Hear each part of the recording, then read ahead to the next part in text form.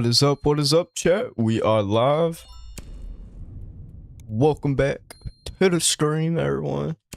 So we got some beats now for the headphones. We got our headphone situation fixed.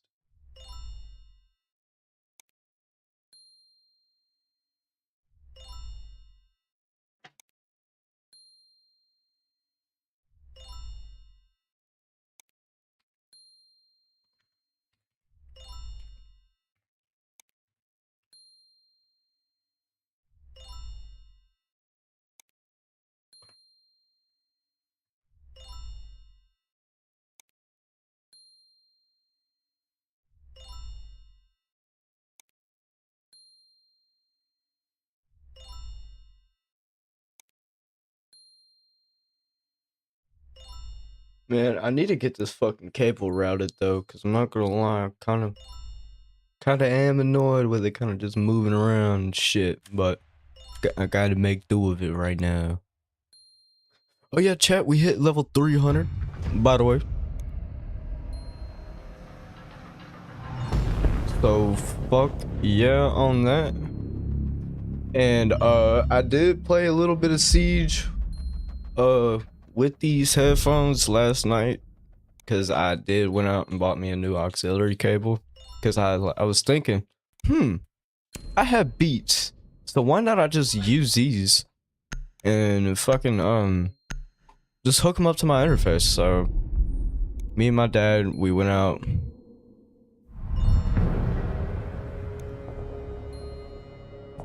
The fuck? Fat ass motherfucking fly.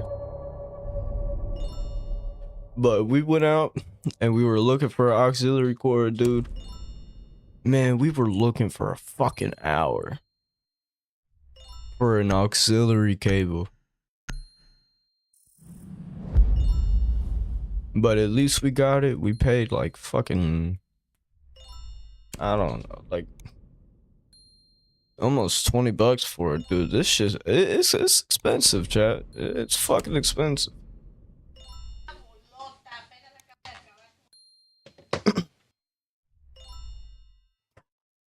And at least kids will not be blowing my eardrum. My friend Cartoon told you to shut up. Unknown Zach.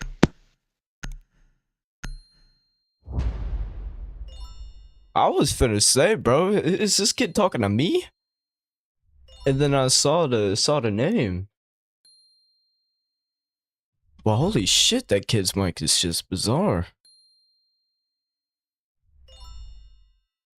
What's up, nigga?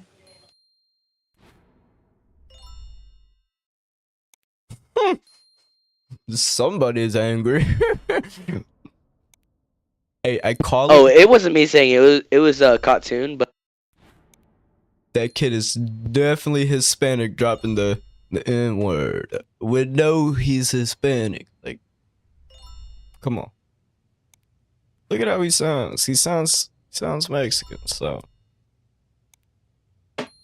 I don't know. Can't be saying shit about the word, because I'm not the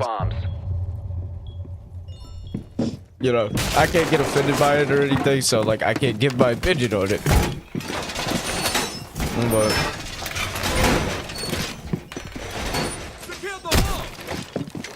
I don't know what else to say about it.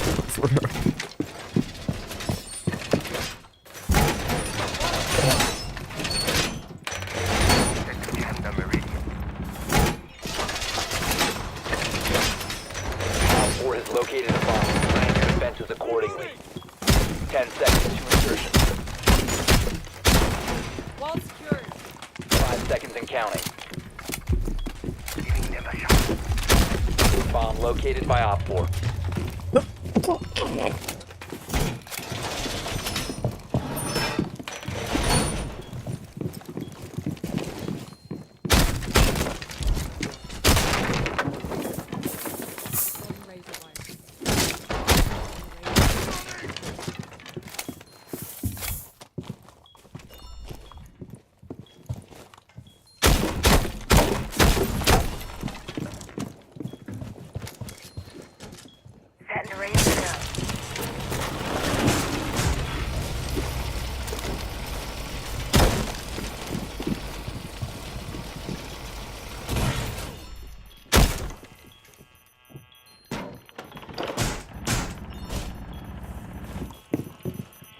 Yeah, I cannot get that whole song.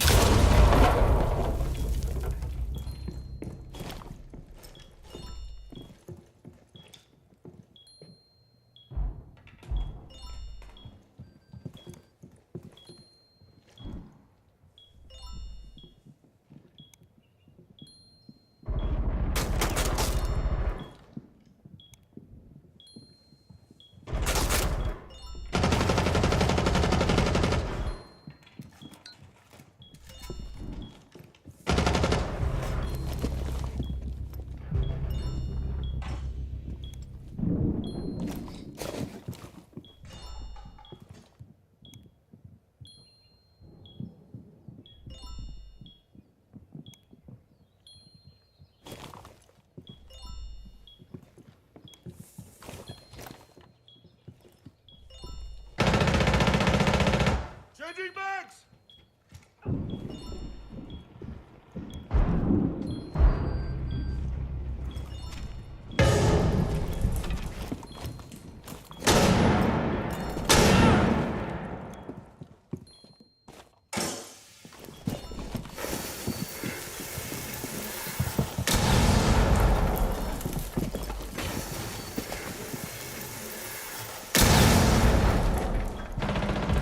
One op 4 remaining.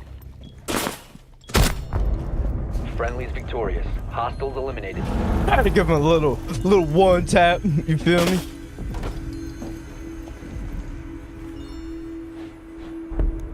Good way to start the stream off with a little one dip. Do da do.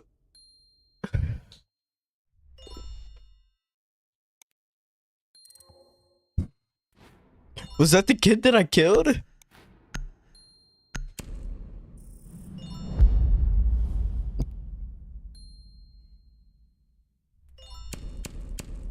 But I'm telling you, chat, I could literally hear who's on my left and who's on my right. So, like, I'm not gonna lie. This is kind of a W fucking upgrade if you think about it. Even though, you know, the IDMs were like, man, $10. They were like, I'm telling you, they were super fucking cheap. Like, you know the ones that they be promoting on TikTok Shop? They got them bitches, I mean, everywhere online. Everywhere. So literally, you could pick you up them pair of IDMs for like $10, $15. For like 2 of them. 2 pairs. But I don't know if my headphone was fucked up or if it was you know, my auxiliary extension, because I had an auxiliary extension hooked up to my IDM, so the audio really wasn't the best coming in, like hearing it, because it would like low-key kind of static if I had them bitches turned up Secure to the the bomb. max. But with these, there's no static at all. Like I think like it's handling it fucking fine, like a champ. So I think we're okay. Prepping needles. Swapping mags. Be advised, op 4 has found a bomb.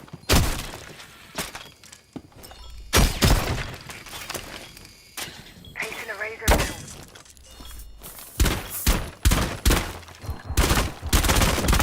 Down to 10 seconds. Down to 5 seconds. Reloading.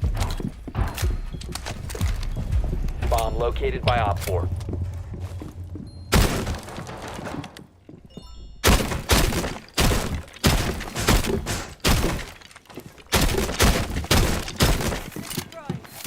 Razor wire deployed.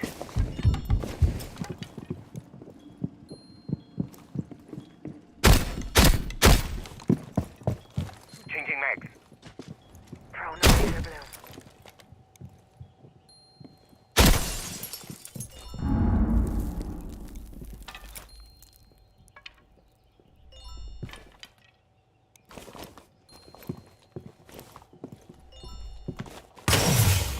Oh, that scared the fuck out of me.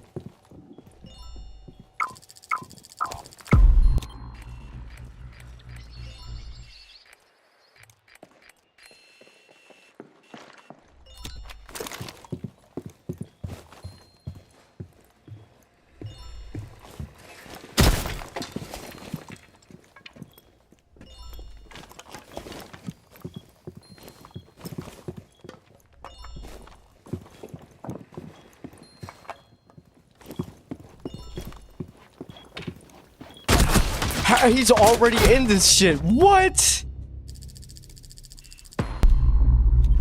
Yo, he was so quiet on that shit.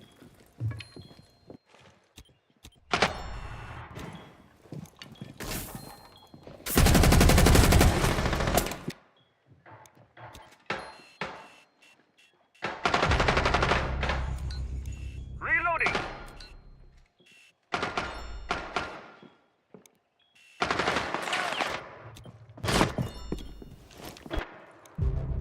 Yo, bro was on the flank. Last stop standing. He's on your left, dude. He's on your left. Do you not hear him? He's on your. Oh. Oh wait, that's our teammate. Never mind. Op 4 eliminated. Mission successful.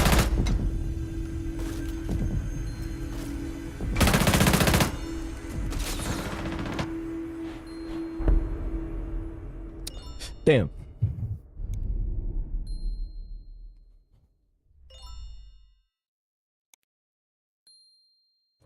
Man, I swear I was not supposed to be going live this late. Usually I'd be going live now at like, 5 or 6 around that time. And then ending around this time. But nope, I'm going live around this time. So we're probably gonna be live till like maybe 1. I have no clue. But we gonna try and build up in the ranks, man. That's what we gonna try and do today, chat.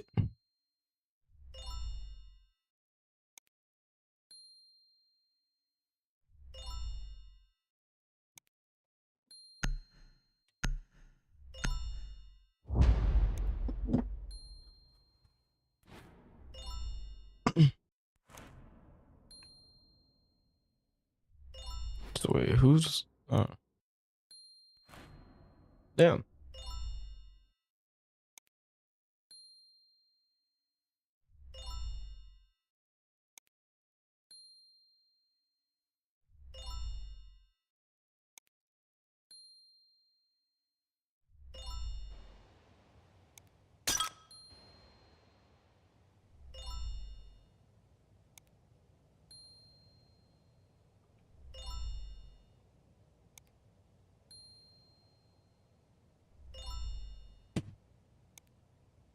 Secure the bombs.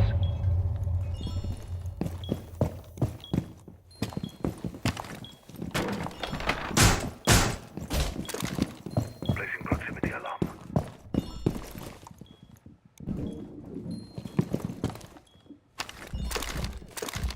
Can I not fucking barricade the door?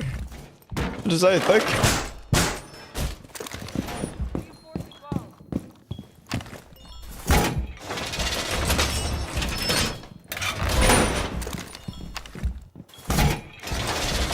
Seconds to insertion. 5 seconds to insertion. Op 4 has located a bomb. Be ready for assault. Bomb located by Op 4. Sir, I'm gonna need you to get off my microphone. I'm playing Siege right now. Raise the shell out. I have a fly on my fucking microphone, chat. It's so serious. Placing a razor.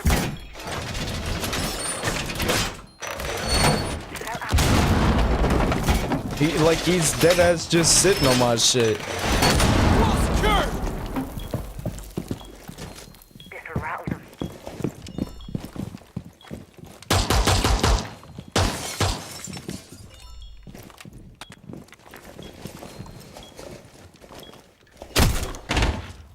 Setting the razor.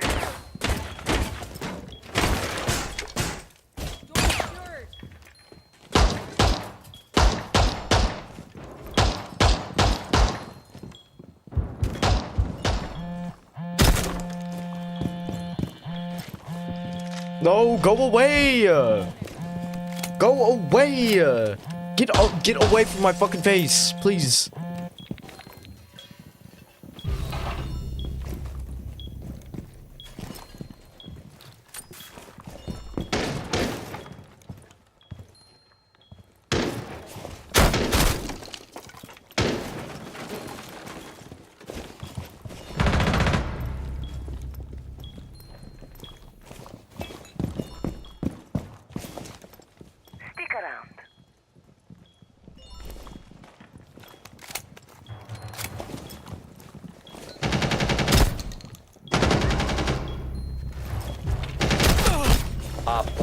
Last operator standing.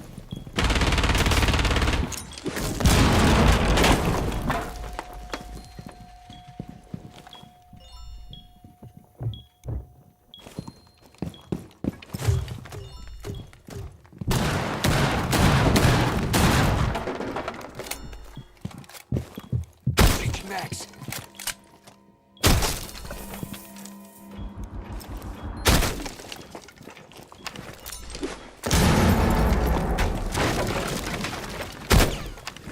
C4 deployed.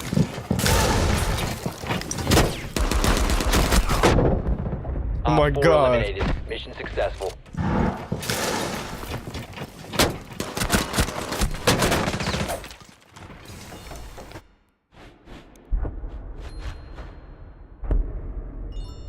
Chat, that was just kind of fucking wild. I just had a fly literally just sitting right here on my fucking knob of my microphone. What the fuck? I don't know if y'all could like see him or not, but shit, if y'all did, W fly for not like distracting me until like the final minute of him being on my mic, bro, because it was crazy though, chat. It was crazy.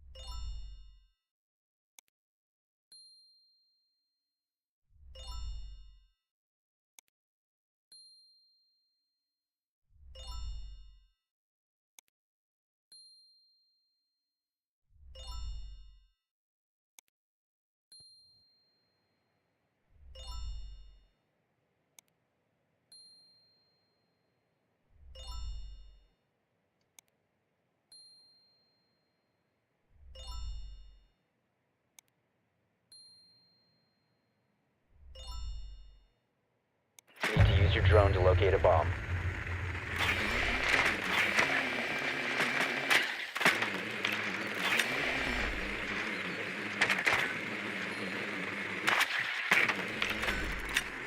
Drone has located a bomb.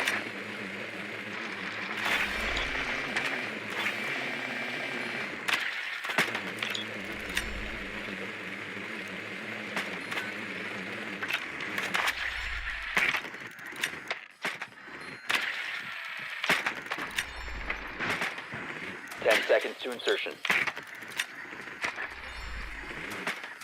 Insertion in 5 seconds. Proceed to bomb's location and defuse it.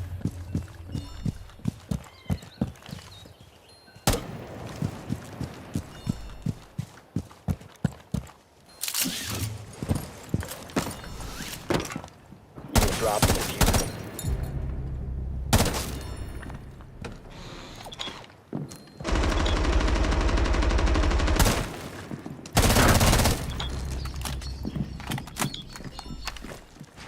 Up and running.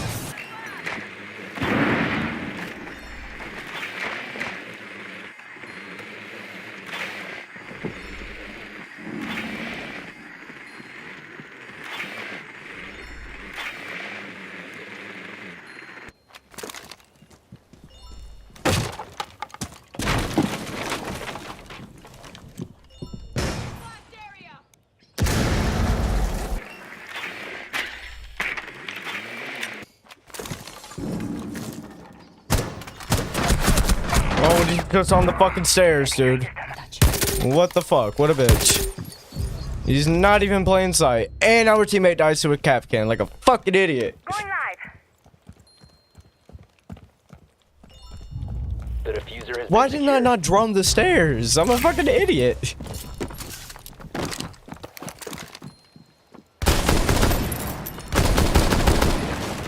But also, what the fuck is that kid not doing in sight? He's on your right. Inserted. I assume he's in B side on your right, so. Or he's still on the stairs. One of the two. Yep. Got it. In B side. 4 remaining. Shit, and Legion should be on them stairs, if I'm not wrong. Yep, you hear him. The diffuser. It's unlucky though.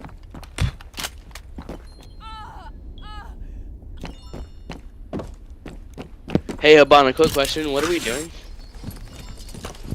Yeah, it's not wrong on that. What the fuck are we doing?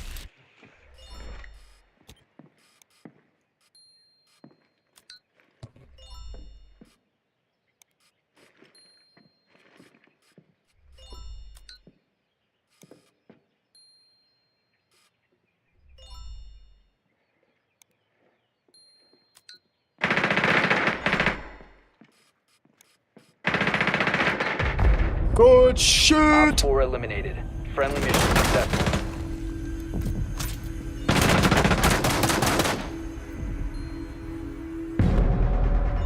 Yo, what?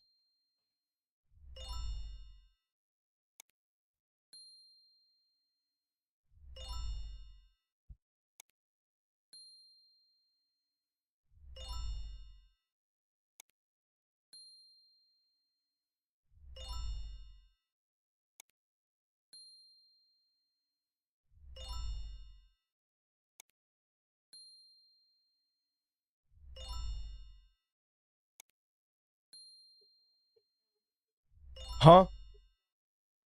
She should, actually, no, I let her out. I forgot she got up. Huh?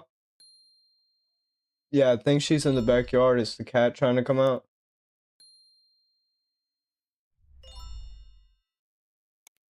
Mom, is the cat trying to come out? Okay, whatever then. Can't even give me a fucking response back.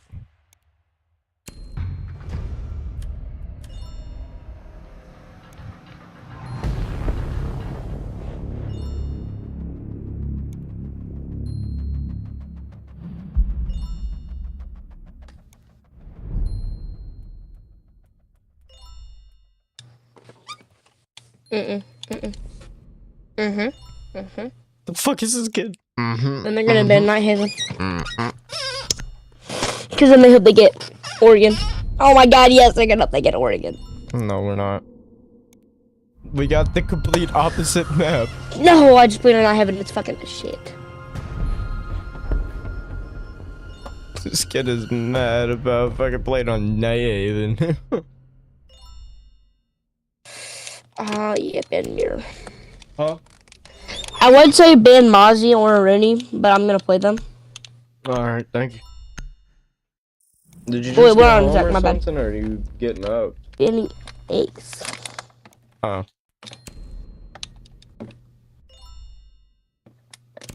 Okay. Where's Grandma? Is she not out there with Bro, her? the fact that I can grab Ash that quick is scary. Yeah, this kid's gonna have to go on mute. I don't like that. One of y'all can have her. I don't like the fact I can grab her that fast. This kid is going straight to the fuck on mute. He is not pure entertainment.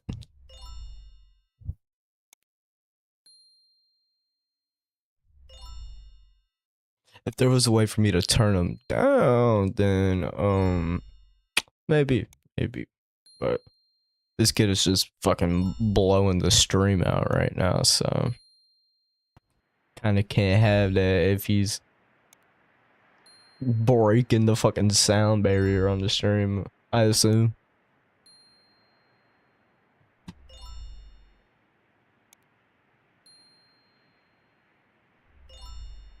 Need to use your drone to locate a bomb. But hopefully we rank up this game, because this is my rank up game.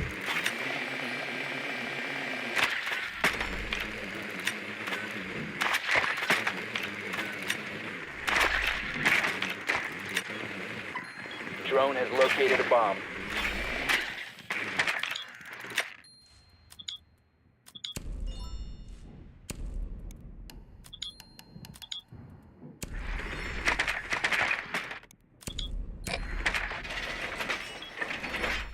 Insertion in 10 seconds. 5 seconds. You've located a bomb. Make your way to its location and defuse it.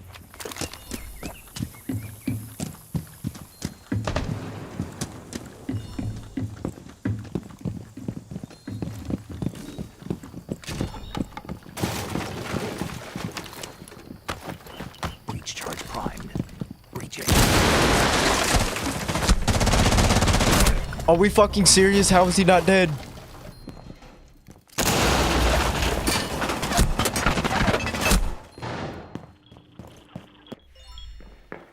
I died to that. I actually died to that. I can't be mad. I can't be mad. I can't be fucking mad. Shotgun going live.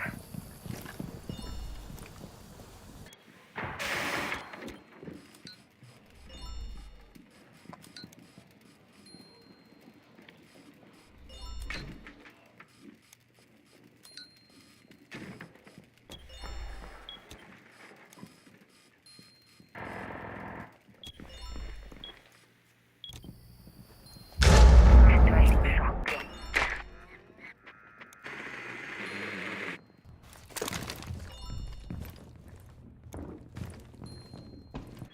Activating. Sensing.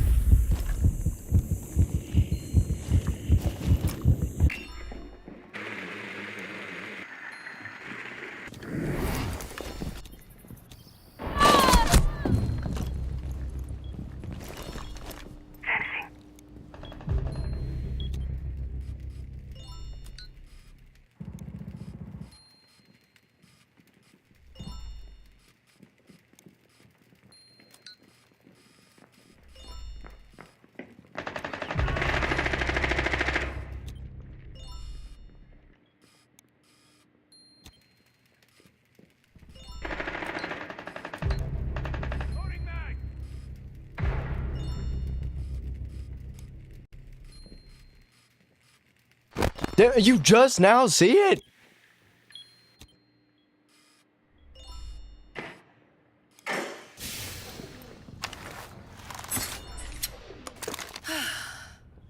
I'll go get some water real quick. I will be right back.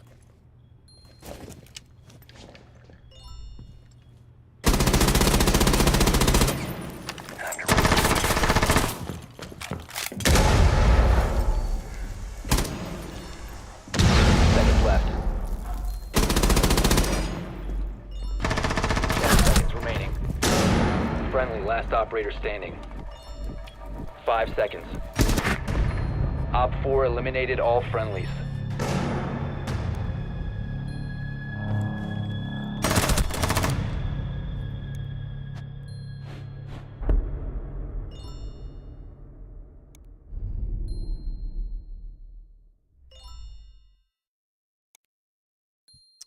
We back from the water.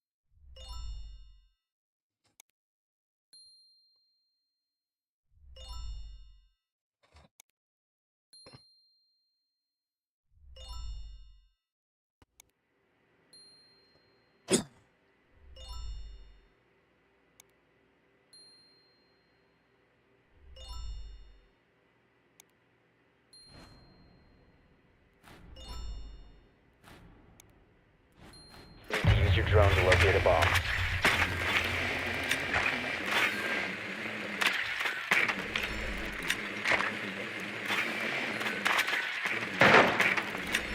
Be advised your drone has located a bomb.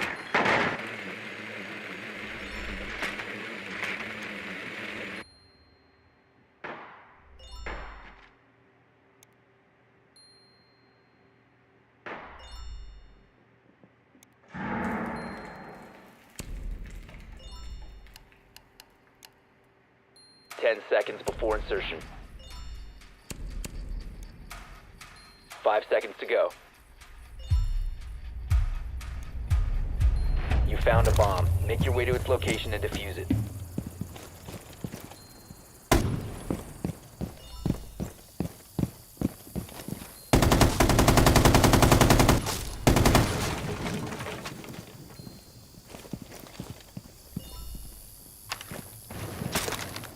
I'm clear.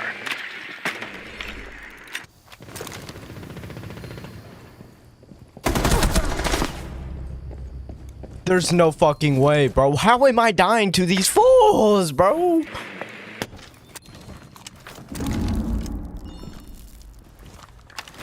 Not seeing anything here. Pre-fire the fuck out of him. Threat detected. And he's not Area dead. is hostile.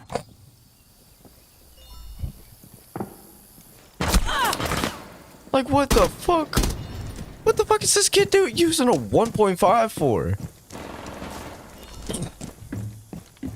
Is he just still rambling?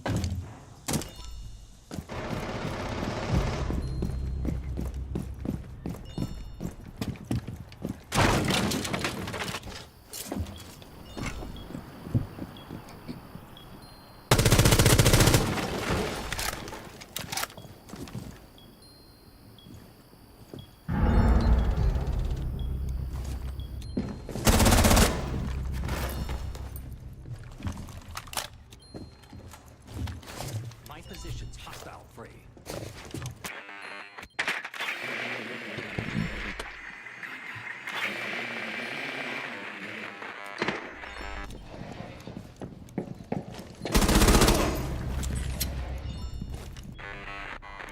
I'm in a clear zone.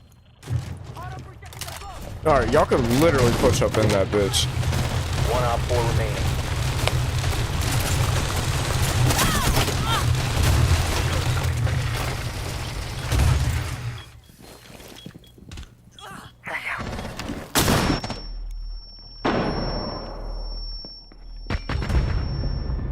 Op 4 eliminated.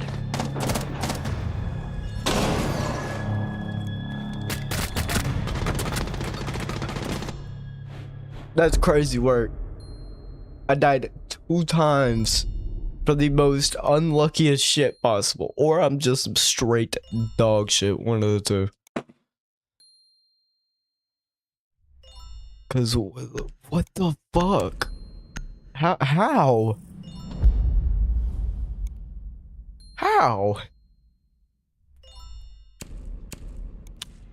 Maybe the LMG is not the way to go. Maybe the M4. We'll get the M4 a shot. I have a feeling they might run the same fucking site. Or no, oh yeah, they can't. They just won that site. Oh no, they didn't. No, they didn't. They won first site. Yeah, they did. I'm tweaking. I am tweaking, chat. That's diabolical. Diabolical work.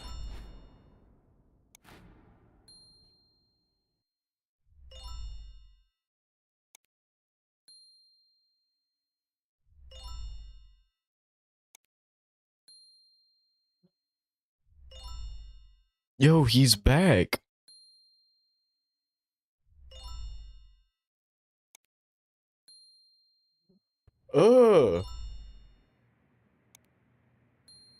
I just saw them dicking in his butt. I swear to God. Yo.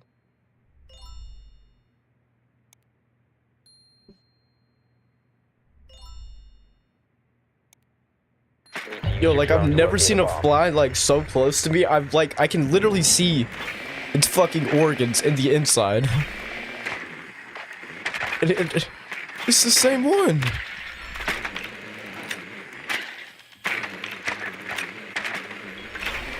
Drone has located a bomb.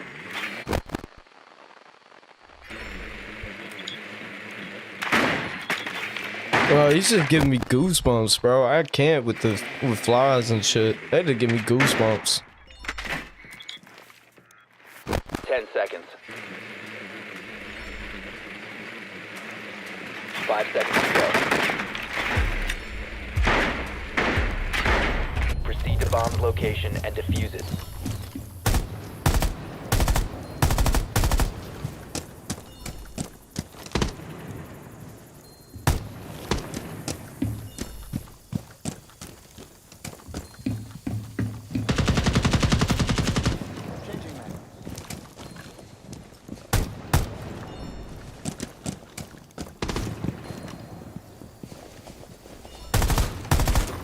Reloading!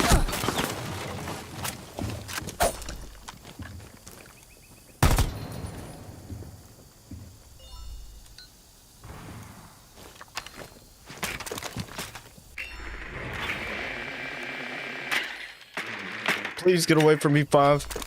Get away! You must Get recover the away!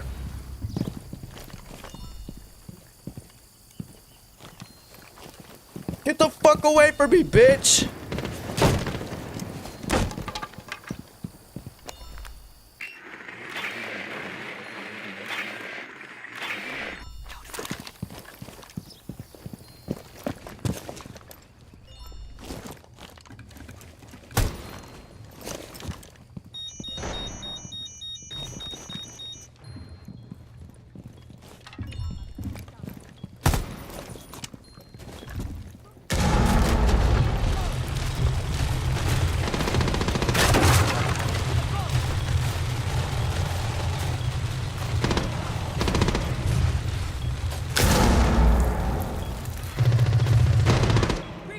Cover me!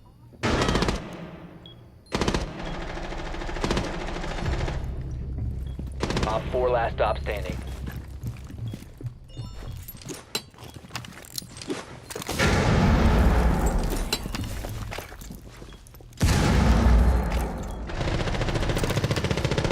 Can I?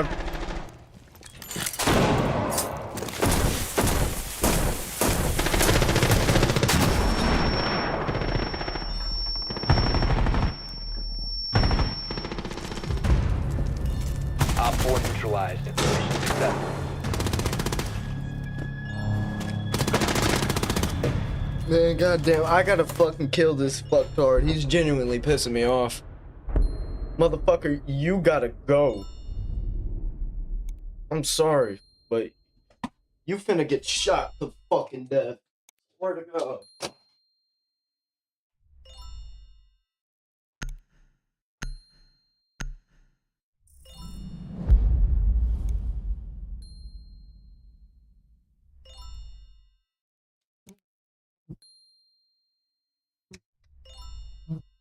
Get away! Get off of my microphone, dickhead! Please, I have to execute you.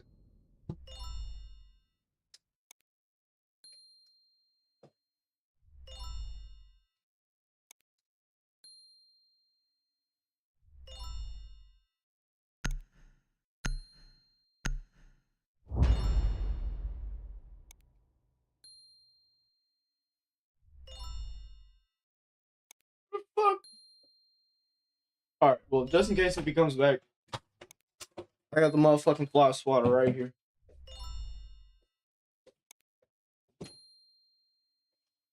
And he will get it. I swear to God, that motherfucker will goddamn get electrocuted. To death. Swear to God.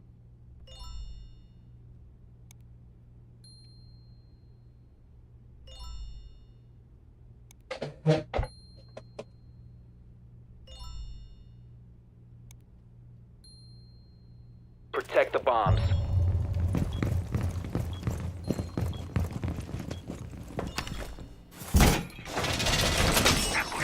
Stay clear. Device prime, keep an eye on door. Razor's wired up. Wall reinforced!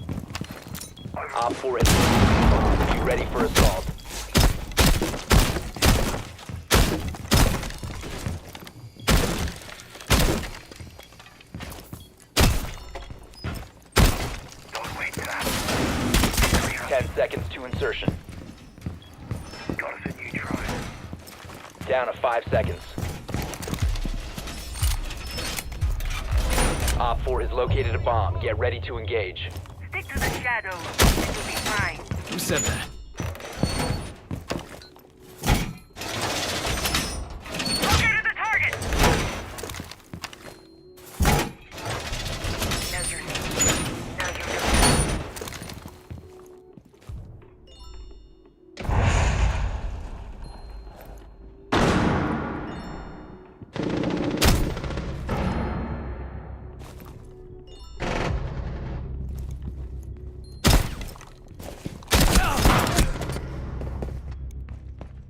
I only hit him one time.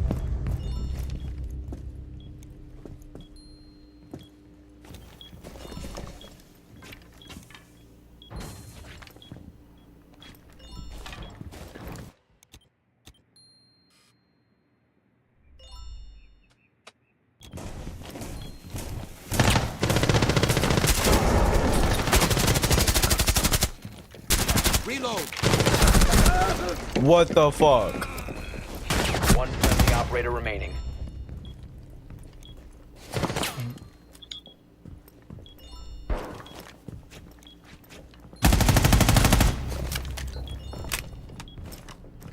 Got one on your right and one on your left.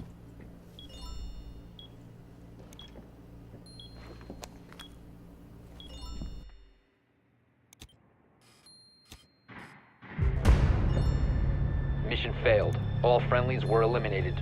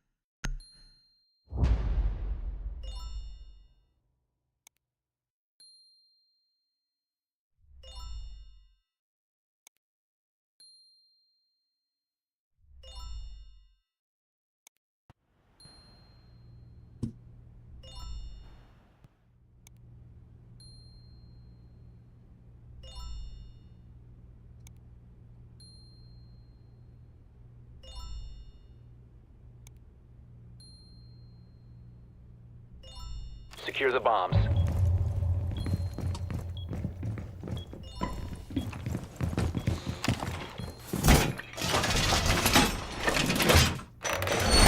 Wall reinforced.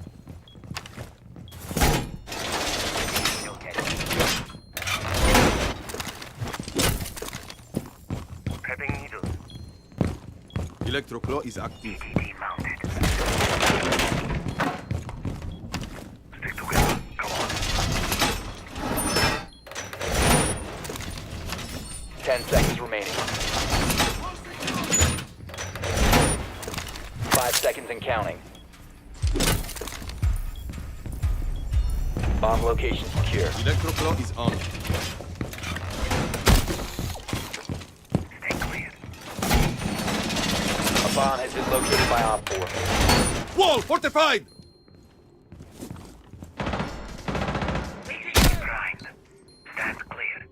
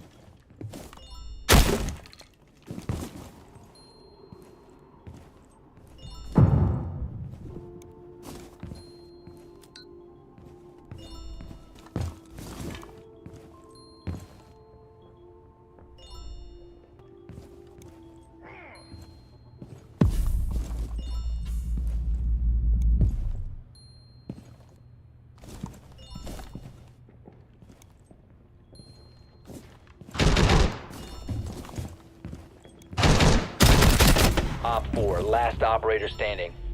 Reloading. Swinger beast Friendly one! victorious. Hostiles eliminated.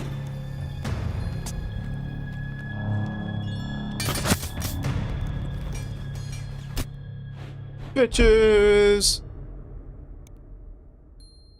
You fucking piece of shit, stop moving! Jeez, I need to kill you.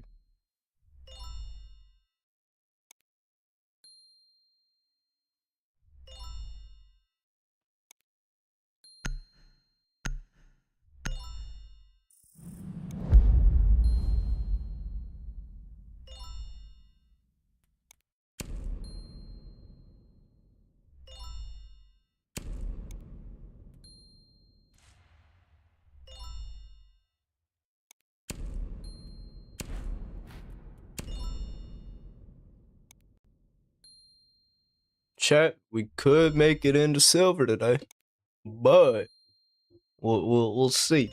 We will see how everything goes with you know, with games and shit.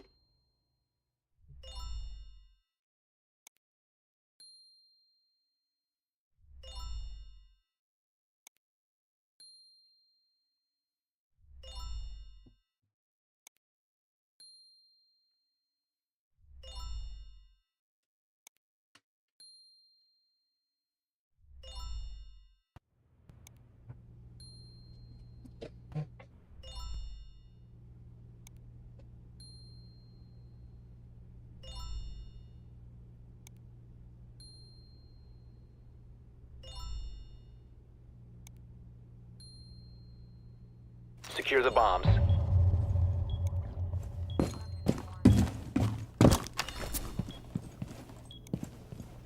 Setting C4.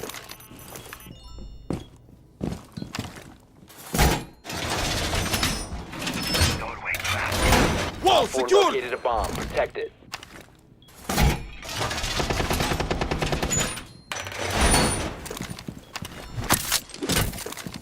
Ambush set. Stay clear. Electroclaw is active. 10 seconds to insertion.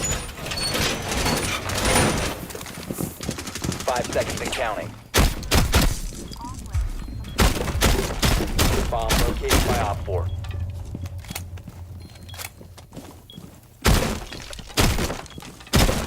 Device prime. Keep an eye on door. EDD mounted. Let them come.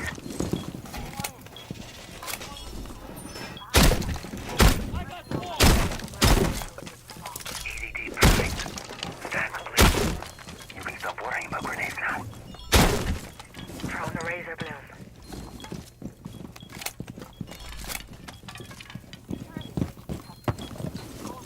Razor shallow.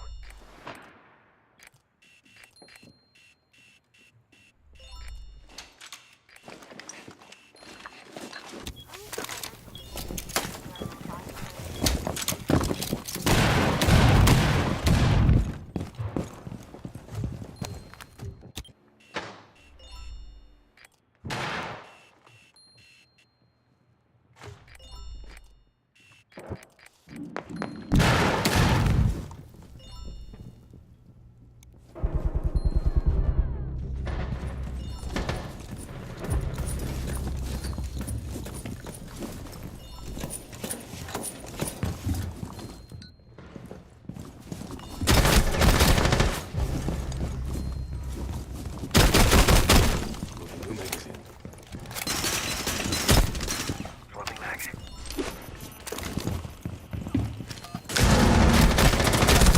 Yeah! Fucking lucky piece of shit. One Op 4 remaining.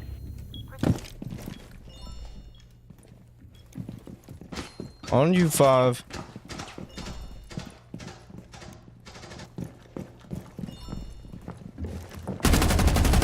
Friendly's victorious. Hostiles eliminated.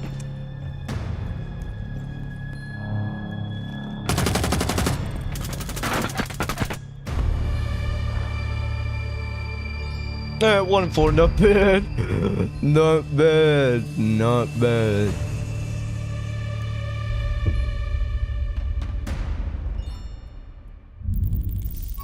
But at least we ranked up.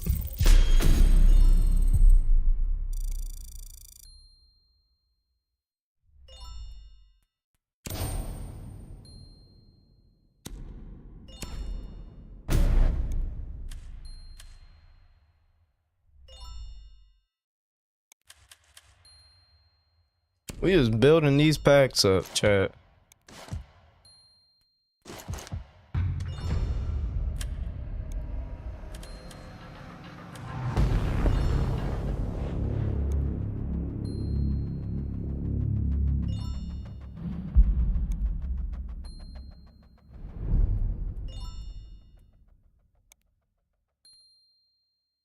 These are all garbage ass maps.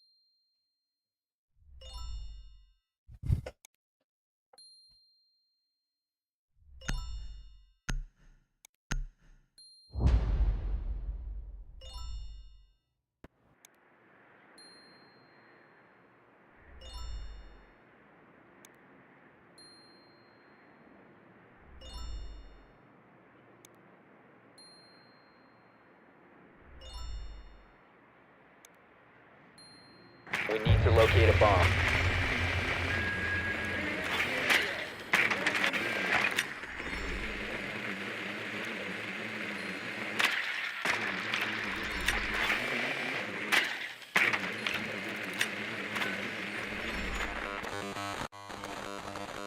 Right there, out of all places.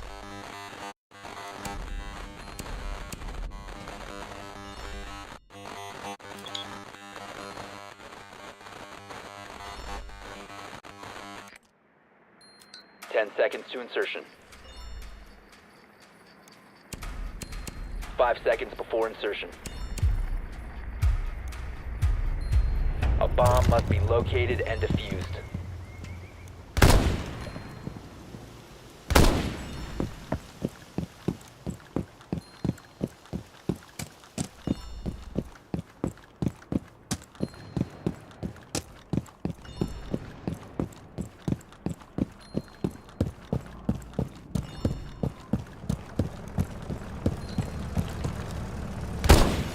Quiet before the storm.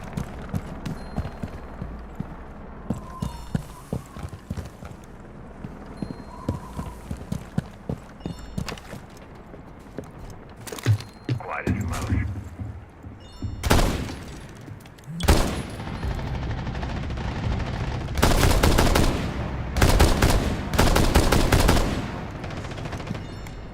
Op 4, last operator standing. You have located a bomb.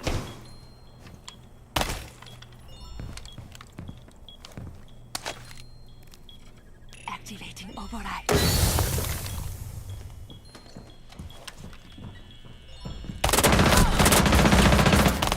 Diffuser is online and active.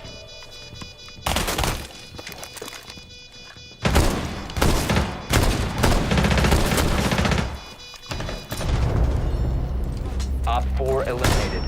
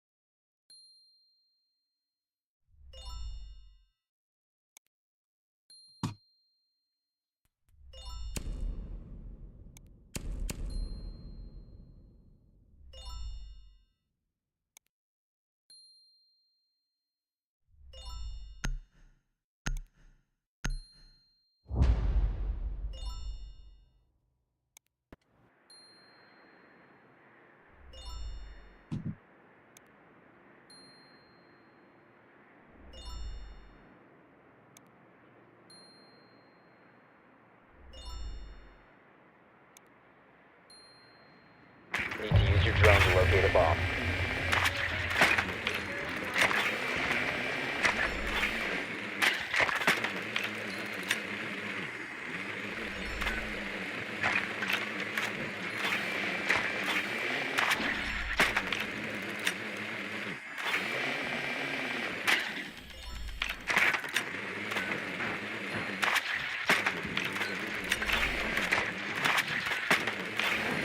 Your drone has found a bomb.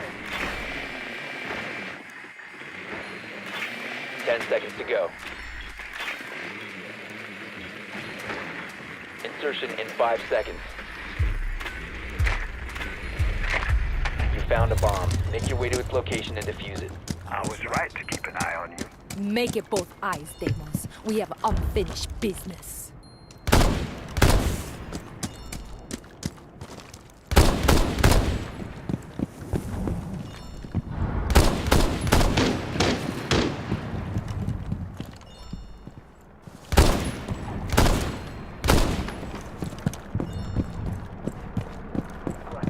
Deployed. Breach charge active.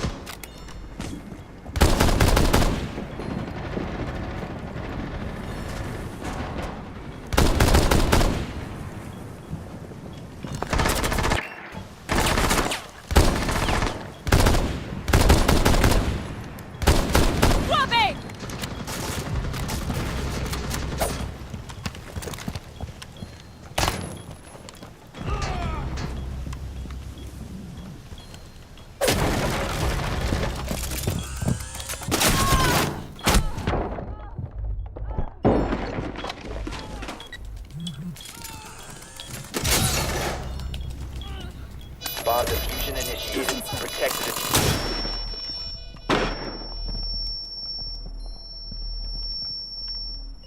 One op 4 remaining.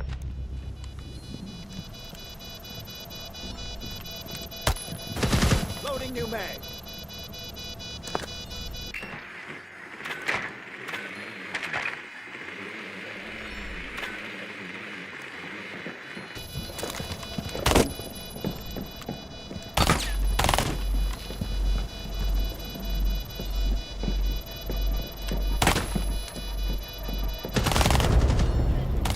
Op 4 Fucking dickhead neutralized. stole my kill. Successful.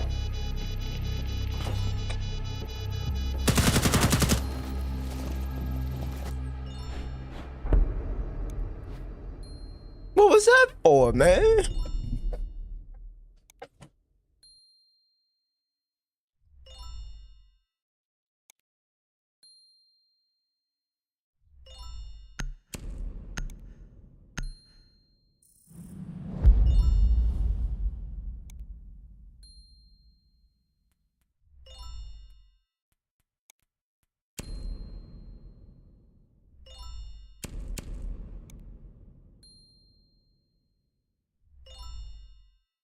We are doing this shit, chat. We are doing this shit. We are currently 2-0 right now.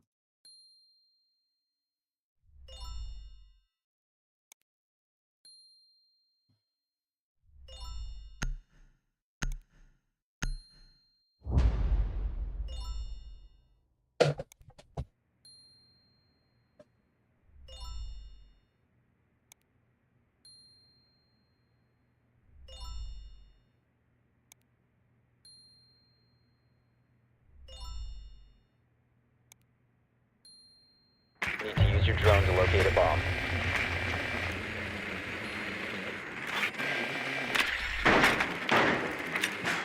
Drone has located a bomb.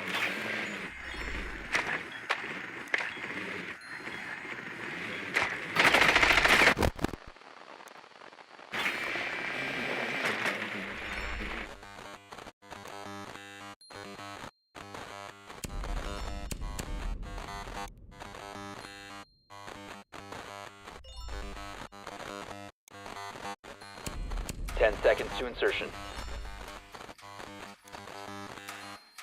5 seconds.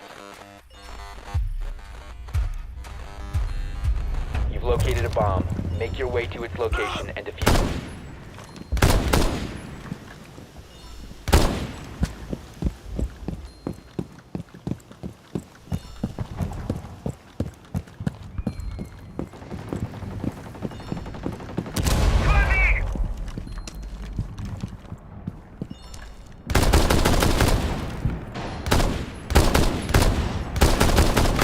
Giving you idle shotgun.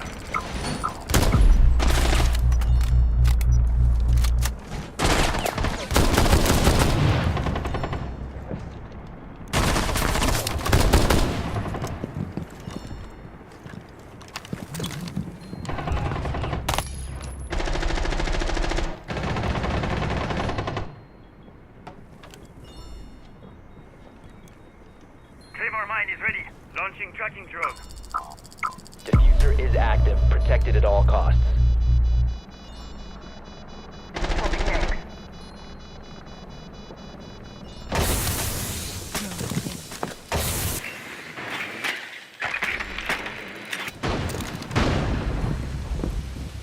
Changing mag.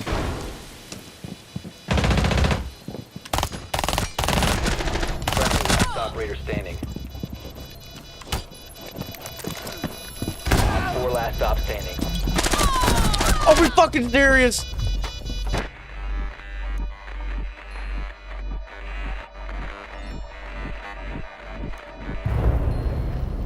The diffuser has been destroyed.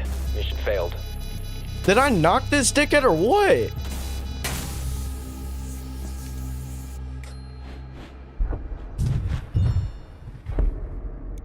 Like, what? I don't understand. I don't fucking understand. How did I leak? Bro, why did 2 people leave, bro? I don't know, man. But we winning though. I don't know if that dude like picked himself up or what, but lucky shit for him. Lucky shit for that little twine. I just want you to know.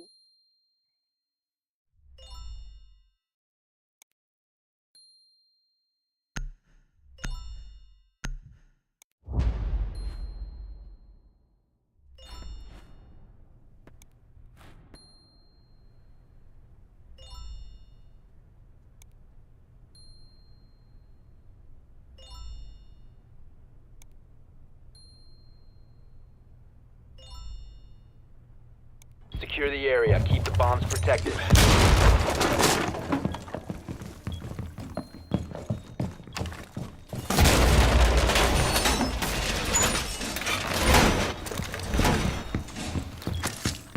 Be advised, Op 4 has found a bomb.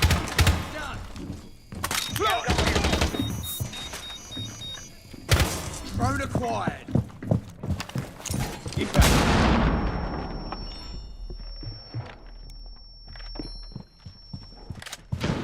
Raise this hello. 10 seconds to insertion. Down to 5 seconds. Electroclaw is on. Op 4 has located a bomb.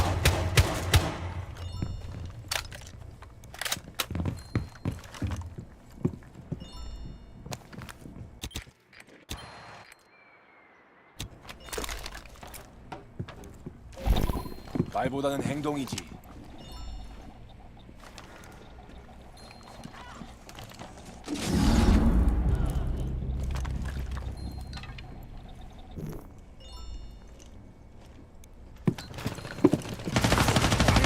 Reloading! Cover me!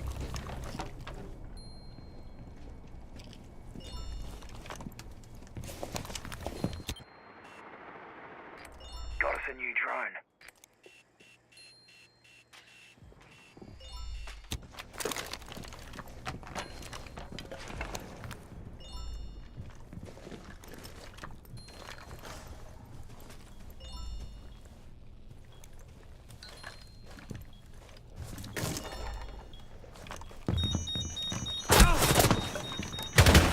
Oh my god, and then I get fucking sniped!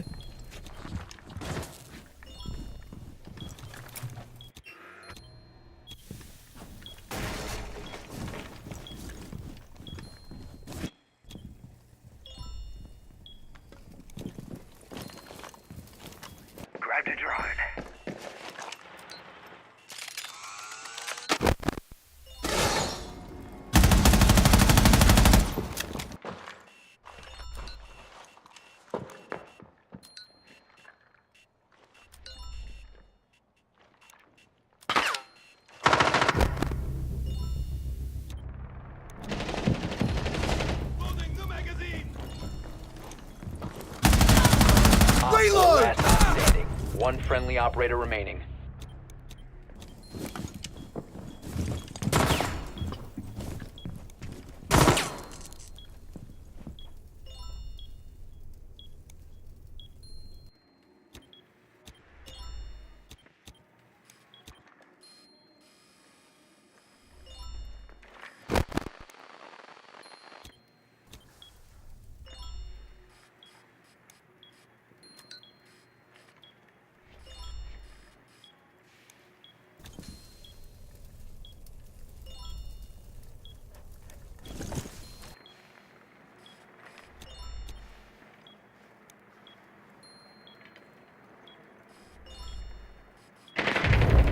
Op 4 eliminated. Mission successful.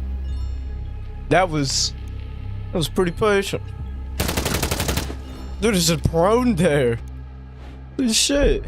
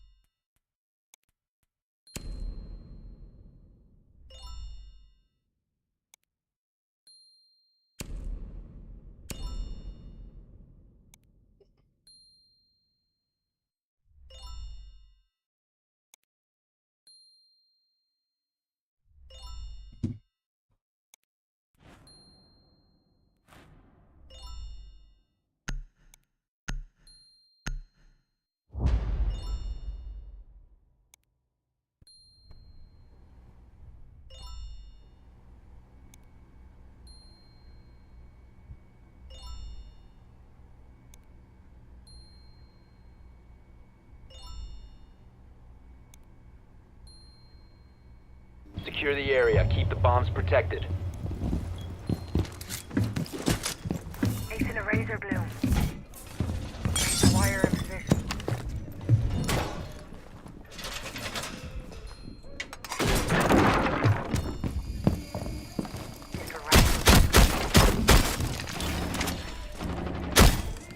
Swapping mags.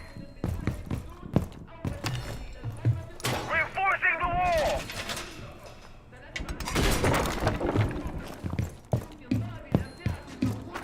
10 seconds. 5 seconds to insertion. You must protect your bombs from being defused by Op 4. Op 4 has located a bomb. You know what to do. 말보다는 행동이지.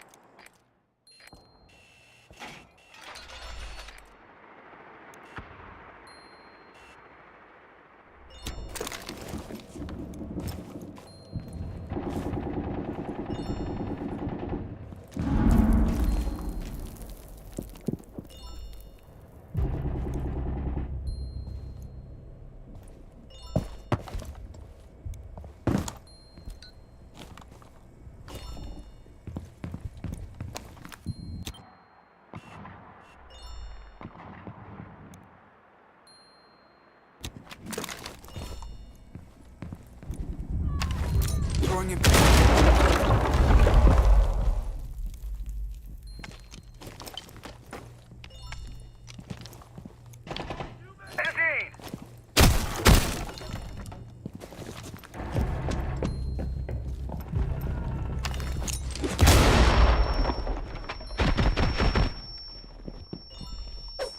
Changing max.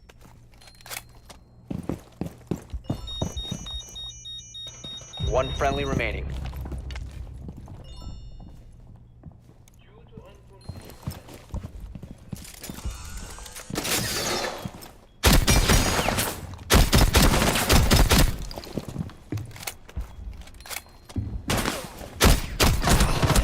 I didn't fucking move in All time friendlies either. were God damn it. eliminated. Mission failure.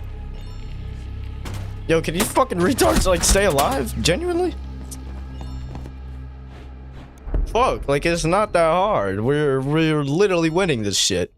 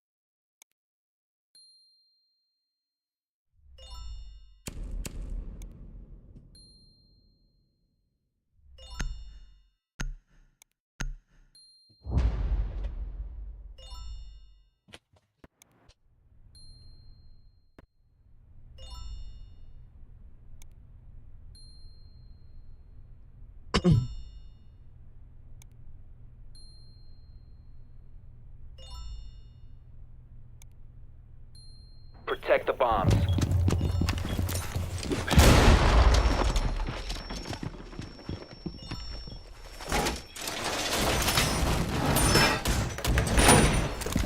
That's not mine out.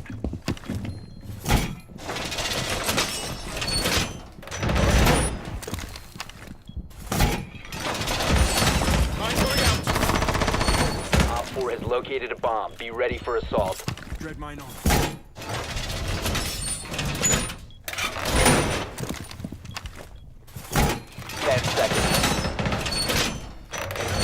War reinforced! 5 seconds.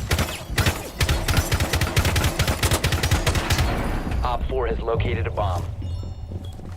Swapping mags!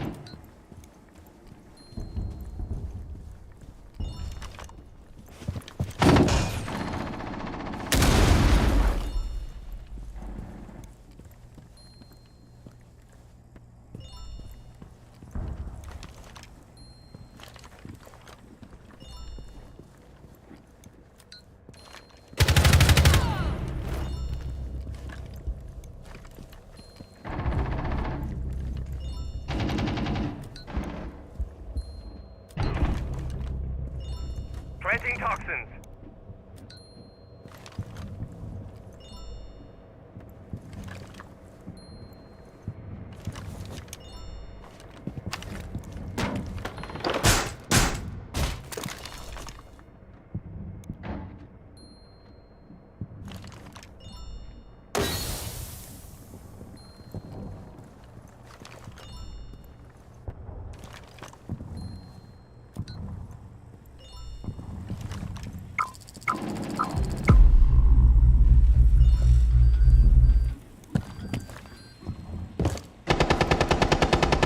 One Op 4 remaining.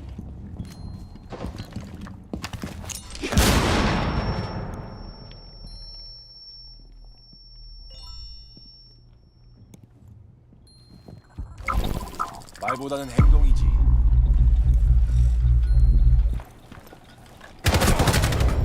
Op 4 eliminated. Mission successful. All right. I'm gonna go take a smoke break, and I will be right back, chat.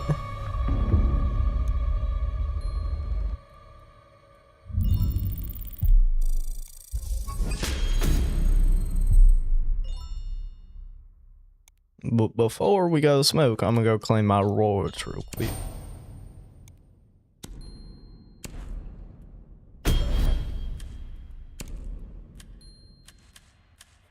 Right, so I will see y'all when I get back from Tequero Famara.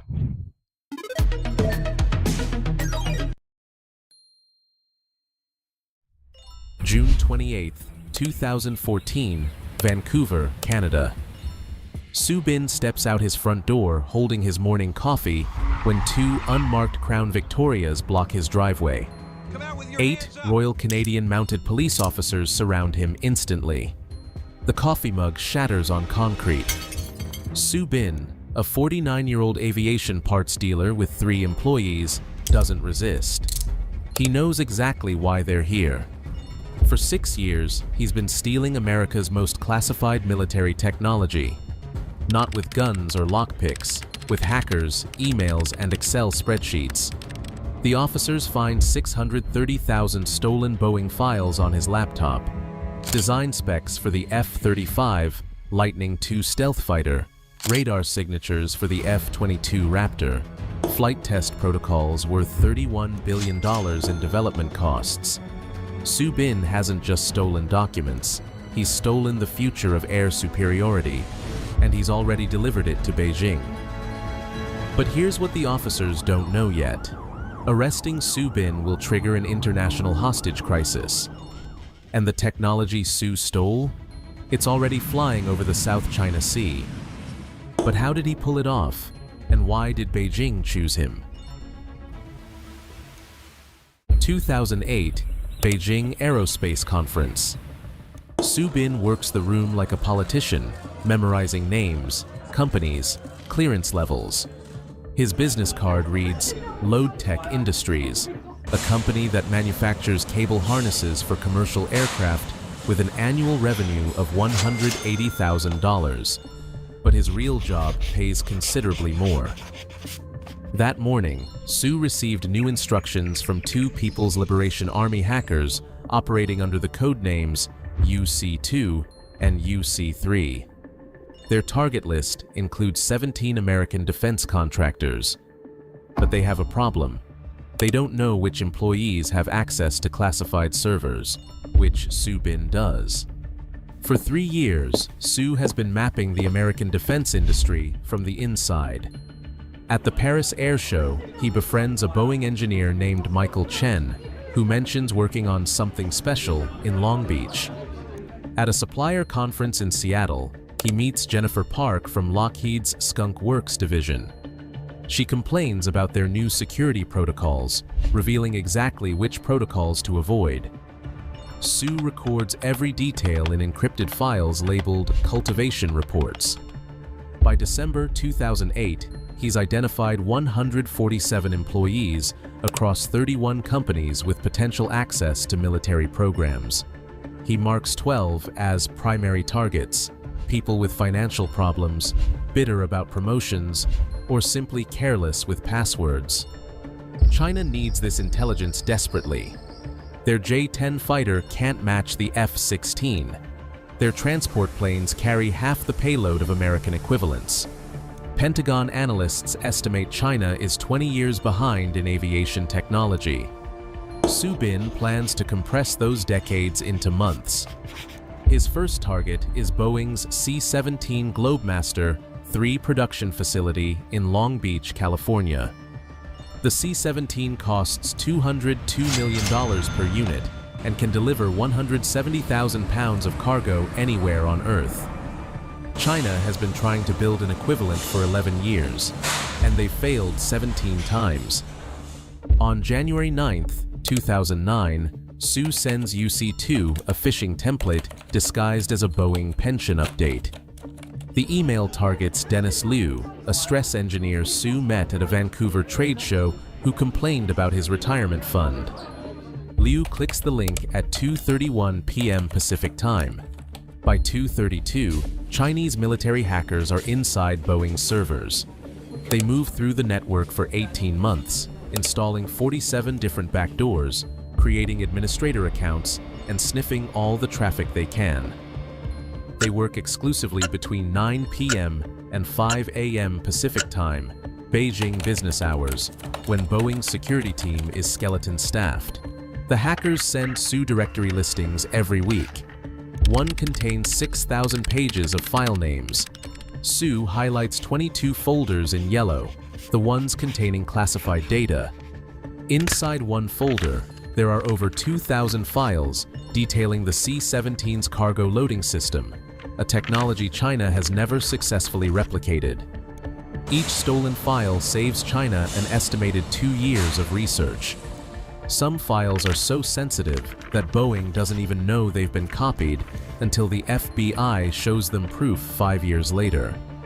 By the way, if you're enjoying this investigation into one of history's most damaging spy operations and want to see how deep this conspiracy goes, hit subscribe. Because what Su Bin steals next will fundamentally alter the balance of military power. By March 2010, Su's team extracts 630,000 files, totaling 65 gigabytes from Boeing. The haul includes stress test data, materials specifications, manufacturing tolerances, everything needed to reverse engineer the C-17. Su personally translates 3,400 pages from English to Mandarin, adding annotations like "critical for thermal management" and "this solves our hydraulics problem." In a progress report to Beijing, he writes, "We have safely, smoothly accomplished the mission of stealing the C-17, making important contributions to national defense scientific research. But the C-17 was never Su's ultimate target. It was practice, a test run for something much bigger." On April 15, 2010, Su receives new orders from Beijing. He has a new target, the Lockheed Martin's crown jewel, the F-35 Lightning II. But how do you steal a $1.7 trillion fighter jet program? And why would China risk war to get it? October 11, 2011. Su Bin's home office in Richmond, British Columbia. He's reviewing the latest hack when he spots something extraordinary in the stolen files, a document. And this single document contains the electromagnetic signature of America's newest stealth fighter, the exact radar frequencies the F-35 can evade. With this data, China can design radars specifically tuned to detect invisible aircraft. Su marks it Priority 1 and adds a note. This changes everything. The F-35 program involves 1,700 suppliers across 45 states. Lockheed Martin maintains the primary servers, but thousands of subcontractors hold pieces of the puzzle. BAE Systems designs the electronic warfare suite. Northrop Grumman builds the radar. Pratt & Whitney manufactures the engine. Each company thinks their piece is too small to matter. Su Bin knows better. He creates a grid mapping which contractors hold which technologies. Column A lists 67 companies. Column B identifies their weakest cybersecurity points. Column C contains employee names from his cultivation reports. The grid becomes Su's blueprint for the largest military technology theft in history. His hackers penetrate the first subcontractor on November 3, 2011, a small firm in Connecticut that machines titanium components for the F-35's vertical lift fan. The company has only 43 employees and one IT administrator who works part-time. Their firewall hasn't been updated since 2009. UC2 and UC3 are inside within 4 minutes. They install a keylogger that captures the administrator's password, password 123. That password unlocks the company's shared drive with Lockheed Martin. Inside, there are 340 gigabytes of F-35 blueprints. Over the next 18 months, Su's team infiltrates 21 F-35 subcontractors using the same pattern. Small companies with outdated security and shared networks with prime contractors. Each breach opens new doors. From a supplier in Fort Worth, they steal the F-35's sensor fusion algorithms, code that lets pilots see through the aircraft floor. From a firm in Baltimore, they obtain the helmet-mounted display specifications, technology that projects flight data directly onto the pilot's visor. From a company in El Segundo, they extract the radar-absorbent coating formula, 11 years and $2.3 billion in development. Su organizes the stolen data with obsessive precision. He creates folders labeled by aircraft sections, and inside each folder, there are hundreds of files with Su's handwritten translations and technical notes. The Wall Street Journal will later report that Chinese hackers stole several terabytes of F-35 data. The real number, according to Su's own records, is 24.3 terabytes across 3.7 million files. December 19, 2012. Su receives photographs from Beijing. China's J-20 stealth fighter prototype has been redesigned with a new forward fuselage that exactly matches the F-35's radar cross-section. The canopy uses the same gold-tinted coating found in stolen Lockheed specifications. The engine intake geometry, a problem China struggled with for 7 years, now mirrors the F-35's precisely. But stealing the data is only half the operation. Su must also ensure his tracks remain hidden. His hackers route their attacks through 17 different countries using compromised servers in South Korea, Poland, India, and Brazil. They lease cloud storage under fake companies registered in Cyprus. They transmit stolen files in 50 megabyte chunks, small enough to avoid detection by automated security systems. When Boeing's security team notices unusual network activity in February 2013, they trace it to a server in Romania that was wiped clean 6 hours earlier. By March 2014, Su Bin has stolen military secrets worth an estimated $600 billion in research and development. The F-35's stealth capabilities, the F-22's thrust vectoring system, and the C-17's cargo management software. Technologies that took America 40 years to perfect, now sitting on servers in Beijing. Su has earned $4.7 million for his work, roughly $1.5 per stolen file. He owns 3 properties in Vancouver, drives a 2013 Mercedes S-Class, and maintains accounts in Hong Kong worth $8.3 million. His LinkedIn profile lists him as President, Load Tech Industries. His real title should be Architect of the Greatest Military Heist in History. Yet, 7,500 miles away, in a basement office at FBI headquarters, Special Agent Justin Valise is staring at an intercepted email with the subject line C-17 Project Reconnaissance Summary. Who intercepted these communications? And how did they trace them back to a cable harness manufacturer in Canada? August 8, 2012, FBI Los Angeles Division. Special Agent Justin Valise opens a package marked Eyes Only from the National Security Agency. Inside, there are printed emails between 3 individuals discussing Project C-17 and Big Bird, Boeing's internal code name for the Globemaster. The NSA intercepted these communications using PRISM collection against Chinese military servers. One email contains an attachment, a 16-page report detailing exactly how hackers penetrated Boeing's Long Beach facility. The report lists stolen files by name, includes screenshots of Boeing's internal directories, and celebrates successfully obtaining 630,000 files for the motherland. Valese reads one line 3 times. Project manager Stephen Su provided target list and translation services. Stephen Su, now he has a name. Finding Su Bin takes 4 months. The hackers use 13 different email addresses across 6 providers. They communicate through draft folders, never sending messages, a technique that avoids most surveillance.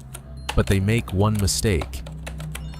On January 14, 2013, someone logs into the account sbyinka@gmail.com from IP address 67.193.4.4.22, registered to TELUS Communications in Richmond, British Columbia.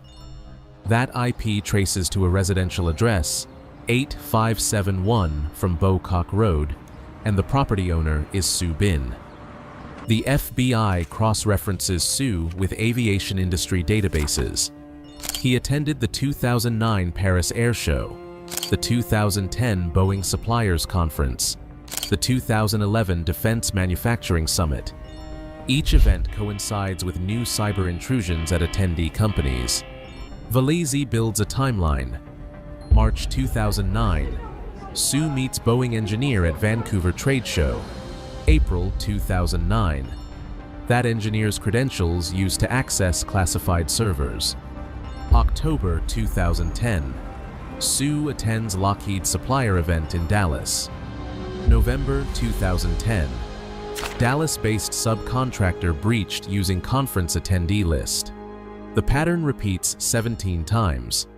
Sue isn't just identifying targets, he's providing hackers with detailed intelligence about each victim.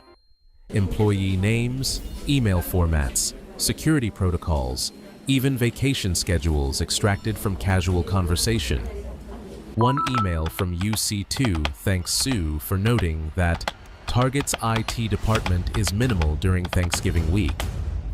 The FBI's investigation expands across 3 agencies. The Air Force Office of Special Investigations calculates the military impact. China's Y-20 transport plane, revealed in 2013, incorporates 17 specific design elements from the stolen C-17 files. The Naval Criminal Investigative Service finds that China's J-31 fighter prototype uses the exact same radar-absorbent material formula stolen from Lockheed. The Defense Intelligence Agency estimates the thefts accelerated Chinese military aviation by 10 to 15 years, saving Beijing $100 billion in research costs. But prosecuting Sue presents a unique challenge. He's a Canadian citizen living in Vancouver. China won't acknowledge the operation exists. The hackers UC2 and UC3 are People's Liberation Army officers with diplomatic immunity. Traditional extradition could take years. The Justice Department needs leverage. On May 19, 2014, Attorney General Eric Holder announces the indictment of 5 Chinese military hackers for economic espionage, the first ever criminal charges against foreign military officers. The indictment sends a message to Beijing. America is done tolerating cyber theft. Behind the scenes, prosecutor Adam Hickey prepares a sealed indictment against Sue Bin.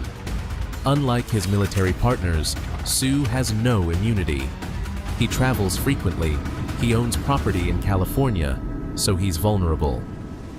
June 27, 2014. Sue Bin books a flight from Vancouver to China, departing June 29th. The FBI has 48 hours. Valesi calls the Royal Canadian Mounted Police at 4 p.m. By 6 p.m., Canadian prosecutors have an arrest warrant. By 10 p.m., surveillance teams confirm Sue is home at 8571 Beaucock Road. They'll move at dawn. The arrest operation involves 31 officers across multiple agencies, RCMP tactical teams, FBI liaisons, Canadian Security Intelligence Service observers. They expect Sue might attempt to destroy evidence, standard protocol for intelligence assets. 2 officers are assigned solely to secure electronics. They must prevent Sue from triggering any kill switches that could wipe his drives. At 5:43 a.m. on June 28th, teams take positions around Sue's house. At 5:47 a.m., Sue opens his front door. In his hand, there is a cup of coffee and his Samsung Galaxy phone. An officer immediately separates him from the device. Good thing, Sue had an encrypted messaging app open, his thumb hovering over a button labeled Emergency Clean. Inside Su's home office, investigators find 3 laptops, 8 external drives, and 47 USB sticks hidden inside a fake electrical outlet. The primary laptop contains 892 gigabytes of stolen military data, organized in folders with Chinese labels. One folder alone, F-35 electromagnetic properties, contains information classified beyond top secret. If leaked publicly, these files would compromise the entire F-35 fleet's survivability. Su has backups of everything on drives scattered across 3 continents. Even now, arrested and facing extradition, he assumes Beijing will negotiate his release. He's about to learn that China protects its assets differently. Within 5 days of Su's arrest, 2 Canadians living in China will vanish into detention. Their crime? Being Canadian at the wrong time. Who were Kevin and Julia Garrett? And why did China choose them? July 4th, 2014. Dandong, China, near the North Korean border. Kevin and Julia Garrett finished dinner at the Shangri-La Hotel. For 30 years, they've run Peter's Coffee House, teaching English and helping North Korean refugees. They're discussing plans for their son's wedding when 8 state security agents surround their table, without explanation or charges. The Garretts are separated, hooded, and driven to different facilities. Kevin won't see daylight for 23 months. Julia will be interrogated for 200 consecutive days. Their arrest occurs exactly 6 days after Su Bin's capture, precision timing that Western intelligence immediately recognizes as retaliation. China's message is unambiguous. Touch our assets, we take yours. The Foreign Ministry denies any connection between the cases, but Chinese state media tells a different story. The Global Times publishes an editorial on July 8th titled, "The Patriot Su Bin." It reads, "If Su has stolen these secrets for China, we are willing to show our gratitude and respect for his service to our country. On this secret battlefield without gunpowder, we face endless Western aggression. Special agents who gather intelligence deserve hero status." The article receives 3.7 million views and 400,000 supportive comments on Weibo. One comment with 50,000 likes. Su Bin did more for China than 1,000 soldiers.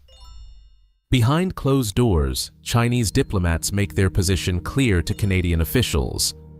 Vice Foreign Minister Liu Zhenmin tells Canada's ambassador that certain bilateral irritants could be resolved if Canada shows flexibility on Su Bin's case.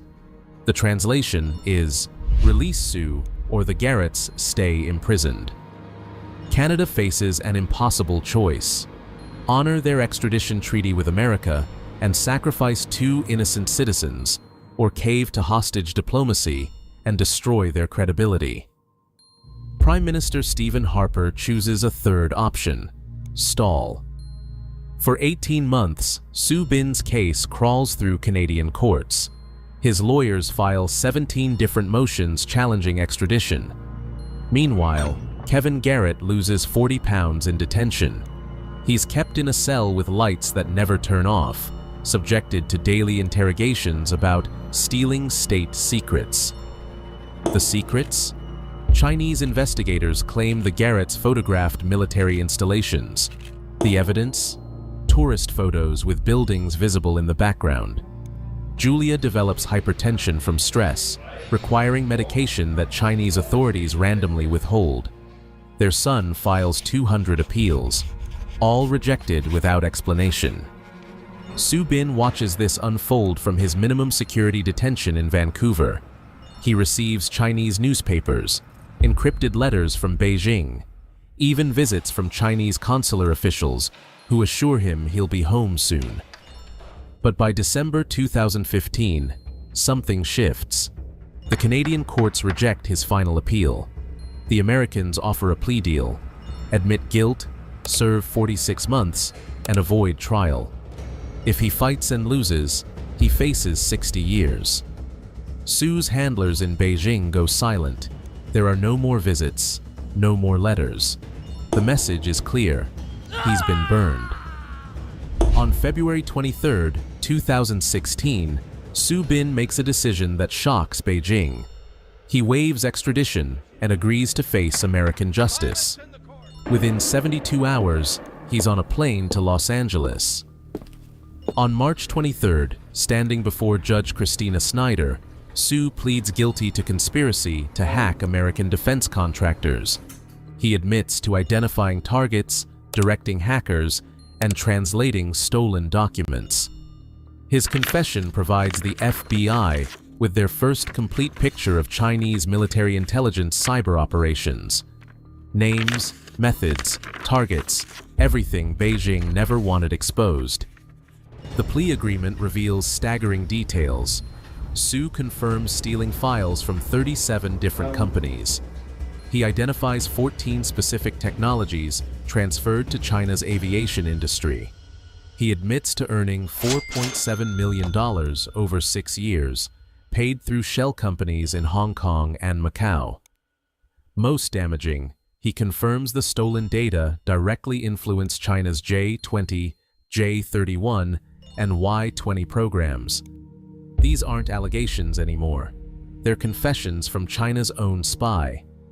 The intelligence community will study Su's testimony for years, using it to patch vulnerabilities and identify other potential assets. Judge Snyder sentences Su to 46 months in federal prison, less than 4 years, for stealing $600 billion in military secrets. The light sentence reflects his cooperation and America's desire to send a message: defect and we'll protect you. Even your enemies respect a professional.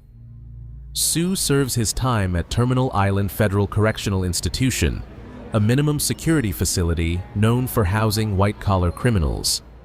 He teaches Mandarin to inmates, maintains a vegetable garden, and writes a 400-page memoir that the CIA classifies immediately upon completion. September 15, 2016. 2 weeks after Su enters federal prison, China releases Kevin and Julia Garrett. Kevin has been held for 775 days, Julia for 186. They're deported to Canada with no explanation, their coffee house seized, their life's work destroyed. The prisoner swap nobody acknowledges is complete. Su's betrayal costs Beijing 2 years of hostage leverage for nothing. The Garretts return to Canada traumatized but alive. They'll spend years in therapy recovering from their ordeal, as pawns in a game they never chose to play. The Su Bin affair fundamentally changes cyber espionage. In September 2015, President Obama presents President Xi Jinping with evidence from Su's case: stolen files with Chinese military signatures, confirmed by China's own spy. Xi can't deny it. The two leaders announce an unprecedented agreement: no more cyber theft for commercial advantage. Private security firms report Chinese intrusions dropped 90% over the next year. The agreement holds for exactly 18 months before slowly unraveling. By 2017, new Chinese hacking groups emerge with different names but familiar methods. March 3, 2020. Su Bin completes his sentence and boards China Eastern Flight 582 to Beijing. No media covers his return, no hero's welcome awaits. Chinese intelligence considers him compromised, an asset who talked.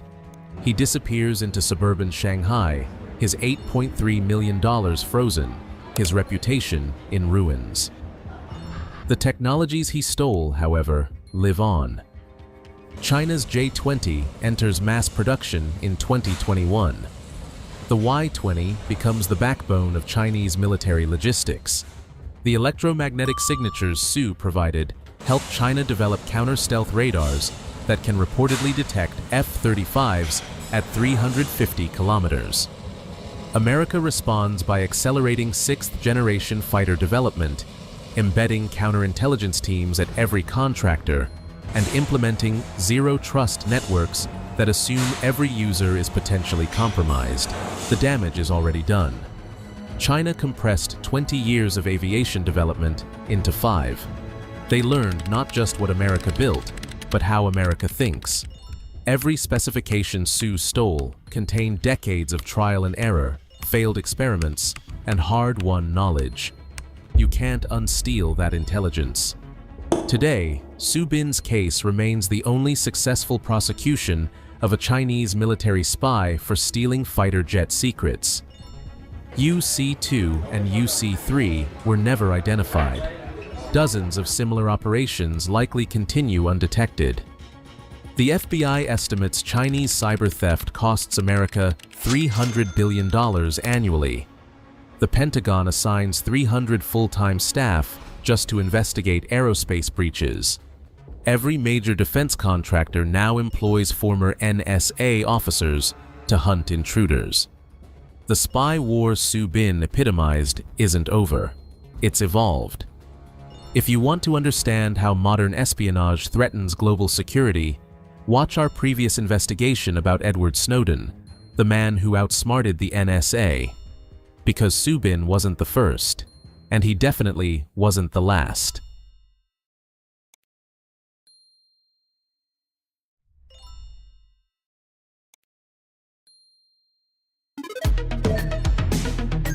Alright, chat, I am back. We is gonna play some Siege. So let's queue into this shit. Gotta close my door real quick.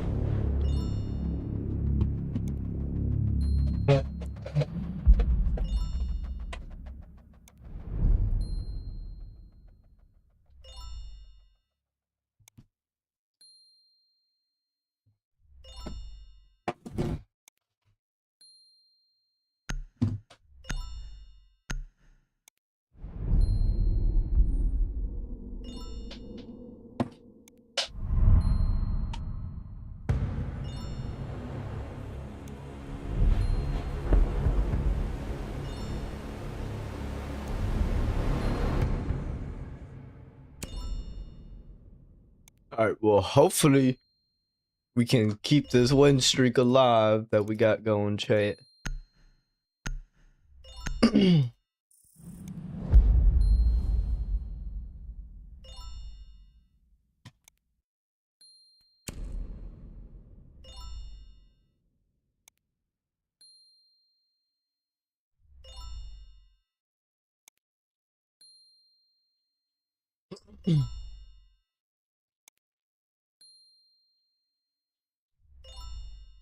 But chat, I will be trying to stream Siege every day next month. You know, like how I've been doing it for half this month. But we gonna keep the hustle up. We ain't gonna stop streaming. We gonna keep this shit going. We ain't gonna give up. So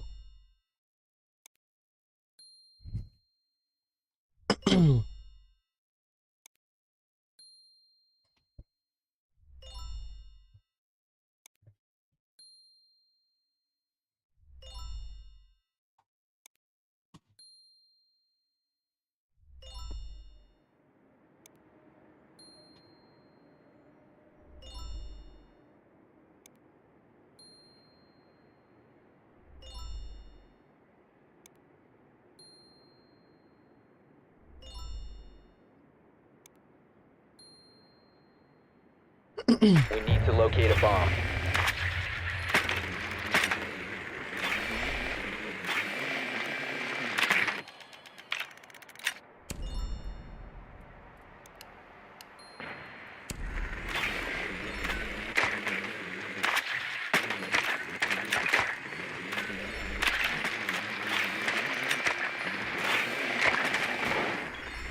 Your drone has found a bomb.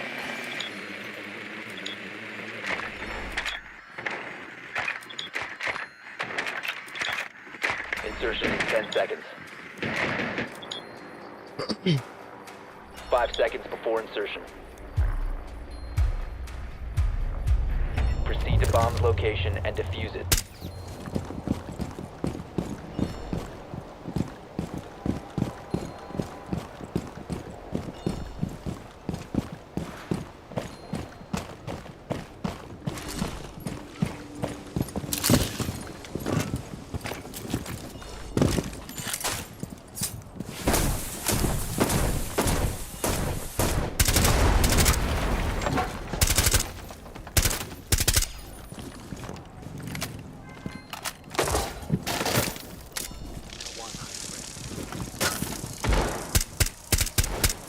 Reloaded.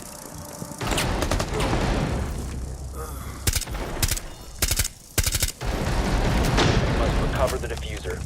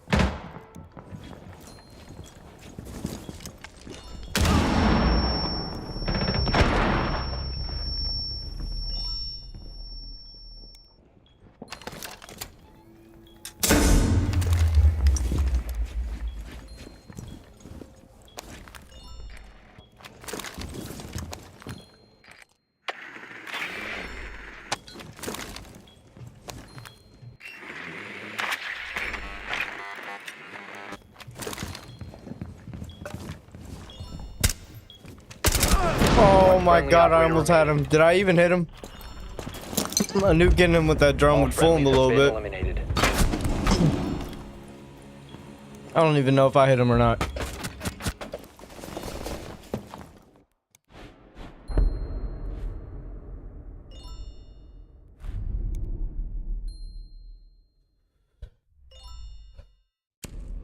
Yep, let's go ahead and get that Azami out of here. Bye bye.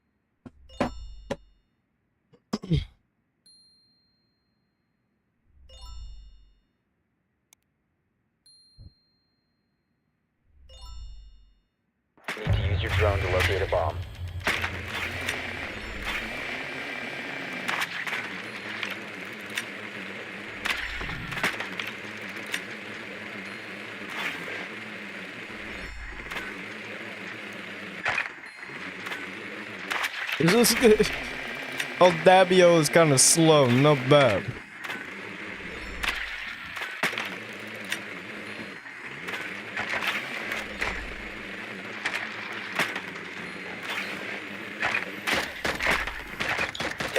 Your drone has found a bomb. 5 seconds to go.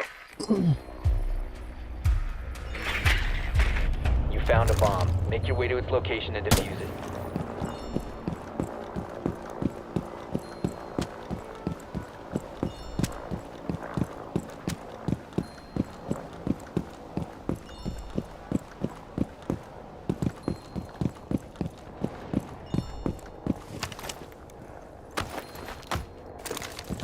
Breach.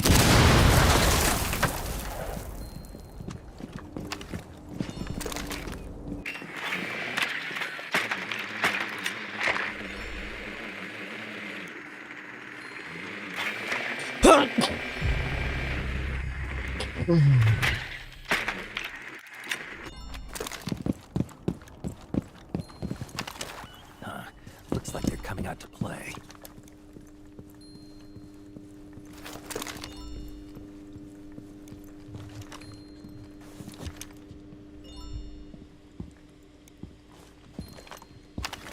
Wait, threat detected. This area is hostile.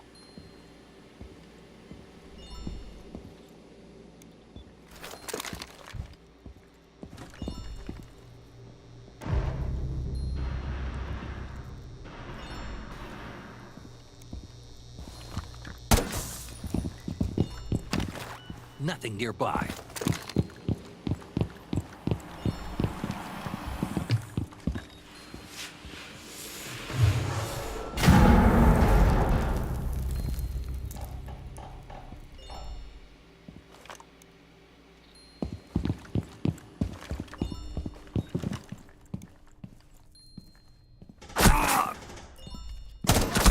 You have dropped the diffuser.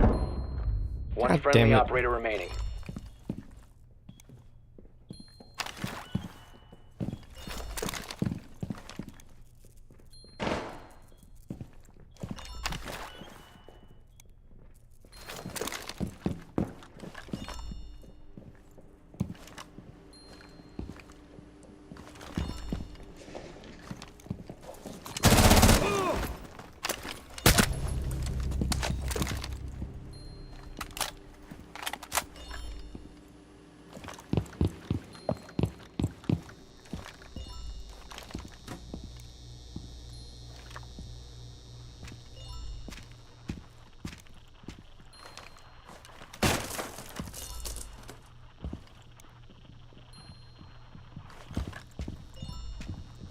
Fifteen seconds left. 10 seconds remaining.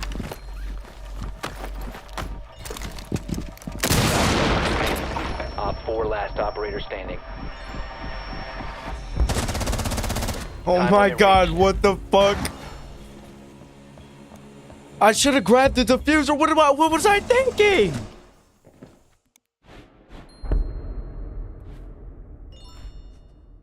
I guess we go have a shitty start this game. And you know, teammates are absolutely doing nothing.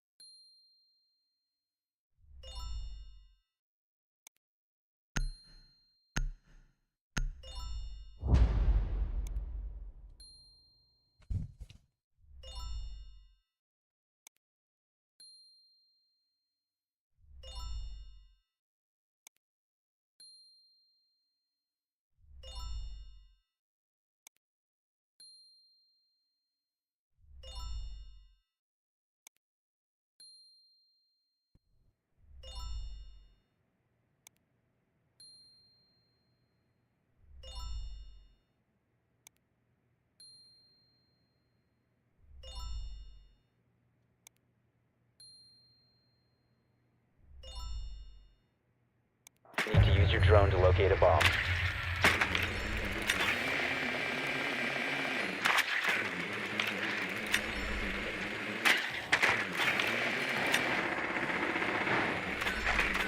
Your drone has found a bomb.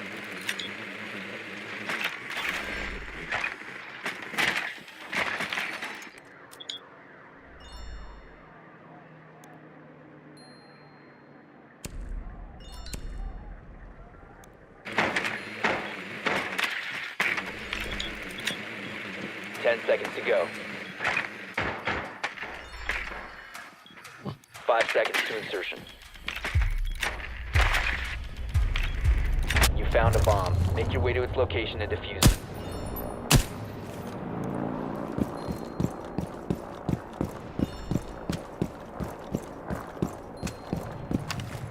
Drone up.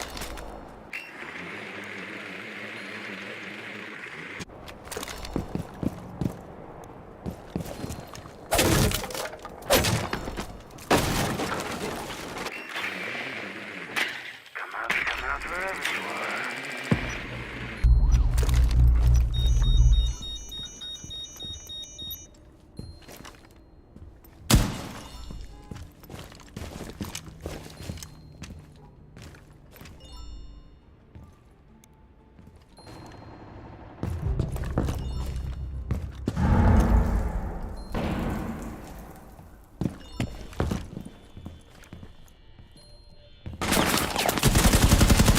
Drop the diffuser.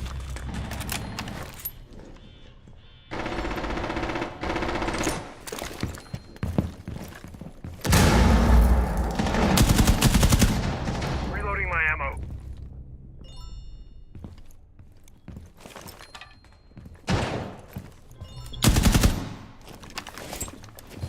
Beschäftigt.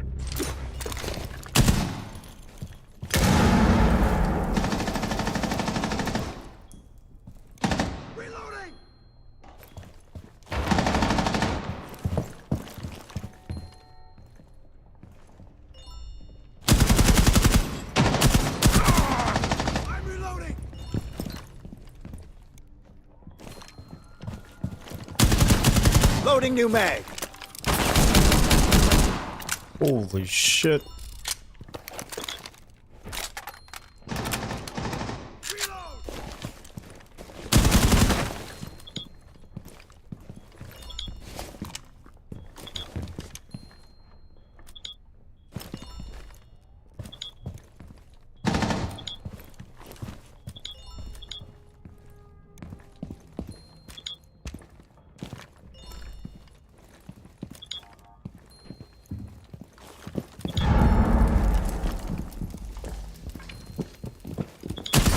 What, you lucky bitch? I'm not done with you. 1 op 4 remaining. Come on, get him, El Dalbo. Get him. We got 20 seconds left. What are we doing? The diffuser has been secured. 15 seconds. 10 seconds remaining. He's gonna push you. You gonna... 5 seconds remaining.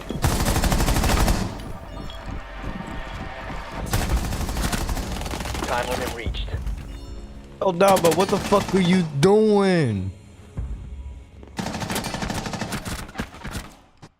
What is El Dalbo doing? What the fuck?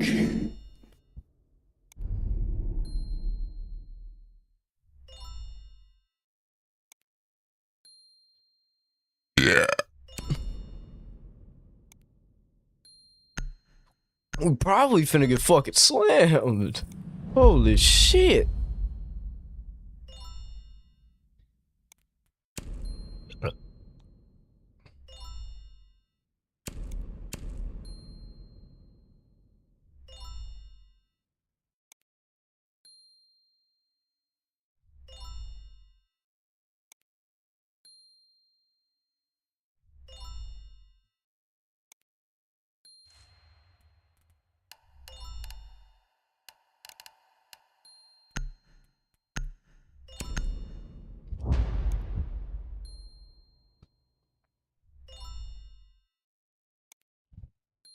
This is crazy, chat. This is fucking crazy. Hold on. 7-2, 3-2. Come on now, chat. We got team. We gotta lock in.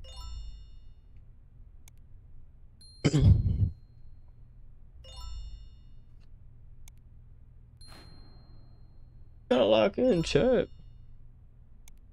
Secure the bombs.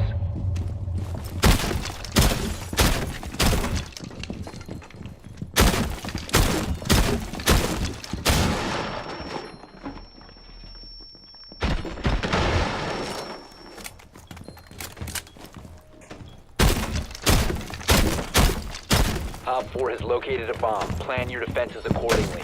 What the fuck?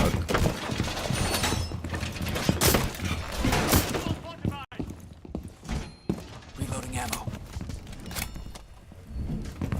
10 seconds remaining. 5 seconds. Bomb located by Op 4.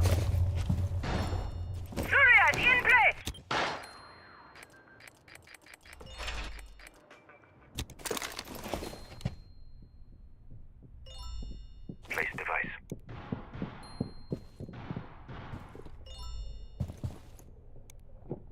Device placed. Device set.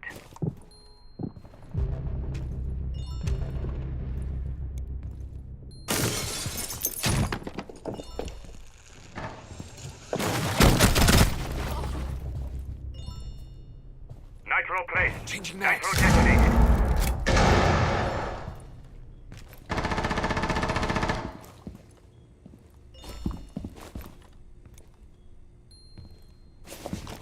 Mission critical. Bomb diffuser activated.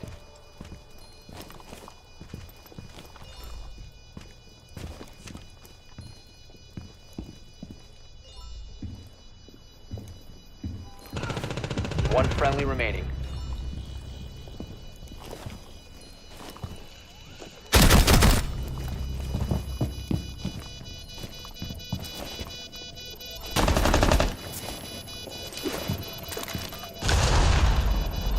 Diffuser located. Disable it.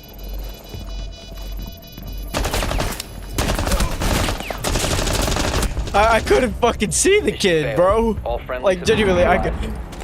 could. How am I supposed to see that? But he can see me. It's kind of cooked, and they're both just on the rappel. What the fuck?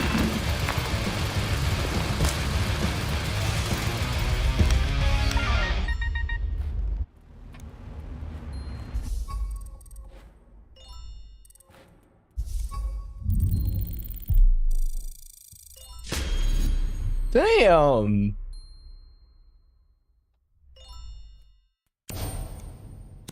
Team gotta do something.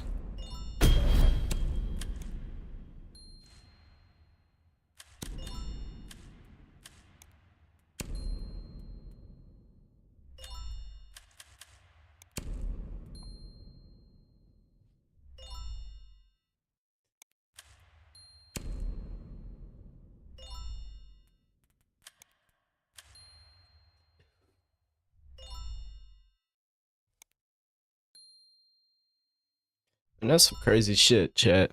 That's just crazy. The teammates are just fucking fucking clueless. Like absolutely clueless.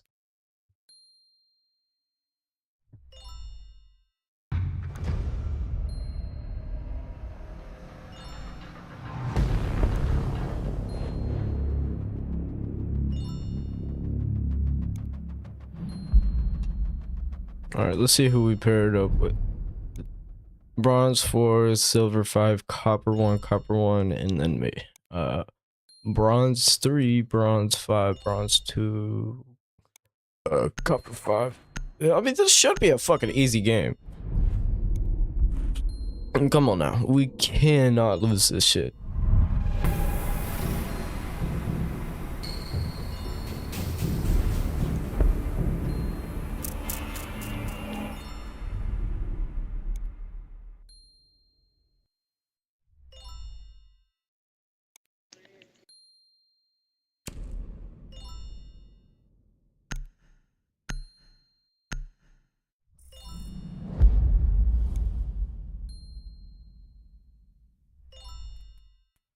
You know what? I remember like the bass said, bro.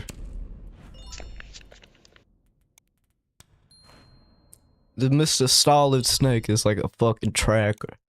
He got a motherfucking air tag on everyone, bro. Like he said, like playing Black Ops or some shit. I don't fucking remember.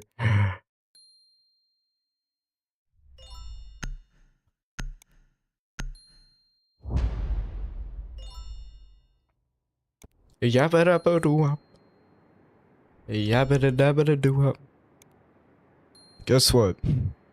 Say wallahi, bro. Say wallahi. Say wallahi, bro. Say wallahi. Stay wallahi, bro. Say wallahi. Say wallahi, bro. Say wallahi. You know what I'm saying?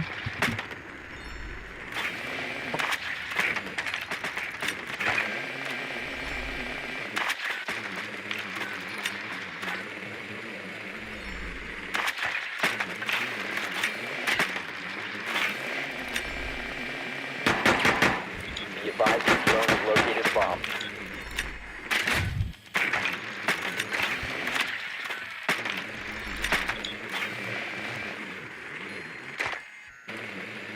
Insertion in 10 seconds.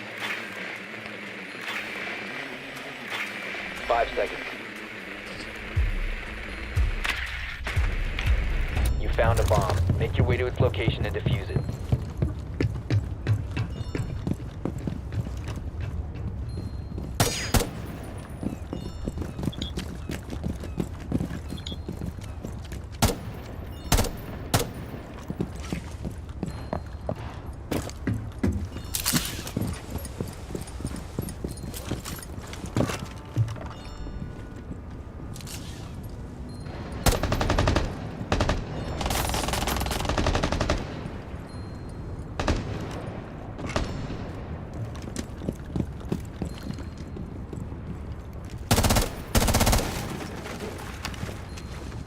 Getting closer to the front.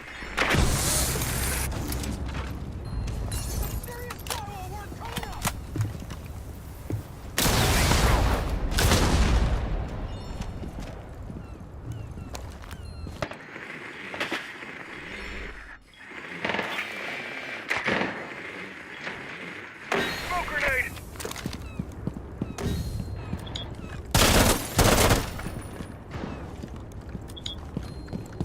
The diffuser is no longer in your possession. Taking radar.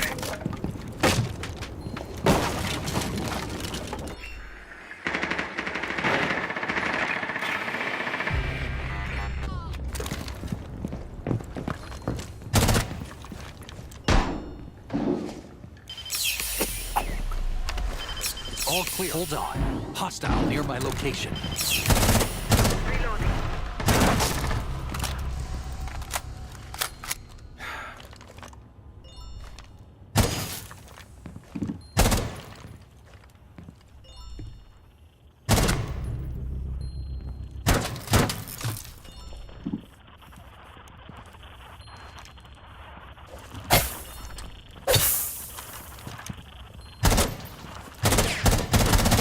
Swapping mags.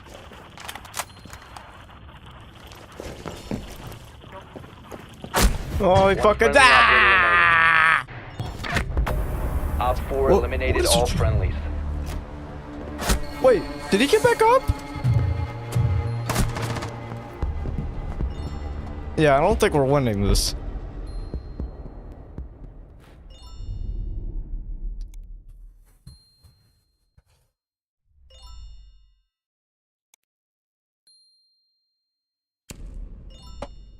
I really don't think we're winning this, bro. I don't know. It's like I go take a smoke break, I come back. I mean, I'm okay. I mean, sometimes I'll do shit, right? And then we get paired with the most fucking brain dead people. It's either before I go smoke or after I go smoke. One of the two. One of the fucking two. And it's just bizarre. It's fucking bizarre.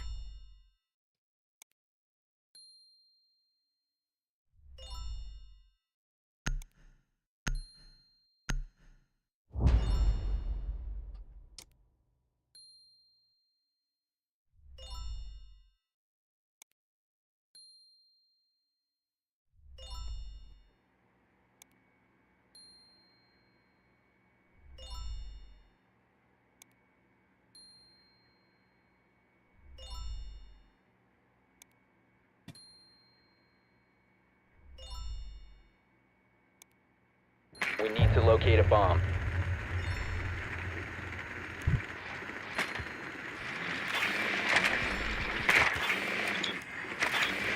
Be advised your drone has located a bomb.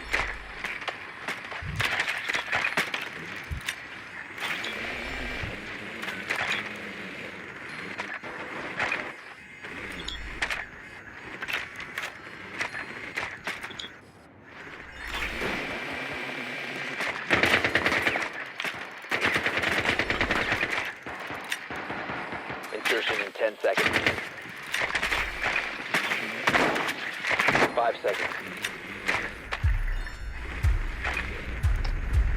Proceed to bomb's location and defuse it. I don't know how the fuck he did not shoot my drone, bro.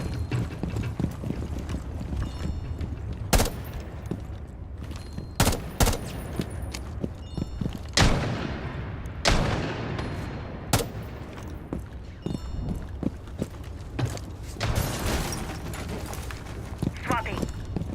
Deploying drone.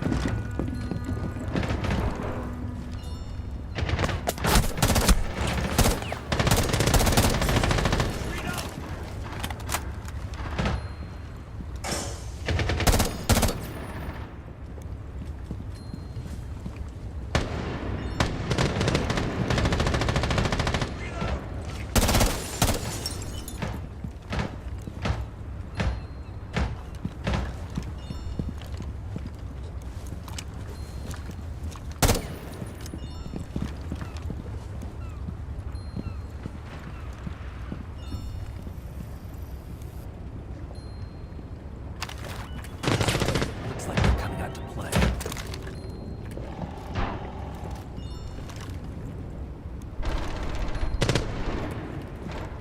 You have dropped the diffuser. All clear nearby.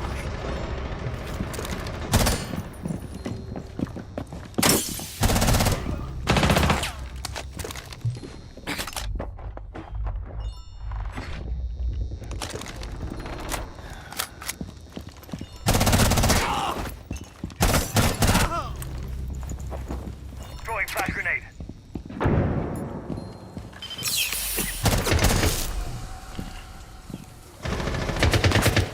Hold it. Threat nearby. What is he doing down there?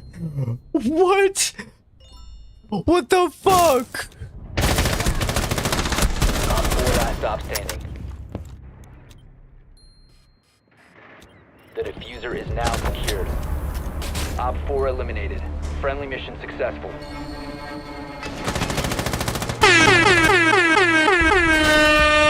Fuck yeah.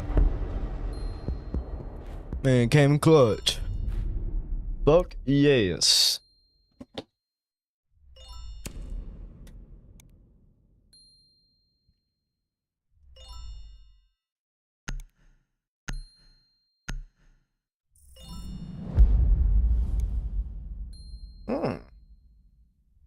Pretty interesting choice. Cause I'm gonna continue running that Solid Snake.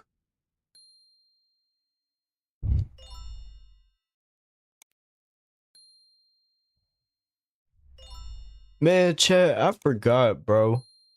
We are supposed to, whenever I said whenever Ted season 2 comes out, like, I was watching it, like, literally a long ass time ago. You can't find it at all because it was on Twitch, and, you know, the VOD ain't up no more.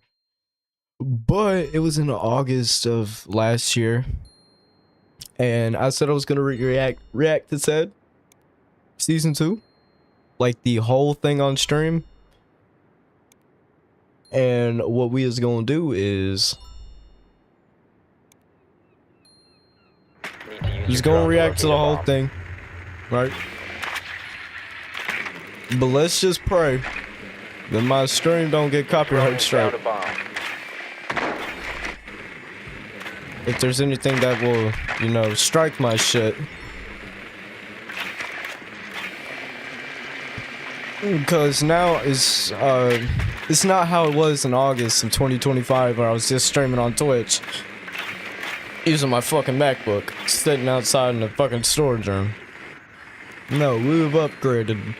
We have upgraded, chat. So 5 seconds before insertion. You've located a bomb. Make your way to its location and defuse it.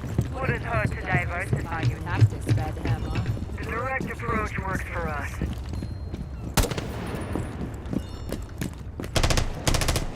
Swapping mags!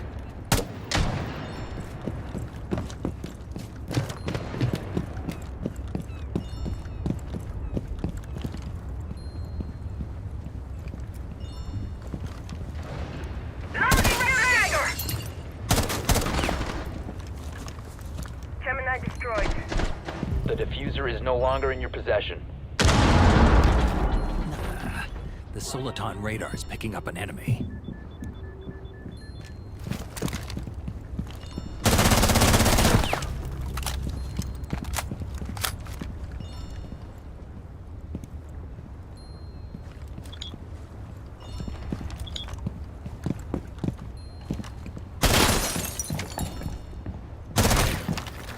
Enemies inbound. The diffuser has been recovered. Max.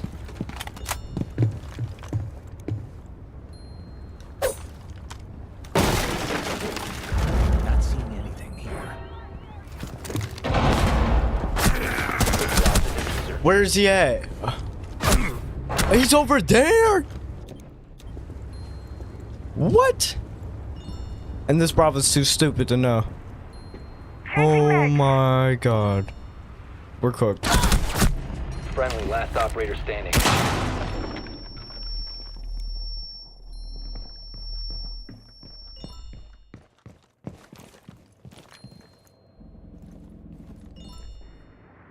Very, very unexpected from someone.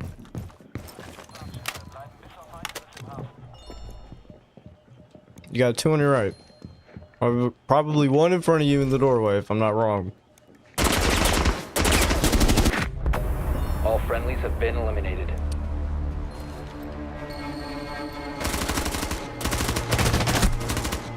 Oh my god, that Kapkan is dog shit.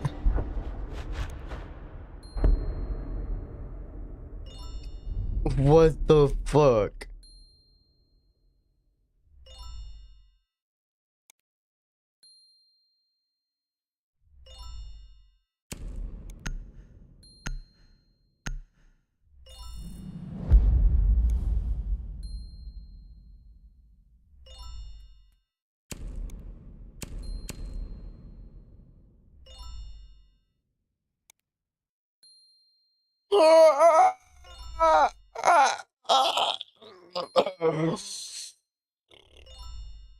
Shit.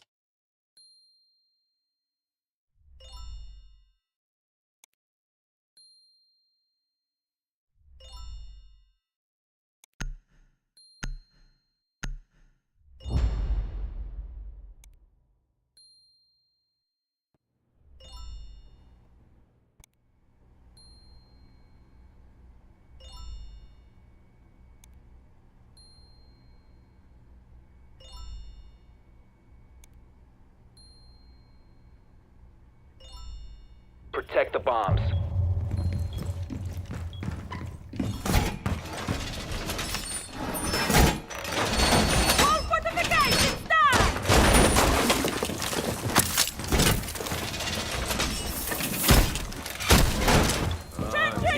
Claw is on.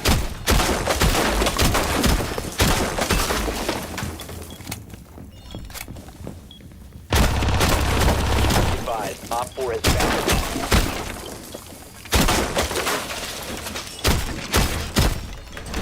Down to 10 seconds. 5 seconds left. Op 4 has located the bomb. That's on me. Is that outfit made of Kevlar? What can I get? Heat and I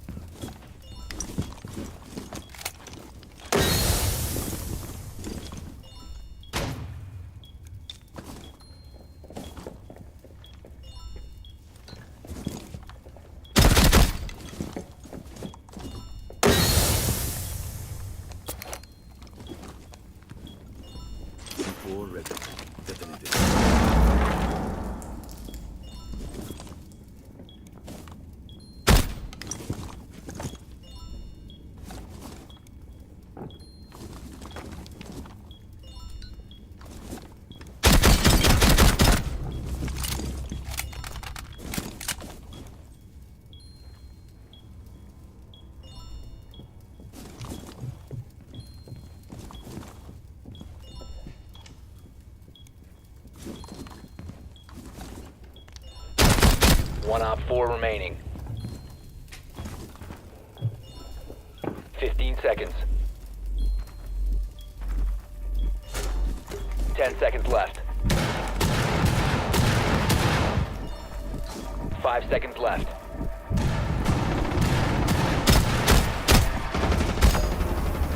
The time limit has been reached. Well defended, chat. Well fucking defended.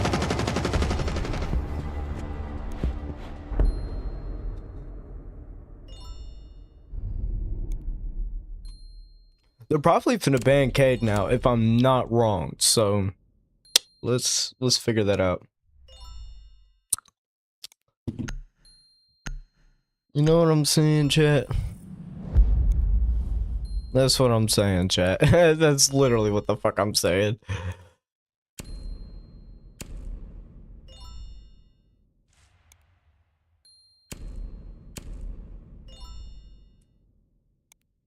Hold on. 6-2, 5-2, 3-1. Oh, and 4, 1-4. All right. I mean, my team is kind of doing the same, but yeah, their team's doing better. Their team's doing better. But I'm the one mostly carrying my team. You can't lie, chat. You can't lie.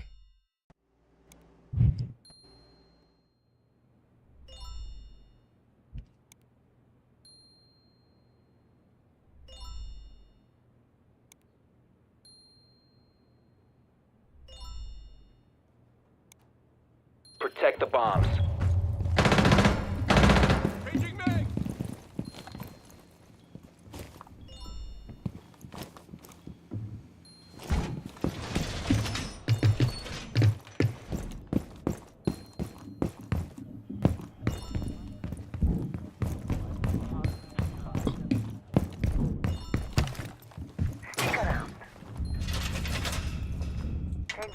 Floor reinforcement Location complete! Compromised. Plan accordingly. 10 seconds left. Down to 5 seconds. Op 4 has located a bomb. Be ready for hostile action.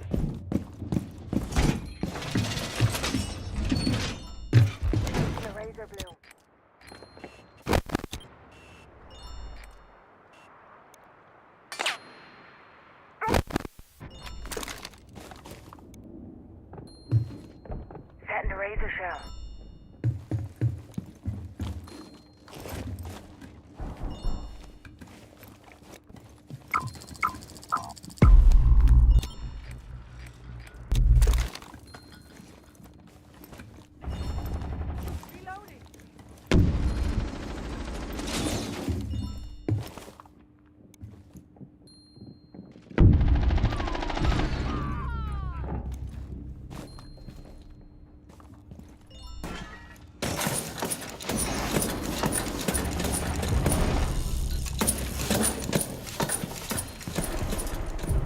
Op 4, last operator standing.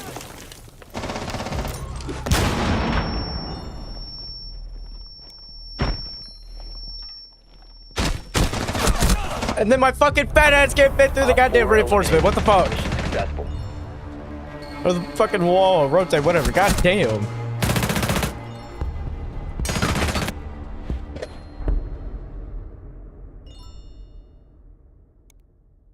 What the fuck?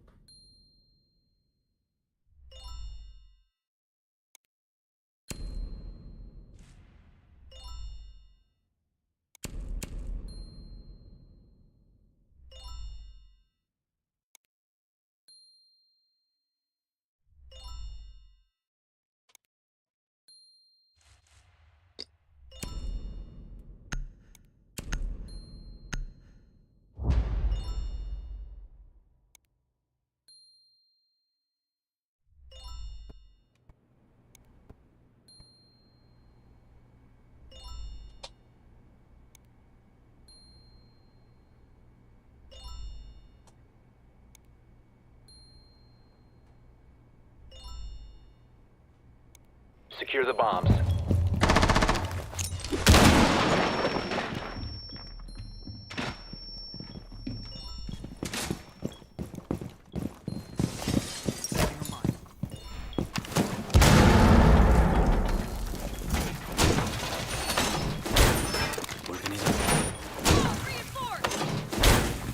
Explosive ordnance is ready.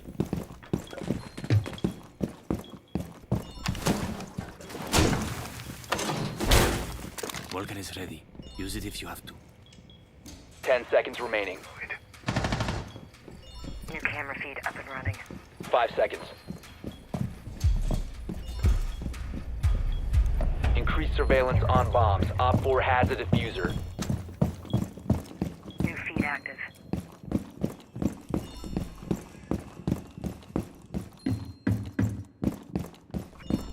Blocking the feed.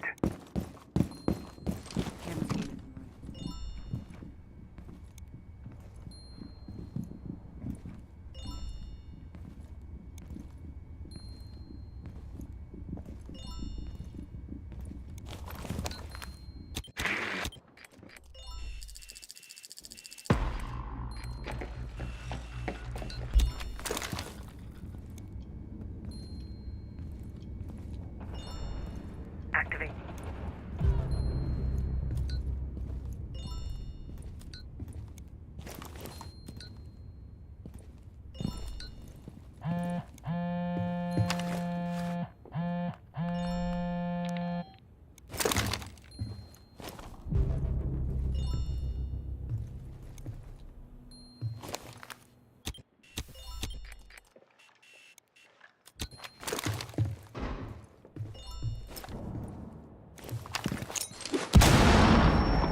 Op 4 has located a bomb.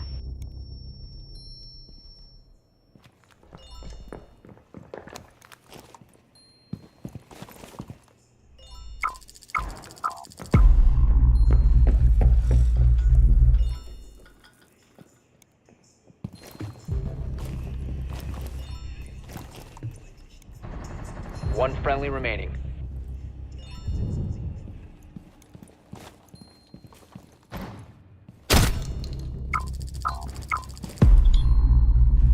Op 4 has deployed a diffuser. You need to destroy it.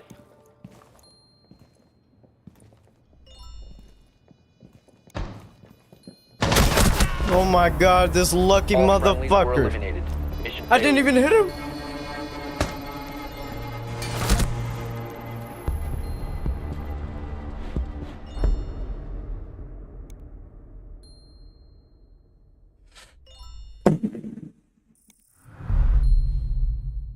Some fucking bullshit.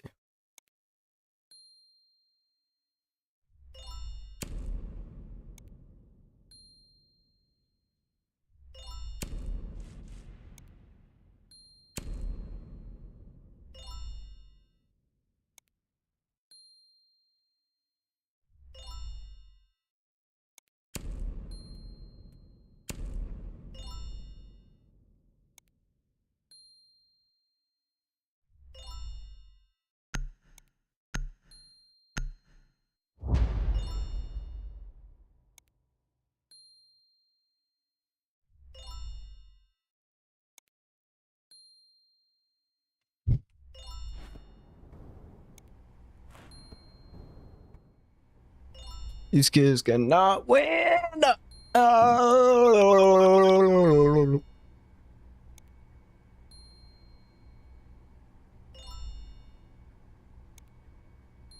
Protect the bombs.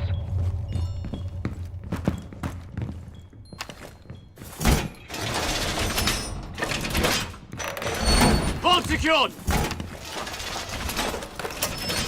Position device! Place device. Op 4 has located a bomb. Be ready for assault. Forward.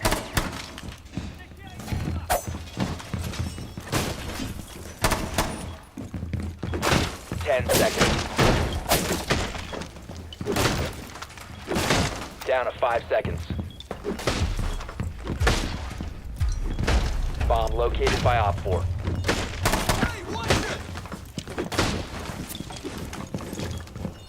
I accidentally shot my teammate at the fucking time.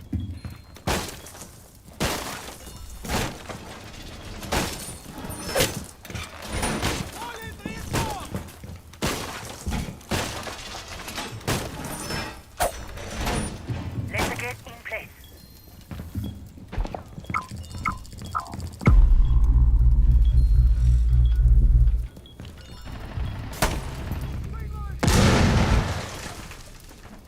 Surya in place. Laser gate deployed.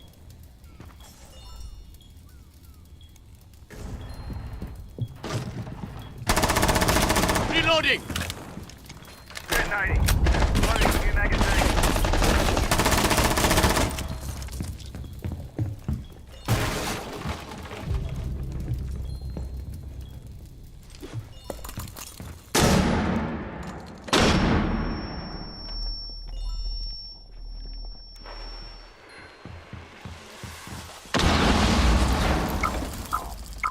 You have been spotted.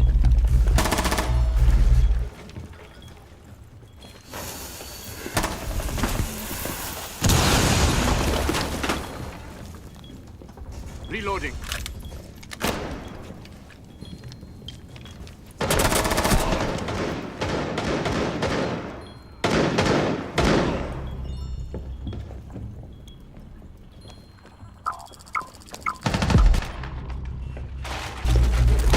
Fuck!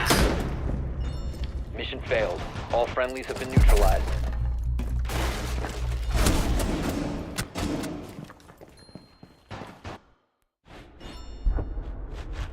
Only if I didn't have stick drift, I would be fucking alive right there.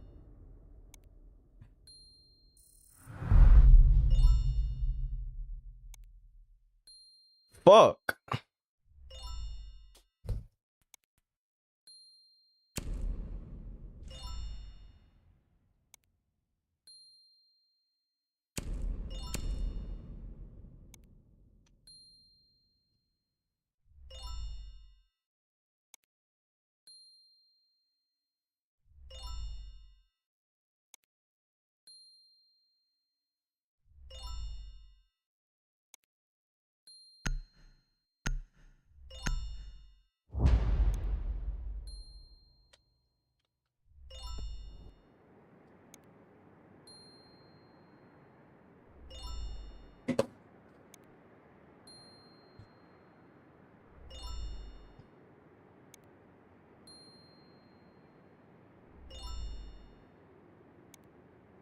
We need to locate a bomb.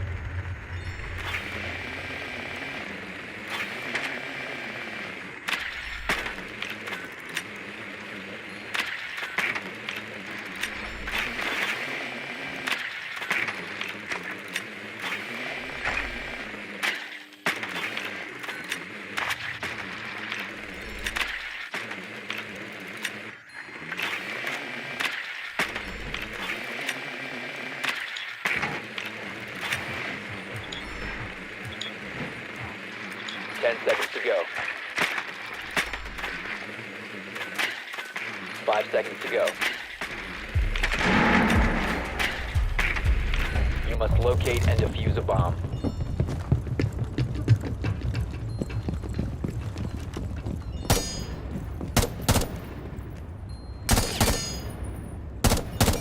Holy fuck.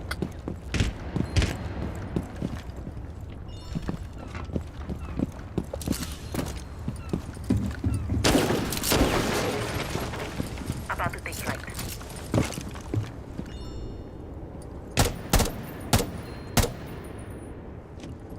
Receiver auto.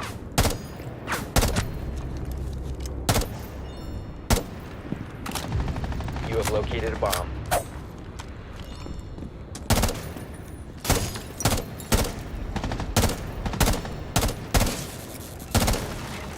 Loading new magazine. Go on, high set. Torch out.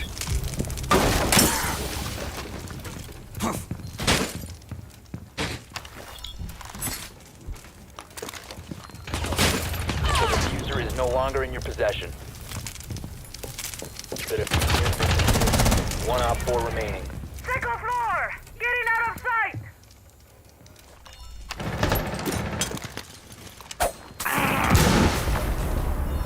Op 4 eliminated. Friendly mission successful. Holy shit! The fuck was I watching?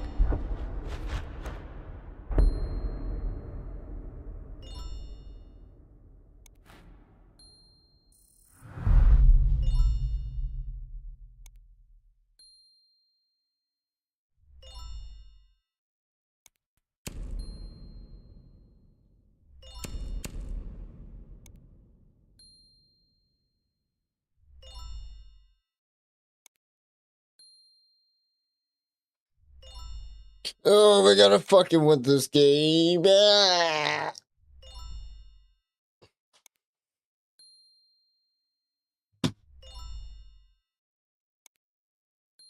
Just got into fucking bronze too, bro. I'm not trying to get out of that shit again, bro.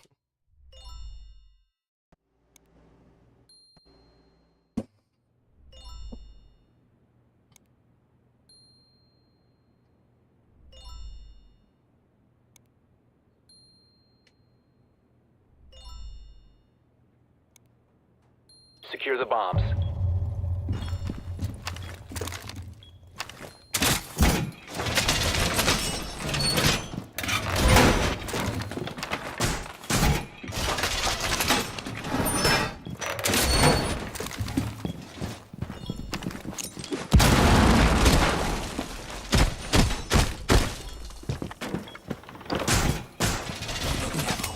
Heading out.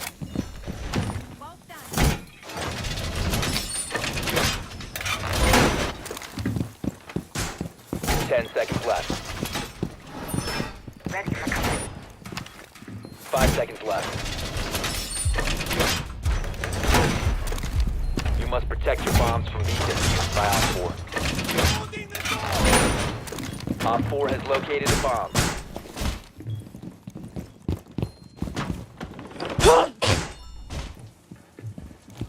Laying out the welcome.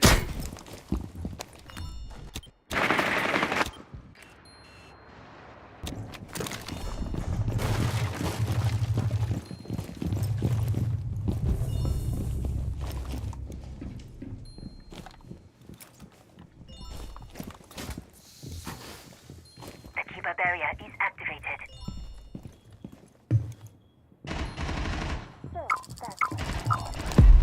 He's in position!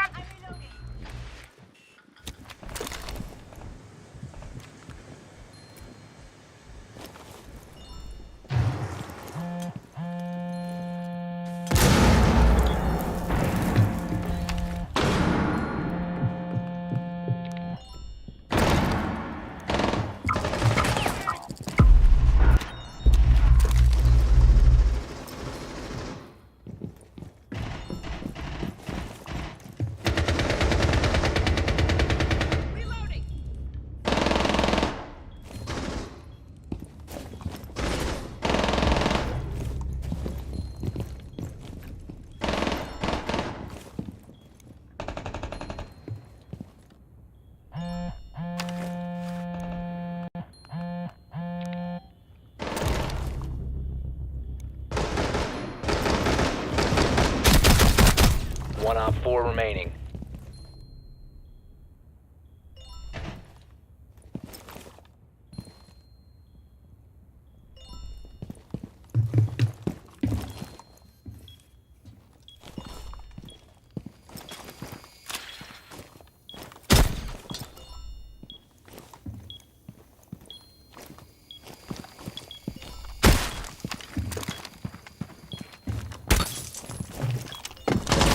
One friendly remaining. Oh my god, and then he... Op 4 Yes! eliminated. Mission successful. Yes!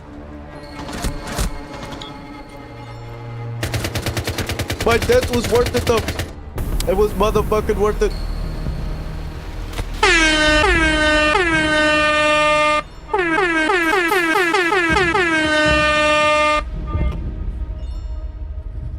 Fuck yeah, chat.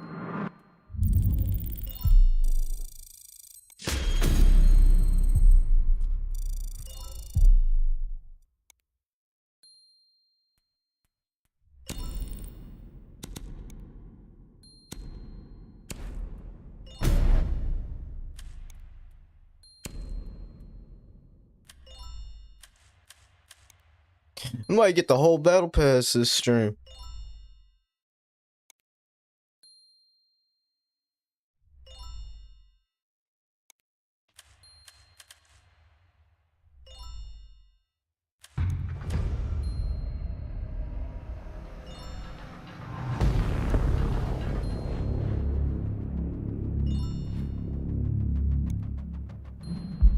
Okay, come on, bro. We got a silver one. This shit should be easy. This shit gotta be easy, chat.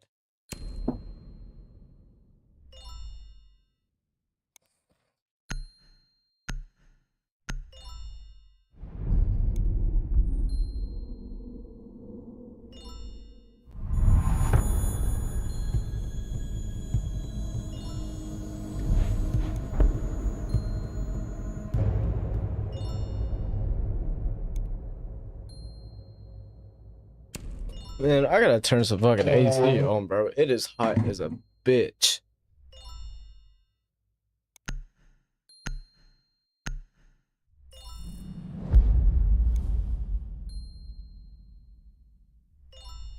Never mind. Fuck it. We just gonna have to bear through the heat. I'm scared it's gonna fucking short circuit the electric or the electricity on the circuit. So yeah. I'm just not gonna take a risk, and I'm just gonna have to bear through the heat.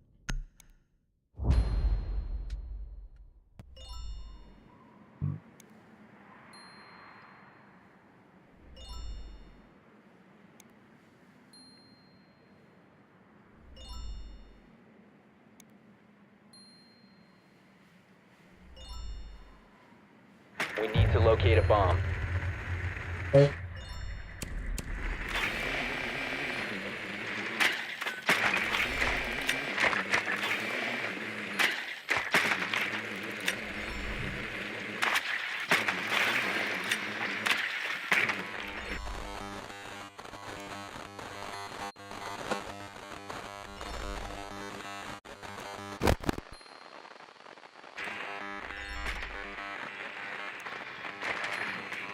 I'm not gonna lie, chat. These fucking headphones can make my ears sore after a long bit of time of using 5 seconds to those. go. Your mission is to locate and defuse a bomb.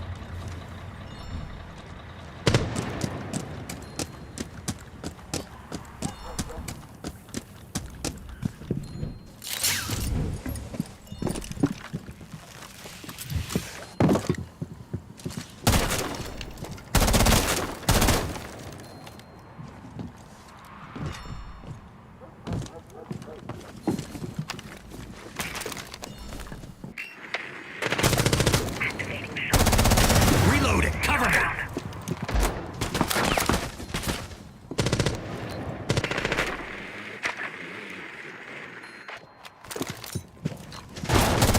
Flashbang!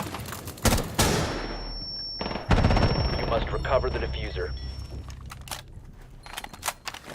Nothing on the radar. Watch yourselves. Hostile inbound.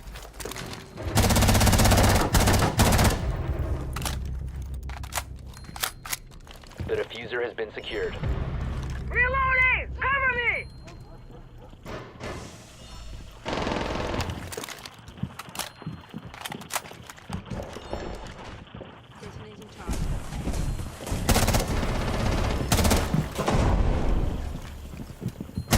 Op 4 last stop standing. Bomb defused.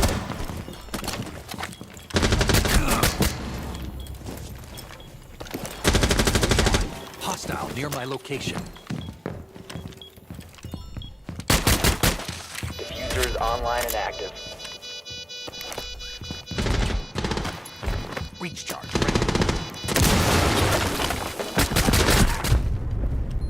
Op 4 eliminated. I almost got an ace. What the fuck?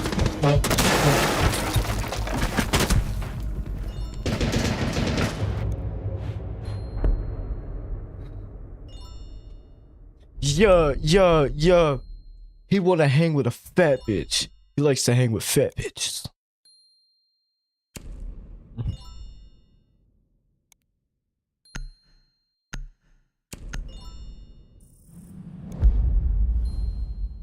But yeah, chat, we are fucking locked today. We are absolutely diabolically locked.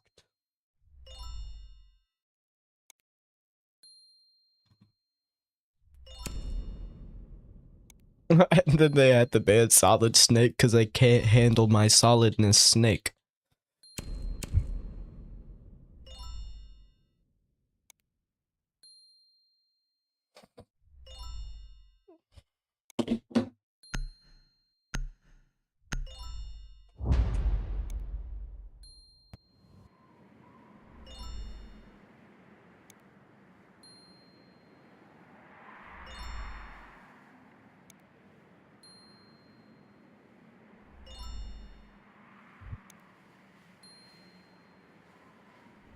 We need to locate a bomb.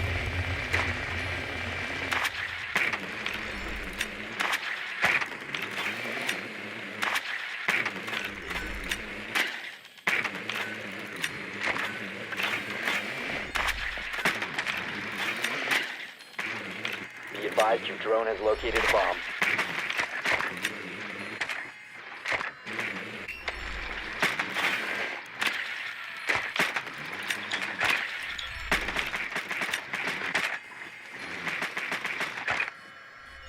Seconds before insertion. Never touch that drum because I have stick drift. Just remember that. You found a bomb. Make your way to its location and defuse it.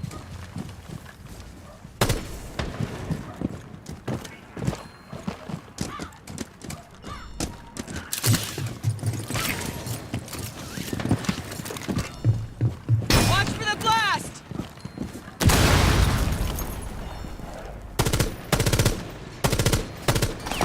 Swapping bags!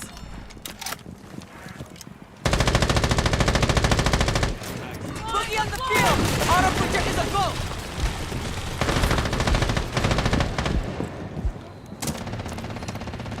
Loading mag!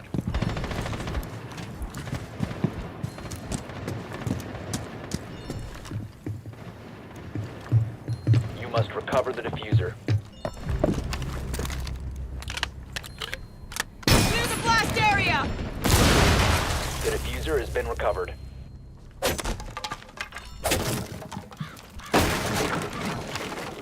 Drone activated.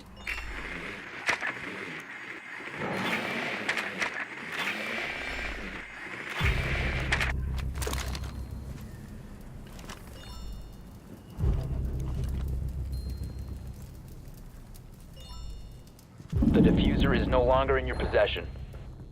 Down to one friendly.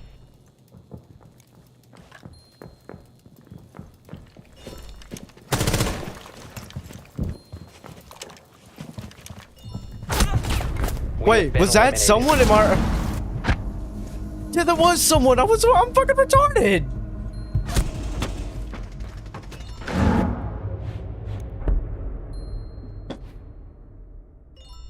What the fuck are my teammates doing?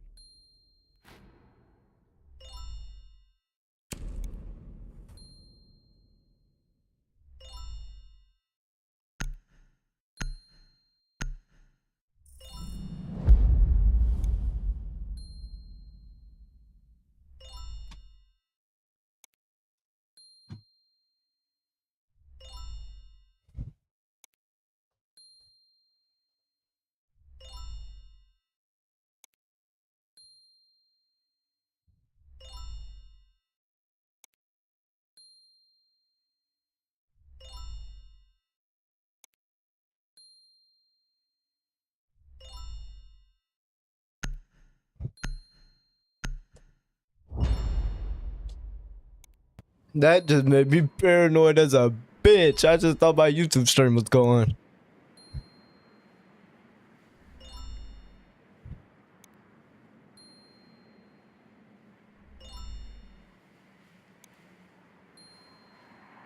Need to use your drone to locate a bomb.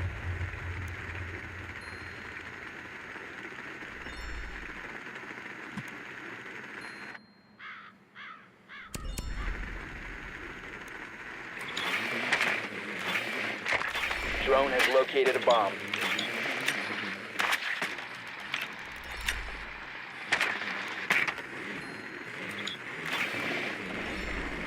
I don't know.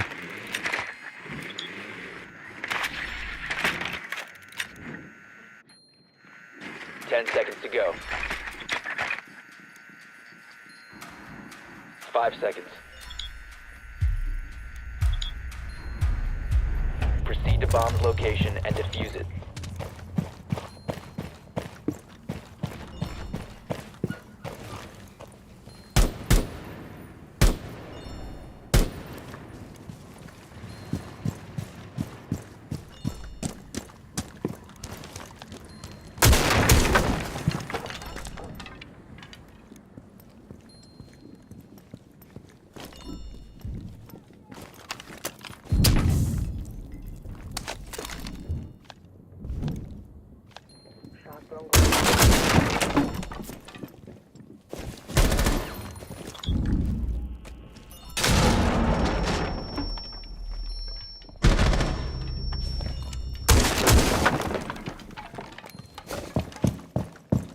Need to reload.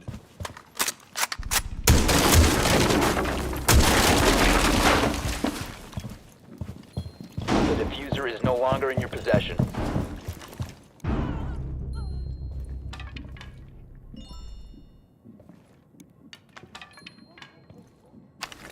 Deploying drone.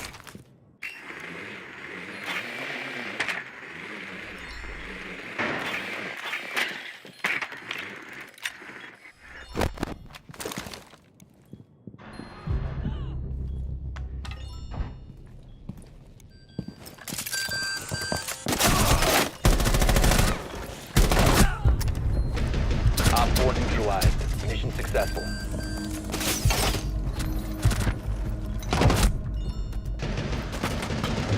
I don't know what the fuck them people are doing, but they is just stacked up on each other.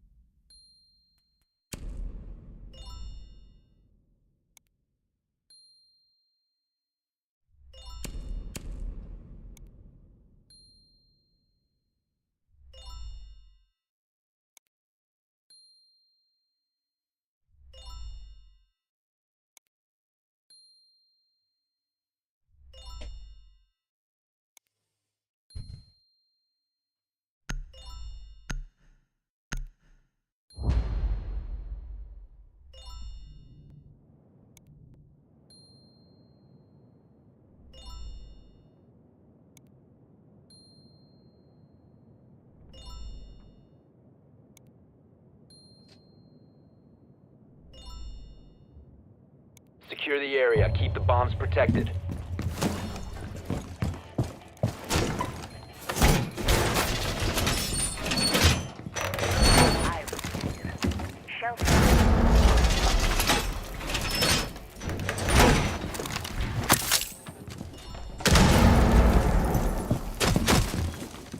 Op 4 located a bomb. Protect it. Door is on.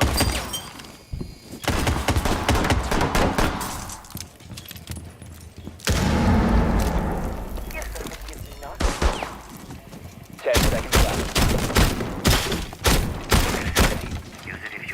5 seconds to insertion. Op 4 has located a bomb. Be ready for hostile action. Reload!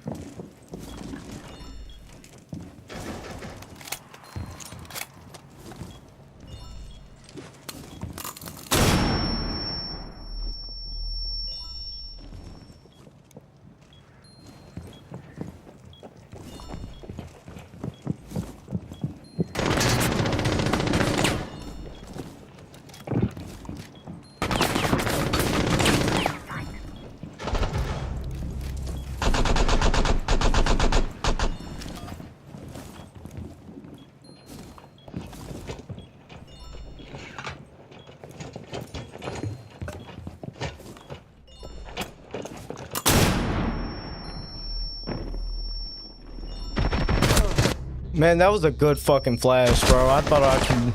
Friendly, last operator standing. Yep, we're cooking.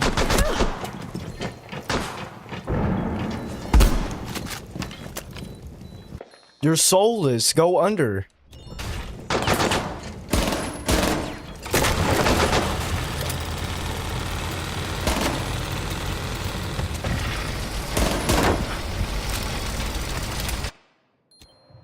Go under and stop them from defusing. What are you doing? That's your whole key point as... Near a bomb. Destroy it. Mission failed. All friendlies were eliminated.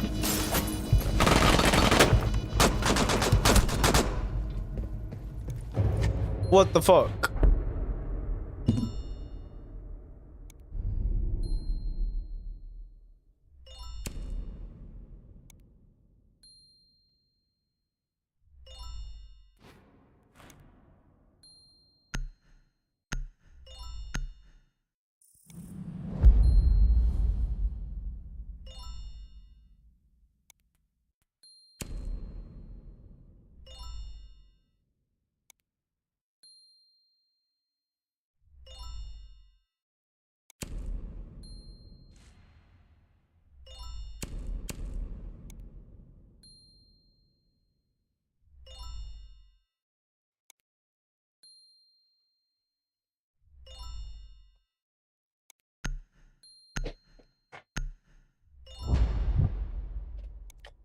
Oh my god, bro. My fucking back is pouring in sweat.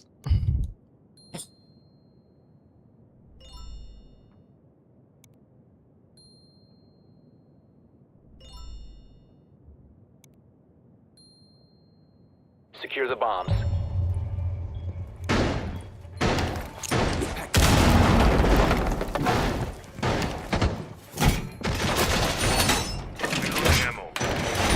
Wall reinforced!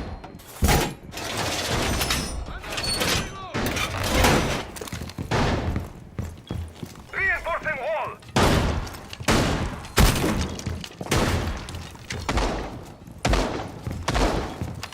Reloading! Wall fortified! 10 seconds. Plans enabled! 5 seconds. Bomb locations are secure. Be advised, Op 4 has located a bomb.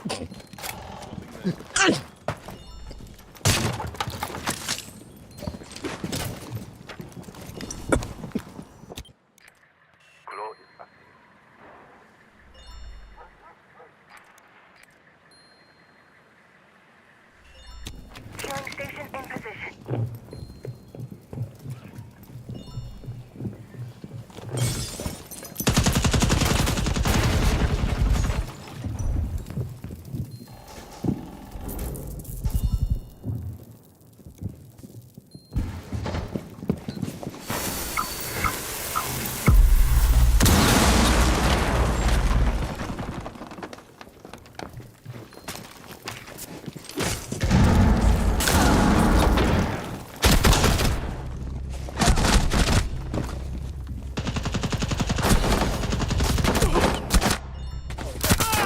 Interrogated, what the fuck, you idiot!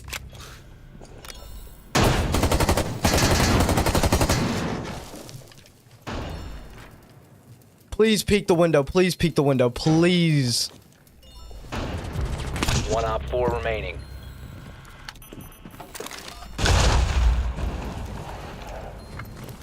Your location has been compromised. Op 4 Thank you. eliminated. Mission successful.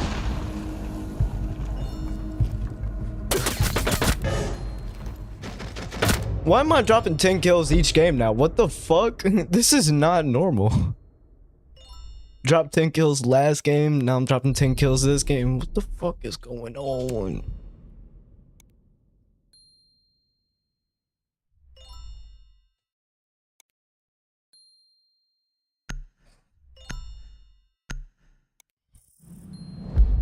I mean, I wish I would have had that line, bro.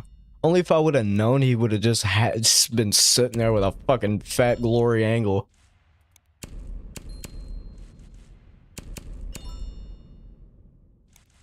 Go basement. What the fuck are we doing? Go basement. Are you guys fucking like? What are we doing?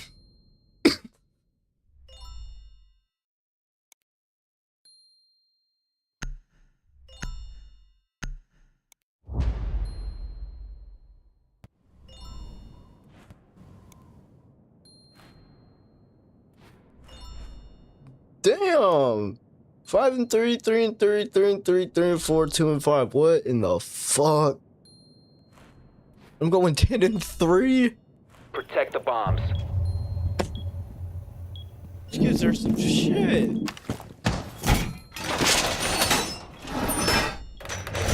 Reinforcing wall!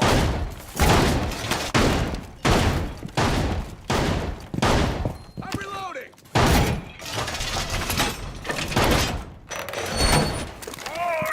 Throwing impact!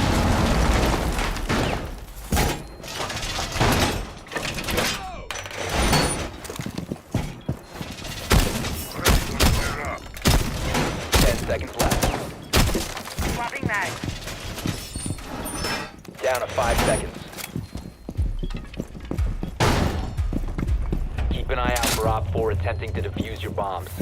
Clear this up.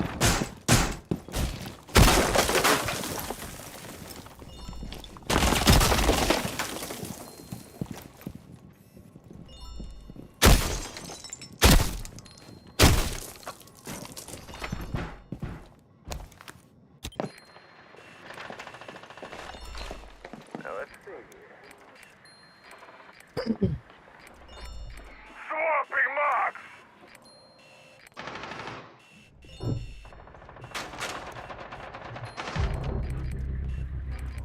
Changing mags.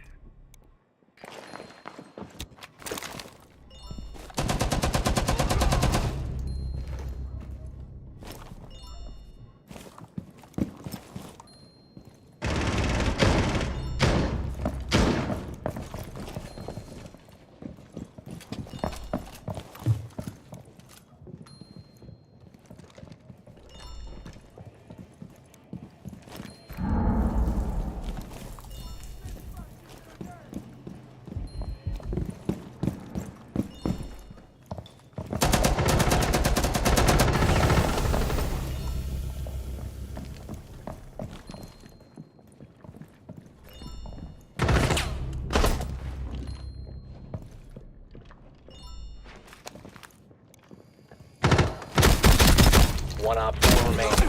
Friendly, last operator standing.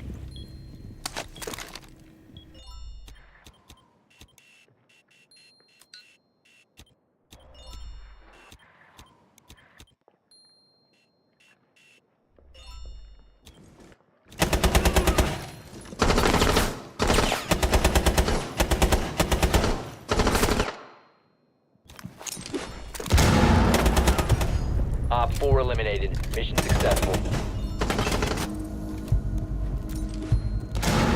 I don't know yet. We'll figure it out.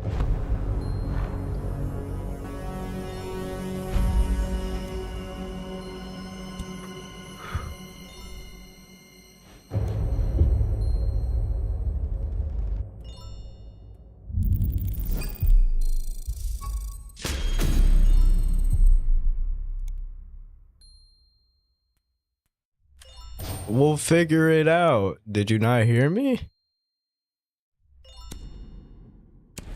Like, if you ain't paying attention in the stream, then what's the point of being here? You ain't here to watch the content. So,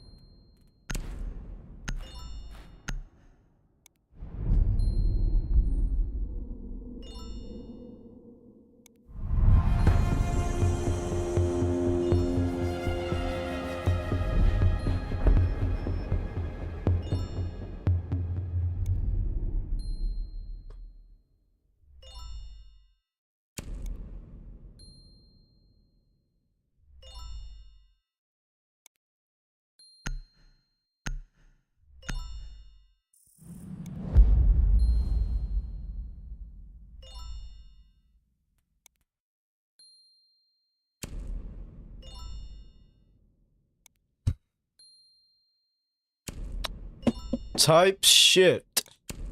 Type shit. Don't know what to say to that. Besides, type shit, really. Like the only thing I could think of to say. It's like my automated response.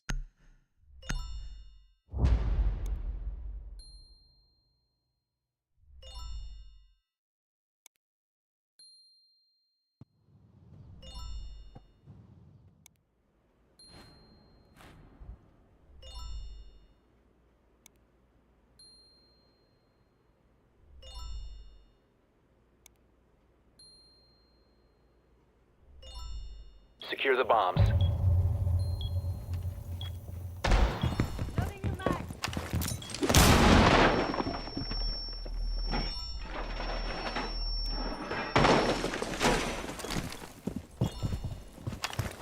Impact.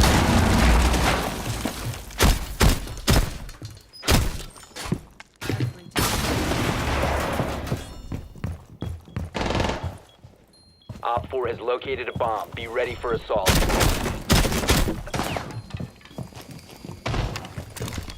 Ten seconds to insertion. 5 seconds. Op 4 has located a bomb. Get ready to engage.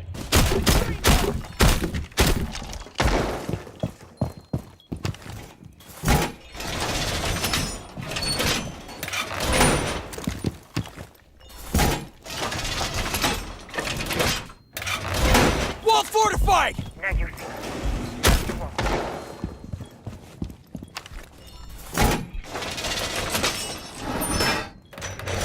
Wall's done!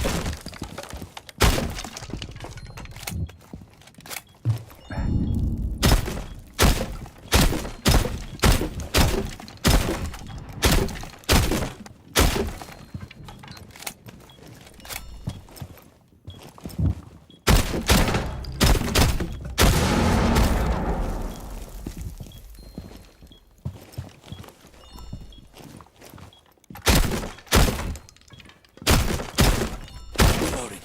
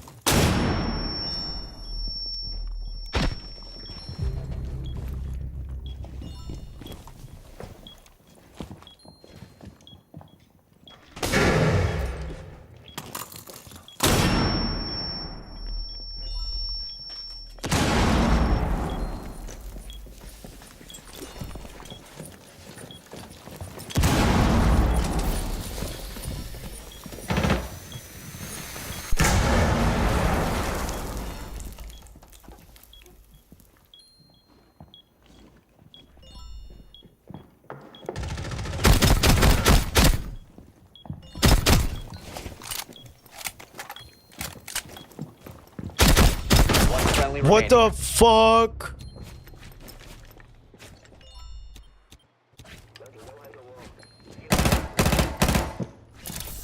Op 4 has deployed a diffuser. You need to destroy it.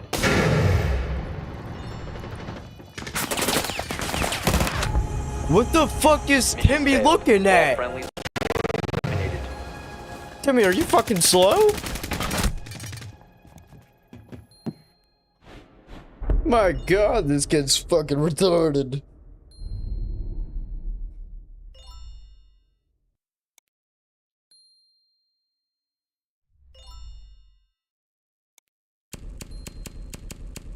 Yo, get this bitch out of here.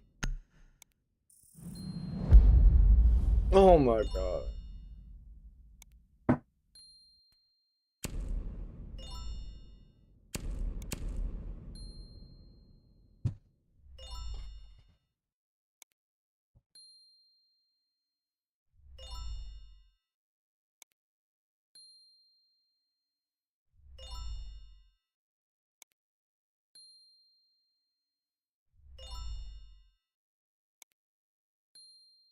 I'm finna go get some water real quick. This is some fucking bullshit.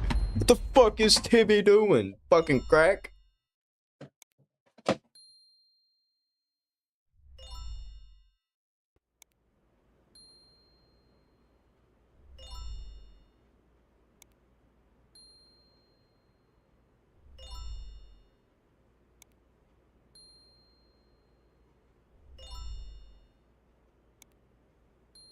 Secure the bombs.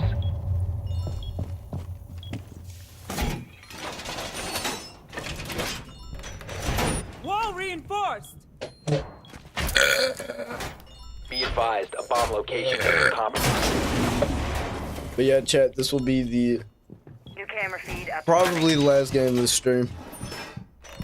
New camera feed up and running. Maybe, I don't know. It just fucking depends. Probably do 1 or 2 more, but definitely not more than 3. Activating camera. Secure the wall! 10 seconds. 5 And I can't seconds fucking left. see it. Op 4 has located a bomb. Be ready for hostile action. What's your favorite car? Always a pleasure.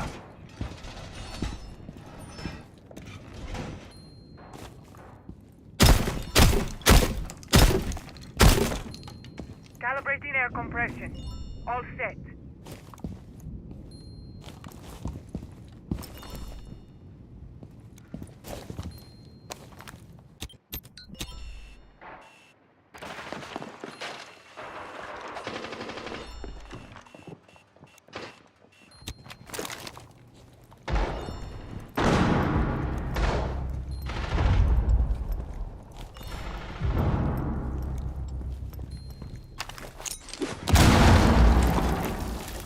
Taking it down! Get your ass ready!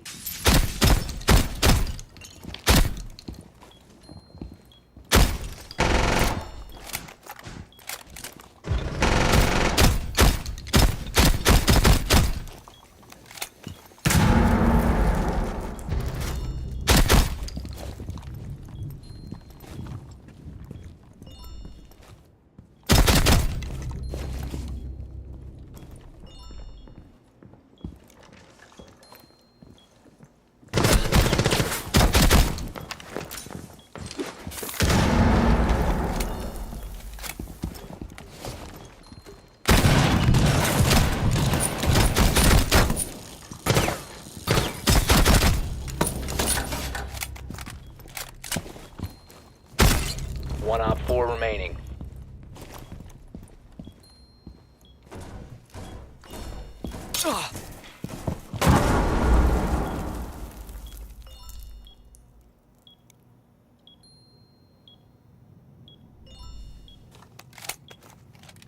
I think all I need to do is just sit in this fucking corner.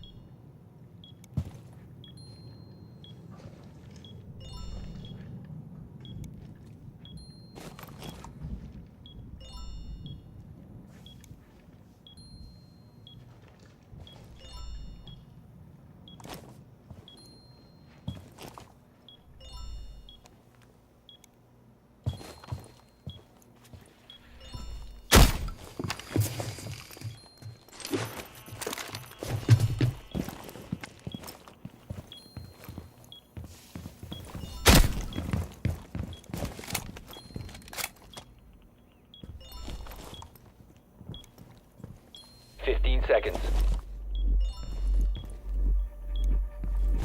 10 seconds to go. 5 seconds left.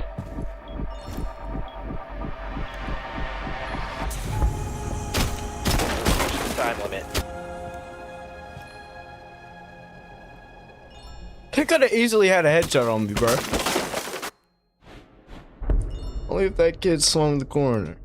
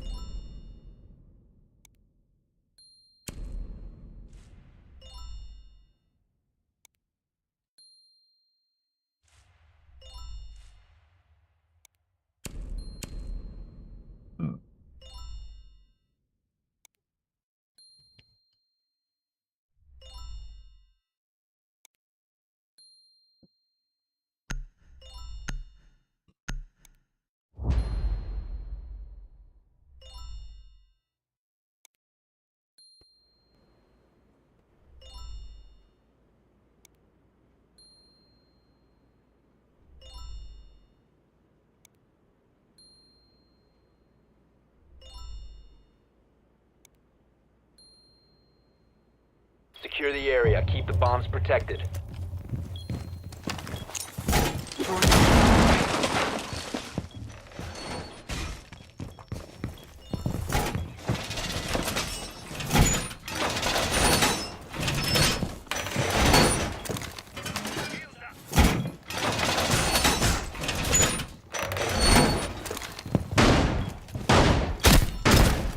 Located a bomb. Protect it. Reloading. Reinforce the wall. 10 seconds. 5 seconds to insertion. Bomb located by Op 4. Calibrating air compression. All set. Now you see me? Now you want it. What the fuck? Demi's already down, bro. What in the fuck?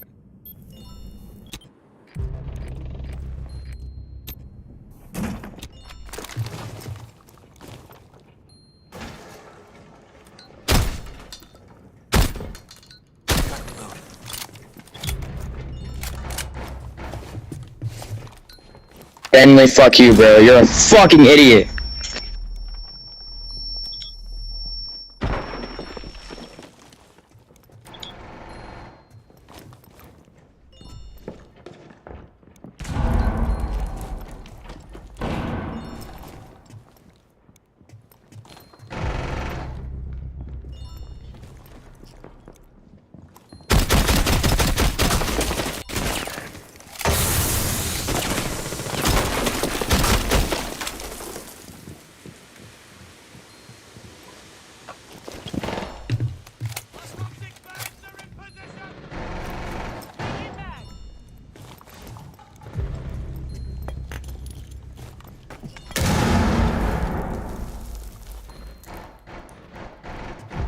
Reloading!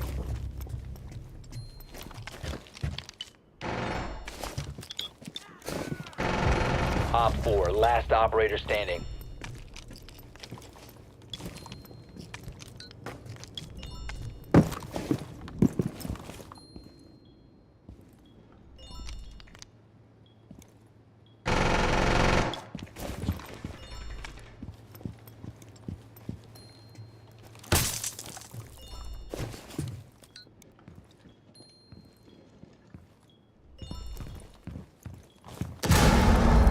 One friendly operator remaining. He's in.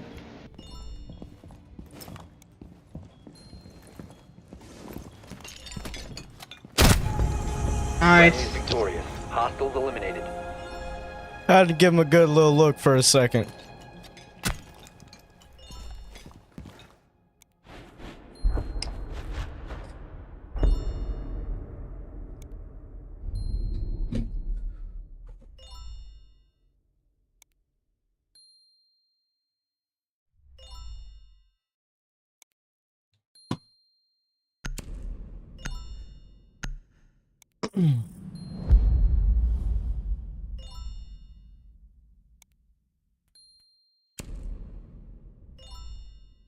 You know what, chat?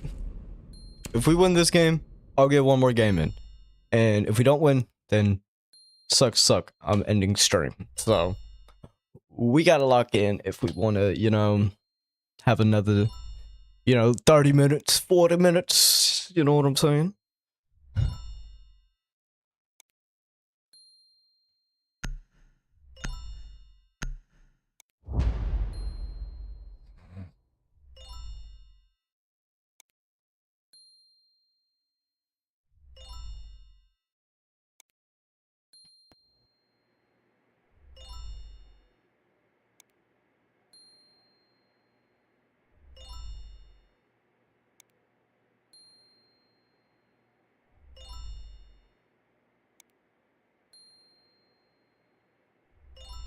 We need to locate a bomb.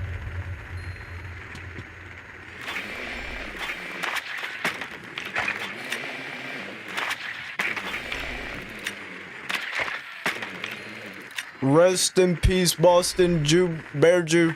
Rest in peace, my brother. Rest in peace, man.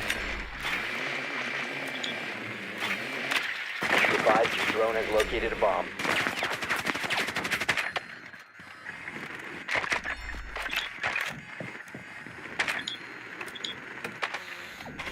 Insertion in 10 seconds. Insertion in 5 seconds. You found a bomb. Make your way to its location and defuse it.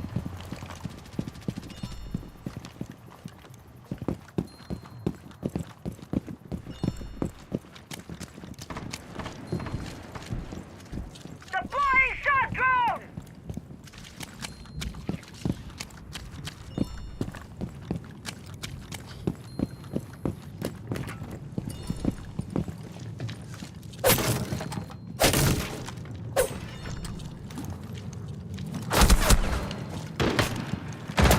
What the fuck are you doing right there, bitch?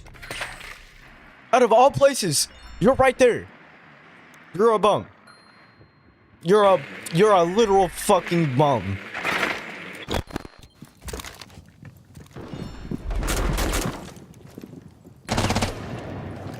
Starting shock drone!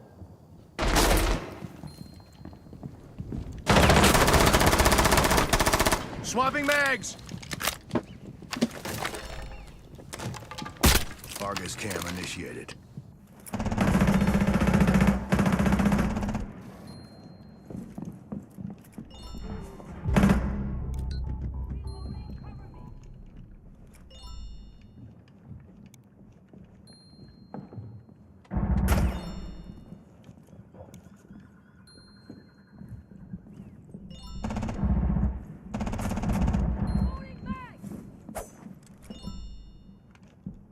Cam ready. The diffuser is no longer in your possession.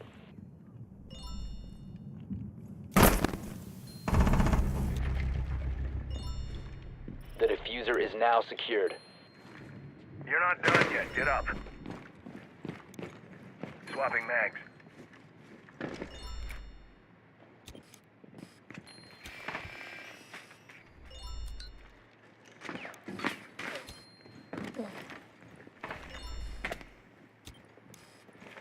Swapping mags. Auto projector go!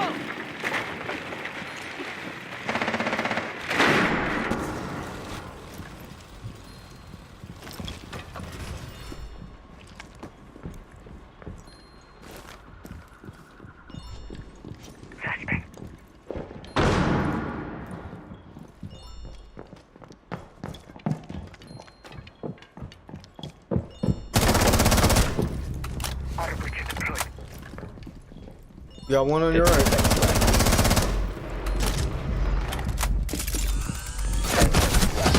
You have dropped the diffuser. Down to one friendly. 5 seconds remaining.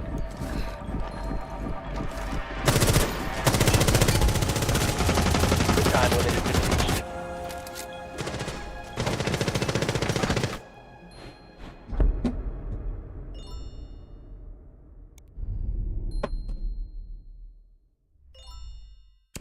Man, that's some bullshit. I can't believe that fucking Legion was just right there, bro.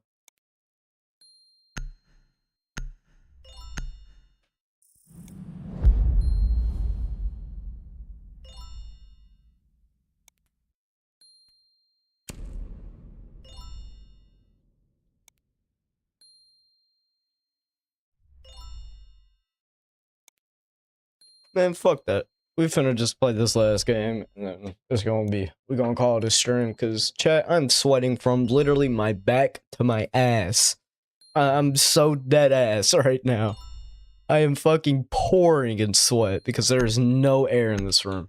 No air. And the only bit of air is hot fucking PC air that is getting blown directly on me, and that has been blowing on me for fucking almost 4 hours now. Or not 4 hours, but fucking 3 hours. Like the best way I can put it. I'm scared it's gonna blow the circuit, so I'm not turning it on. Need to use your drone to locate a bomb.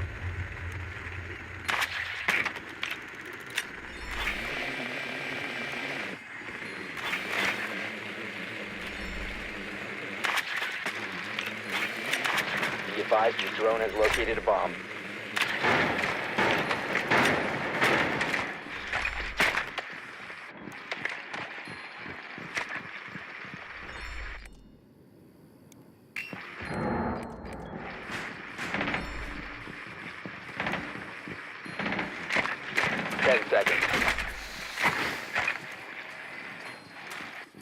Insertion in 5 seconds. You've located a bomb. Make your way to its location and defuse it.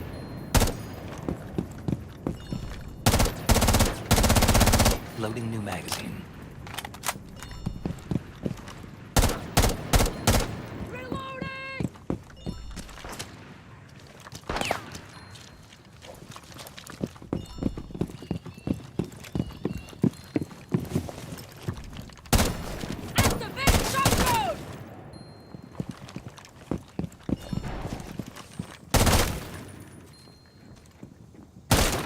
Reloading.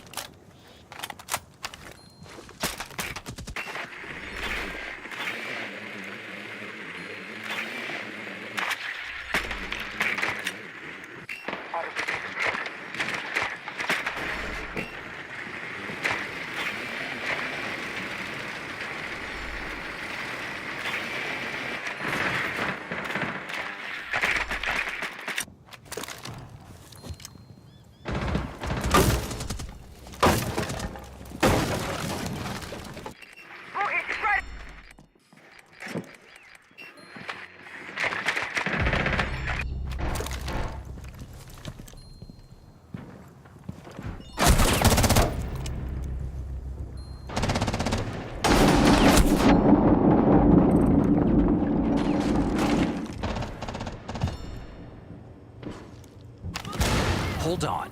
Hostile near my location.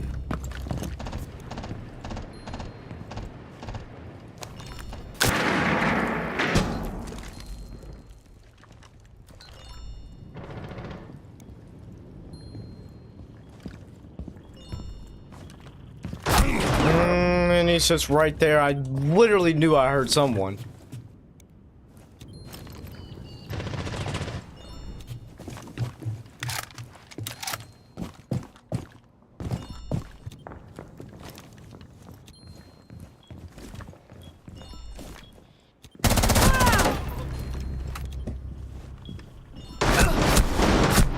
Friendly, last operator standing.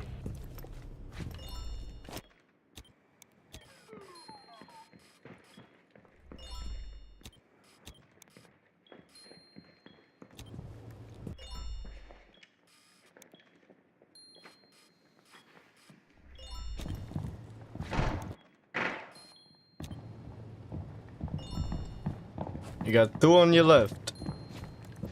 15 seconds left. 10 seconds remaining. Got 2 behind you. You got 1 behind you. 5 seconds remaining. Get it, Timmy. Even though he's dead, but like, get it, Timmy. Get it though. Bomb diffusion initiated. Protect the diffuser.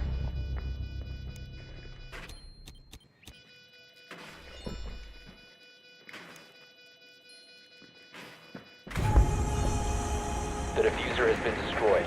Mission failed.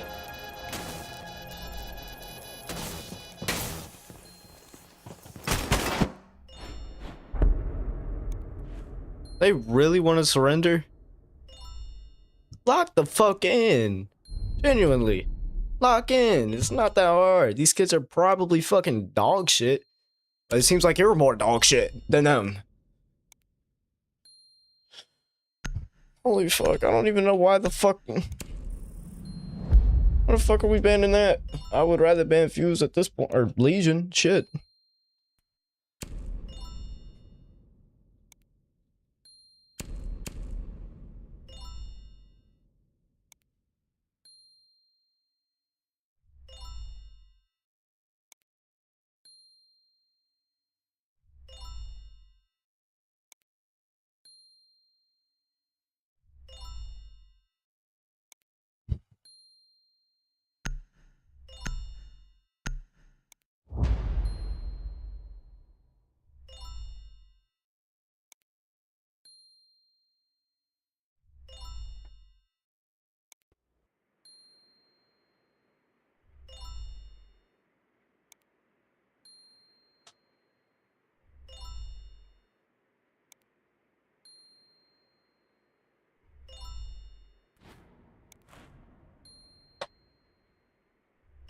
Need to use your drone to locate a bomb.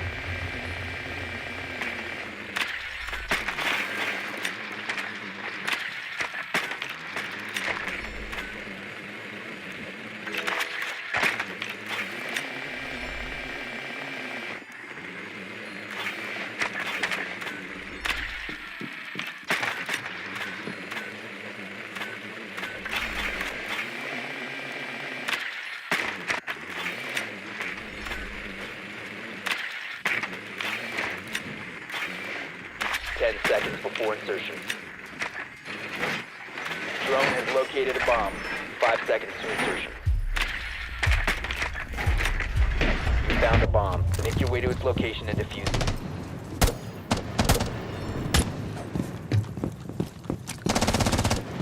Yo, thanks for following.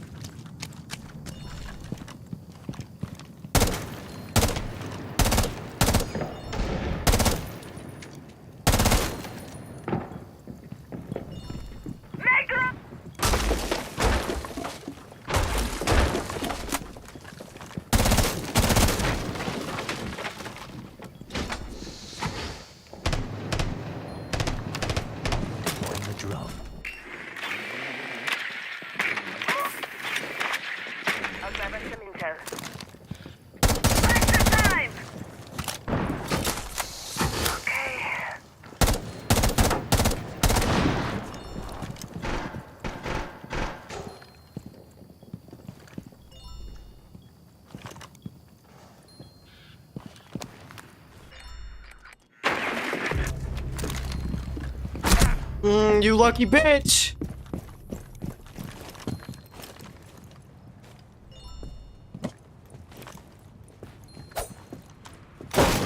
Okay, I did not want to click that, but fuck it. I guess this is where we call it a stream right here. So.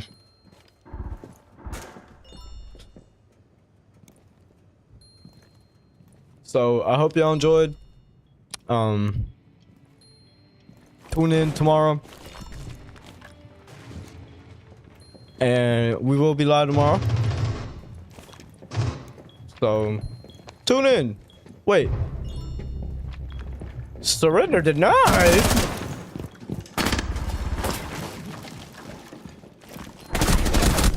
Down to 1 friendly. Okay, whatever. It don't even matter. We're fucking losing this shit anyways. The diffuser is no longer in your possession. So, we have been eliminated. I will see y'all tomorrow, chat. And yeah. But before we do that, I don't know if we got our battle pass complete. But we probably gonna do that shit before we, you know, log off. Yo, Twitch, TKing people is not cool, dude.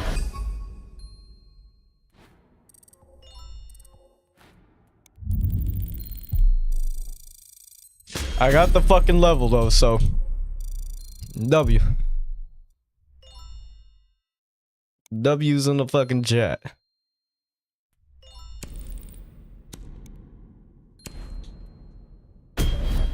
Ooh, and I got my black ice back too. Ooh. All right. I will see y'all tomorrow. And yeah.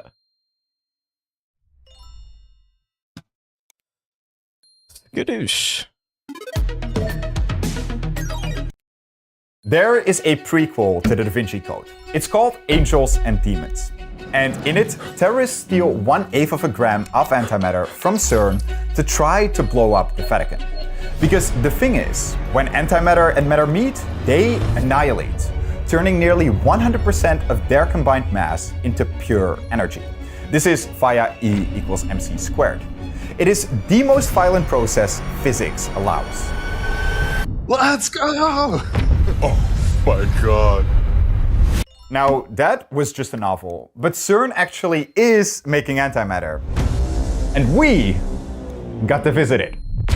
This is CERN's antimatter factory. There's antiprotons going beneath our feet. They are under our feet at this time. Here, protons are accelerated up to 99.93% the speed of light and smashed into an iridium target to produce 20 million antiprotons every minute. This is so much bigger than I was thinking. This is crazy. Antimatter is the most expensive substance in the universe. $1 billion per gram. No way, go up. We are missing zeros here. And CERN makes it to do something that seems impossible. So you're making anti-atoms? Yes. CERN made the first anti-hydrogen atoms back in 1995. But they quickly ran into a problem, because those anti-atoms only survived for 40 billionths of a second before annihilating, which is way too short to do anything useful with it. If only they could figure out how to store antimatter, then they could study it and try to find ways in which it might differ from normal matter. They knew that any unexpected difference could reveal entirely new physics. So how do you store antimatter in a world full of matter? Well, that's one of the problems CERN has been obsessing over for the last 30+ years. It has allowed them to do some of the most precise tests of antimatter to date, and they even managed to trap antimatter in a box, load it onto a truck, and ship it. And they are doing all of this to try and solve one of the biggest unsolved mysteries in all of physics. To understand it, we must go back to a discovery made around 100 years ago. Previously on Veritasium, we learned how a strange physicist, Paul Dirac, came up with an equation to unite special relativity with quantum mechanics. It worked surprisingly well, but Dirac was stumped by his own equation, because the solution for an electron at rest was kind of strange. There were two possible energies, E equals mc squared and E equals minus mc squared. But how could an electron have negative energy? Well, instead of throwing away his negative energy solution, Dirac ended up proposing something radical. This negative energy solution corresponded to an entirely new particle, unknown to physics at the time. It would have the same mass as an electron, but carry opposite charge. It would be an anti-electron, or positron. Miraculously, a year later, the first positron was observed by accident in nature. Over the following decades, physicists built on Dirac's equation to form an entirely new framework of quantum mechanics. Quantum field theory. This didn't just explain why there are antiparticles, but it also answered a more fundamental question, which is, why is every electron in the universe exactly the same? The answer began to take shape when people figured out that fundamental particles aren't just particles or waves, but rather excitations of a quantum field. So you'd have an electron field that permeates all of space, and this field can get excited, but only in identical discrete units, each with the same mass, spin, and charge. And that's why every electron is the same. They're all excitations of the same field. Now, you could have several excitations, that would be several electrons, and they can move around too. The only requirement is that they can never overlap exactly. Of course, there is nothing special about this kind of excitation. You could just as well have a mirror opposite. In fact, the equations that describe this field require such excitations to exist. They have the same mass and spin, but with opposite charge. This is the idea of an anti-electron, or positron. It's exactly what that minus sign in Dirac's equation was revealing. And just like an electron, positrons can move around too. Only positrons can overlap with electrons. But watch what happens when they do. Now, I'm simplifying a little here, but because they're each other's mirror images, the opposite charges cancel each other out. The excitations disappear, and the field returns back to its ground state. But that would predict that the particles just disappear. So how is that possible? Where did the mass go? Well, the only way this could work is if that mass got converted into something else. Energy, according to E equals mc squared. The energy got transferred into a different quantum field, the photon field. And that is what we mean by annihilation. Now, people realized that most fundamental particles could be described using the same approach, where each could be seen as an excitation of their very own quantum field. Now, this meant two things. The first is that most particles must have an antiparticle twin, because they're just mirror excitations in the same field. There are some exceptions though, like the photon and Higgs boson, which are their own antiparticle. And the second and more important implication is that each antiparticle must be exactly equal to a normal particle, just with the opposite charge. But then, around the mid-1960s, people realized that there was a big issue with this explanation. And it all stemmed from how it fit in with the newly accepted Big Bang theory. In the very first moments after the Big Bang, the universe was extremely hot and dense, and photons had so much energy that the reverse process of annihilation happened.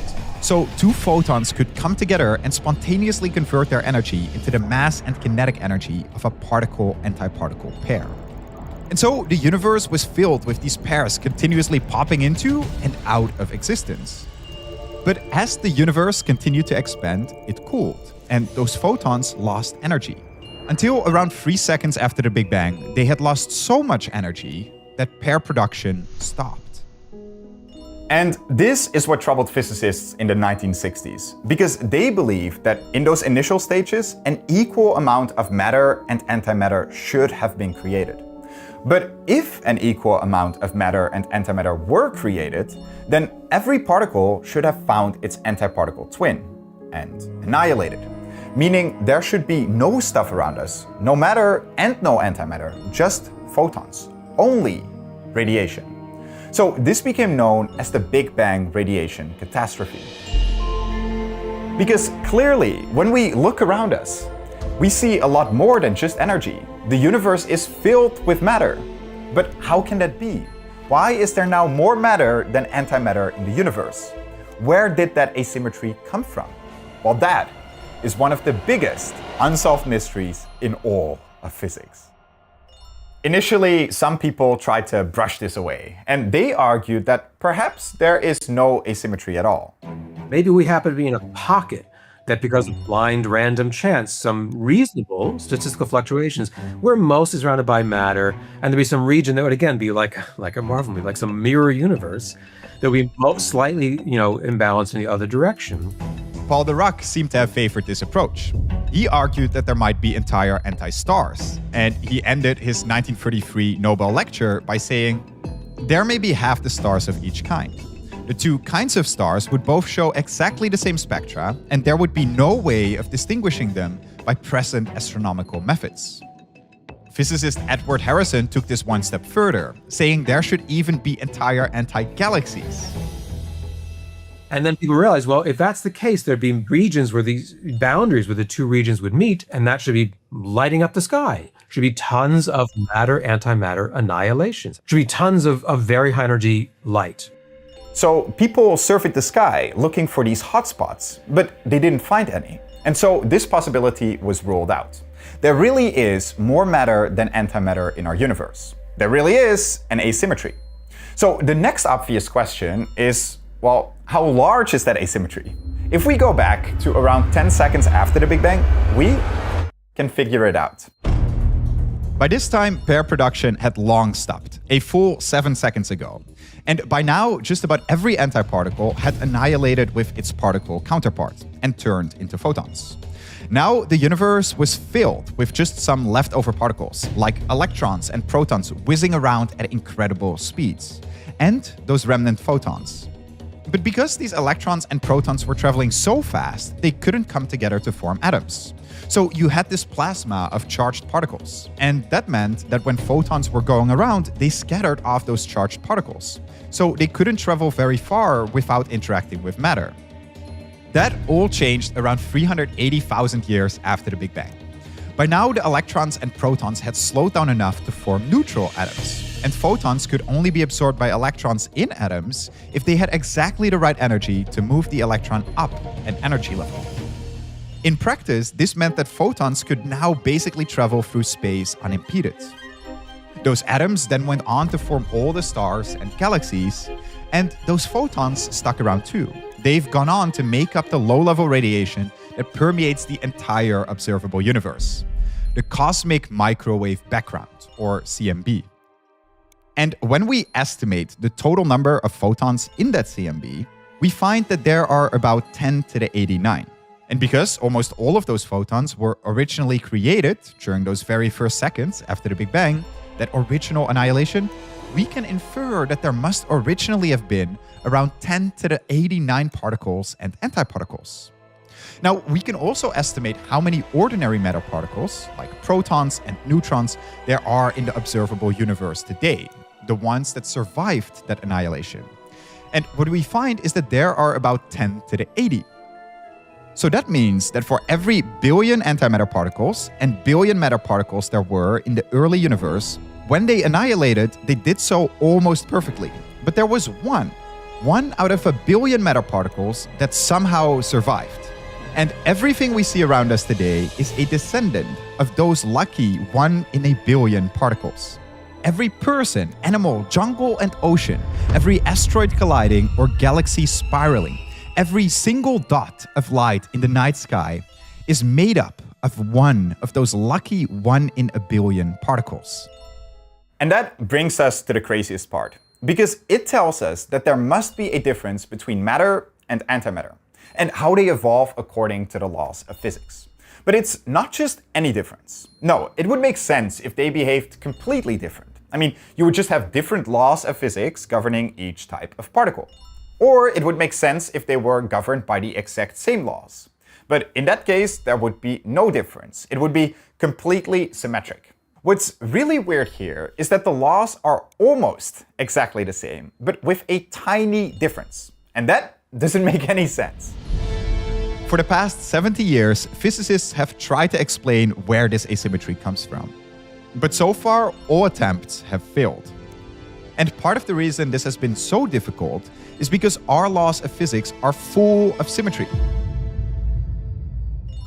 In the mid-1950s, there were 3 symmetries all particles were believed to obey: charge, parity, and time reversal symmetry. Charge symmetry is super simple. It just means that if you swap all positive charges with negative ones, and vice versa, then the interactions don't change. In other words, there is nothing special about a positive or negative charge, just that one is exactly equal and opposite to the other. To understand parity symmetry, consider this mirror, which creates a sort of parallel universe, where everything is the same but reflected.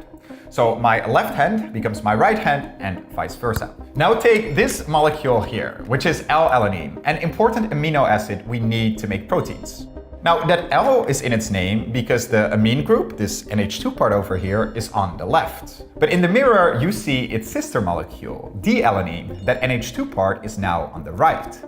And if you try to make alanine in a lab, you'll find that you'll get 50% L-alanine and 50% D-alanine.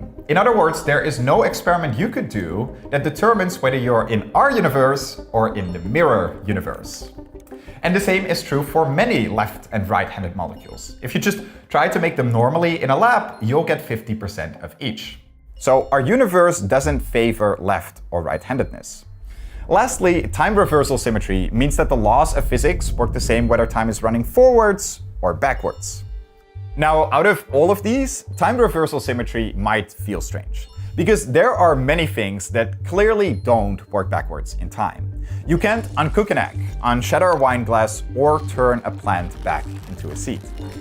But all of these follow from the second law of thermodynamics, which describes how many interacting particles evolve from less likely states, typically more ordered, to more likely states, typically a mess. But this is a statistical law. It's not a fundamental law of physics. If you zoom in to the level of individual particles, then every interaction is perfectly reversible. You can tell whether these collisions happen forwards or backwards in time. Now, the combination of all of these symmetries combined is called CPT symmetry. And CPT symmetry, it turns out, is kind of a big deal. What happens if CPT gets broken? Well, literally, cats and dogs start living together. Time flows backwards. All kinds of things start breaking in our description of nature. Now, one of the reasons why CPT and the standard model go so well together is because it really is built into the very structure of special relativity. Special relativity is built on one core principle, which is that the laws of physics are the same for all inertial observers, and this includes any measurement they make of the speed of light. In the 1950s, Julian Schwinger, Gerhard Luders, and Wolfgang Pauli proved that if our universe obeys this principle, which we strongly believe it does, then it must be CPT symmetric. But the reverse is also true. If you break CPT symmetry, then this core principle also breaks. And that's where things get tricky. Because after Dirac united special relativity with quantum mechanics, all following quantum theories also incorporated special relativity. And so our best theories of reality, quantum field theory and the Standard Model, are built on that exact same principle. So now we have a paradox. Because on the one hand, we need asymmetry to explain why we're here. But on the other hand, if CPT symmetry breaks, it tears down our best theories with it. So physicists started off on a hunt for a special kind of asymmetry. An asymmetry that could explain that 1 in a billion discrepancy while also maintaining the larger CPT symmetry.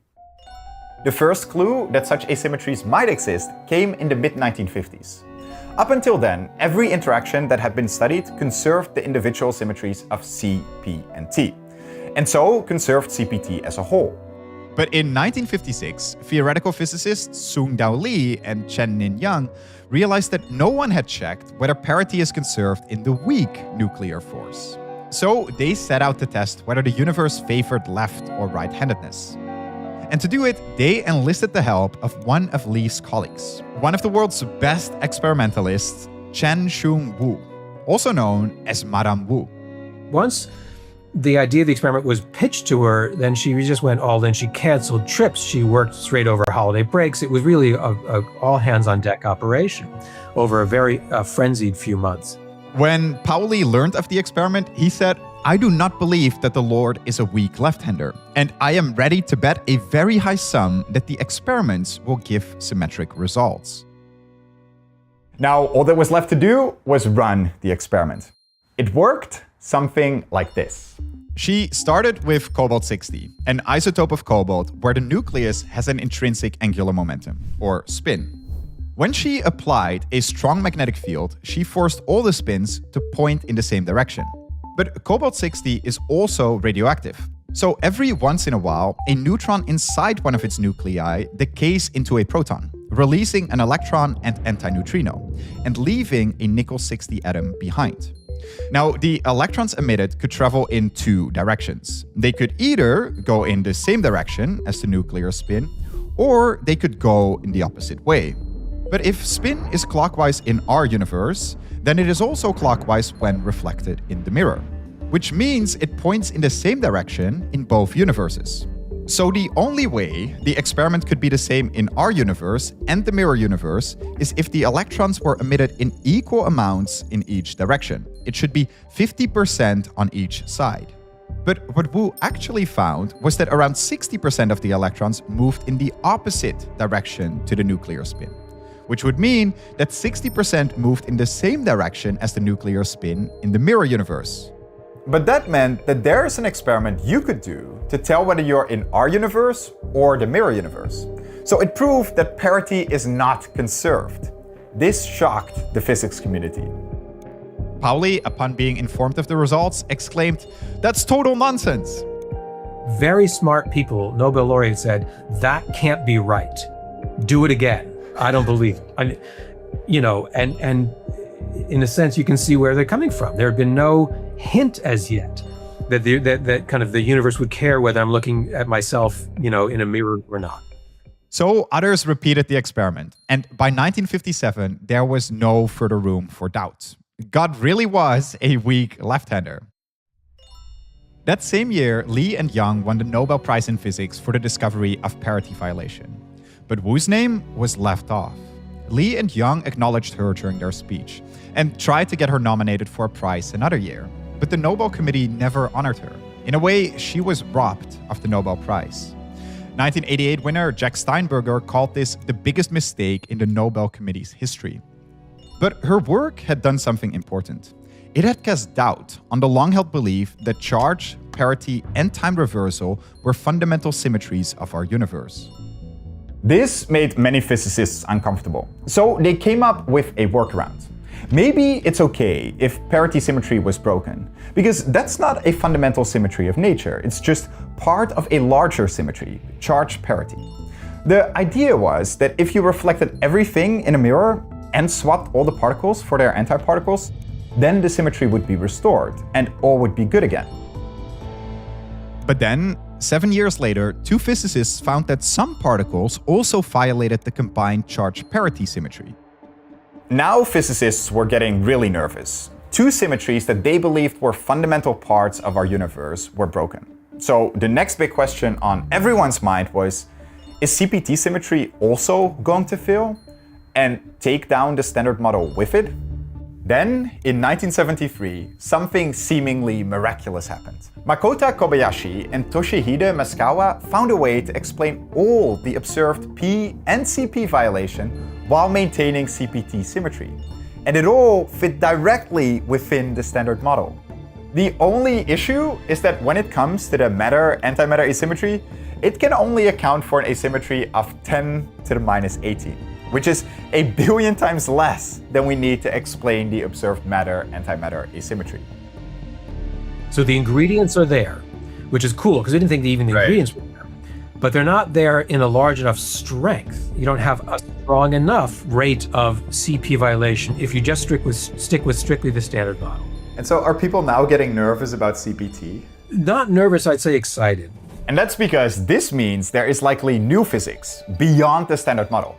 But to find out what that might be, we must study antimatter up close to see if there are any ways in which it might be different from normal matter, ways that could explain that asymmetry. So you know where we're going. Oh, look, there it is. CERN, baby. Woo! CERN is best known for the Large Hadron Collider, a 27-kilometer underground ring where protons are accelerated up to 99.999999% the speed of light. Beams traveling in opposite directions are smashed together, releasing huge amounts of energy. It's the closest we get to the high energy conditions of the early universe. But at the southern edge of the LHC, there is a smaller proton accelerator called the proton synchrotron. Protons in this ring are only accelerated to 99.93% the speed of light. And some of that proton beam is fed out of the ring and ends up here. This is CERN's antimatter factory. And in here, you make antiprotons. Yes. How many? Usually it's around 40 million every couple of minutes. We are now going to enter the facility by actually a technical building, which is not very interesting to watch. I find this all interesting to watch. To make sure we're safe, we always had to carry around these devices. So you've got two, what are they called? Dosimeters. Dosimeters. Yes. Yeah, just to be safe. These are standard devices to measure the amount of dose of radiation that you get. Yeah. This is a supervised radiation environment, which means it's an environment in which we keep an eye onto the amount of radiation we get as radiation workers. Where are we going now? So now we are going to enter into the main building. There's antimatter behind this. Yeah. Behind this door. Yes, under our feet. Oh wow. Yeah, we see. You see. Please, wow. guys, This and is welcome. huge. What? This is a huge place. This is so much bigger than I was thinking. This is crazy. Well, I feel like I'm a kid in a candy store looking at this. This place is pretty fun, huh? The first time you see it. Yeah, it's so impressive. Here you see pretty much the scheme of how this facility is working. You get protons coming from one of the CERN accelerators, the PS, which smash onto a target. The protons are accelerated up to around 99.93% the speed of light and have energies up to 26 giga-electron-volts. They're aimed at a remarkably small target, an iridium rod, 3 millimeters in diameter and 55 millimeters across, which itself is embedded in a graphite and then in a titanium alloy structure. Iridium was chosen because it's the second densest element on Earth. And that means that there are a lot of nuclei packed in a small space, which increases the odds that the protons will hit something. But when one of these protons hits an iridium nucleus, it doesn't bounce off like you'd expect in most collisions. It is going so fast and has so much energy that it penetrates the nucleus, where it collides directly with one of the neutrons or protons. And to understand what happens next, we need to look at what's going on inside the proton. Because a proton is not a fundamental particle. Instead, it is made up of 3 fundamental particles known as quarks, specifically 2 up and 1 down quark. those quarks whiz around close to the speed of light. So to keep all those quarks contained, traveling at such incredible speeds and in such a small space requires a very strong force, which is why it's called the strong force. And it's mediated by particles known as gluons. You can think of this force as acting like a rubber band. But you can bring this past its breaking point. If you keep putting in energy, then you can put in so much energy that another quark-antiquark pair will be created. This bond breaking into pair creation can happen several times in a row and results in this sort of shower of quark-antiquark pairs. And a similar thing happens when a proton collides with a neutron or proton inside an iridium nucleus.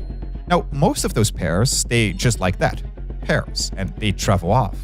But occasionally, you will get two anti-up and one anti-down quark to come close enough, and they form a new particle made of three antiquarks. They form an anti-proton, and their counterparts will go on to form a proton. Now, all of this entire process, from initial collision to the shower of particles and the formation of the antiproton, happened in the span of 10 to the minus 23 seconds. That is 100 billionth trillionth of a second. It is absolutely insane. And every time you hit the target, you get trillions of these collisions. And out the other side comes a chaotic spray of protons, antiprotons, and a bunch of other particles, all traveling at around 96% the speed of light. Magnets then filter out the antiprotons from the other particles and they're sent on to the next stage. And then we collect these antiprotons, bring them into the ring, the antiproton decelerator ring, which is the one we are staring on top of, and then they circulate in the AD for a while they get cooled down. So the idea here is really that we get these antiprotons every 2 minutes, more or less. It's about 30 million of them. How expensive is it, antimatter? Look, guys, what is value? It's a bit difficult to evaluate it, right? For sure, it's probably the most expensive state of matter we can build on Earth today. How about I name some numbers and you tell me if it's cheap or too expensive? Shoot. $1 billion per gram. No way. It's too cheap? Orders of magnitude too cheap. But Okay. many orders of magnitude too cheap. That's what I was thinking. $100 billion per gram. No way, go up. I think probably you miss other 3 zeros. 3 zeros? I think so, per gram, yes. That's at least. crazy. If you're wondering what you would do with all that money, you should check out today's video sponsor, SoFi. SoFi is an all-in-one finance app that lets you bank, borrow, and invest. And with their premium membership, SoFi Plus, you get benefits such as investment matches, unlimited access to financial planners, and a competitive APY on savings to earn interest on your money. All so you can let your money work for you. By adding up all of these benefits, you could unlock $1,000 or more in annual value with qualifying activities. Of course, it depends on how you use the app, so check if it's right for you. And you can get started by subscribing to SoFi Plus for just $10 per month. Right now, they're also running a promotion for US residents. So if you join SoFi Plus between now and April 15th, you'll automatically be entered into their giveaway for a chance to win $75,000, as well as other cash prizes and free memberships. So to check out SoFi Plus, head to sofi.com/Veritasium or click the link in the description. I'd like to thank SoFi for sponsoring this video, and now back to antimatter.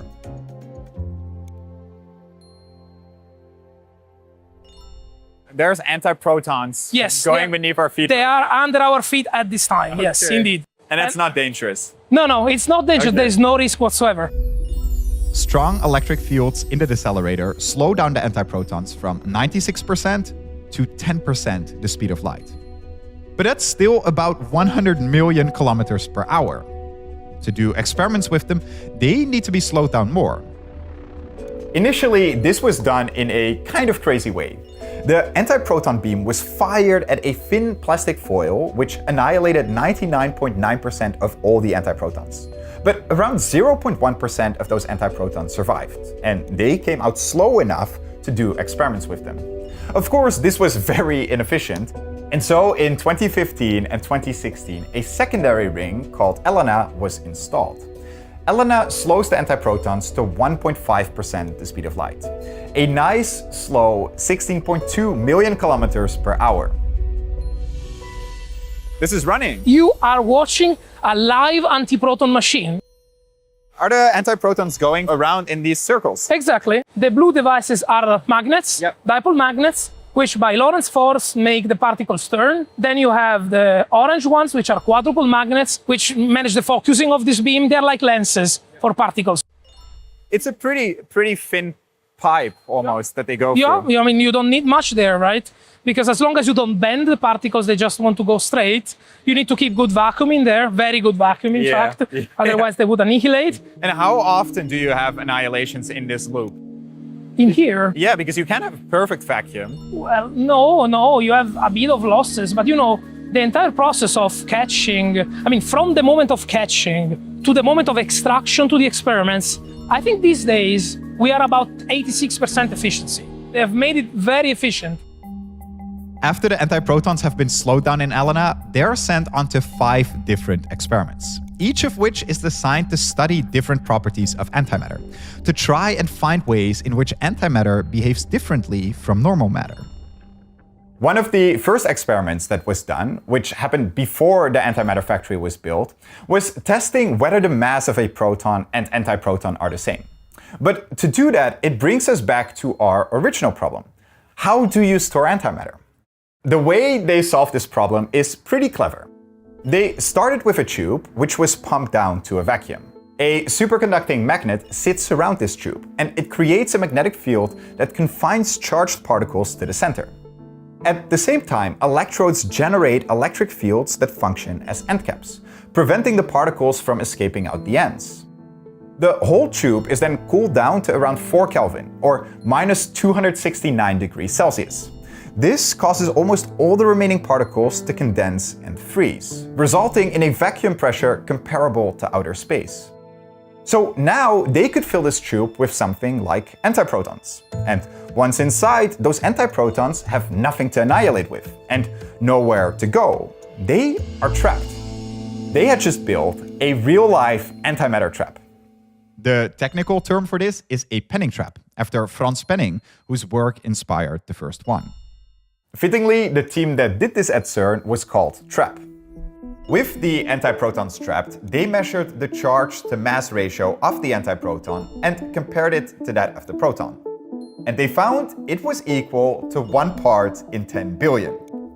Now, the Penning traps made studying antimatter much easier, and so it became a key tool that the other experiments at the factory adopted. In 2017, the BASE experiment used it to measure the antiproton's magnetic moment, and they found that, within their level of accuracy, it was equal and opposite to that of the proton. So, thus far, everything was behaving just as predicted. But there is one force that they hadn't directly probed yet: gravity. Gravity, could that be part of the solution? It very likely will be ultimately. Part of why is because gravity does not obey the rules of special relativity, which means it doesn't have to obey the CPT theorem like the CERN model does. And so in principle, that's an area within which one could more naturally expect larger values of violations of C and CP and so on, or even a CPT altogether. In fact, back in the 1950s, a few physicists entertained the idea of anti-gravity, that antimatter would be gravitationally repulsive. So while matter falls down in the Earth's gravitational field, antimatter would rise up. You had a basketball made of antimatter, that would be easy to test, but getting a basketball of antimatter without it blowing up on you is pretty hard. So it's not an easy thing to do gravity experiments on particles. You can't just drop an antiproton and see if it falls, because antiprotons are negatively charged, and the electric force is much stronger than gravity. So even small stray electric fields would influence them way more than gravity would. So what you need is something neutral. What you need is an anti-atom. So you're making anti-atoms? Yes. How do you make the anti-atom? So what we do is we use antiprotons and positrons. Basically, we merge them, they become anti-hydrogen. Now, there are several ways to make anti-hydrogen, and different experiments do it in different ways. But for G-Bar, it all starts here, in this bunker. In this bunker, we have a small accelerator. So we make ourselves our own positrons, and then we capture them in a trap here.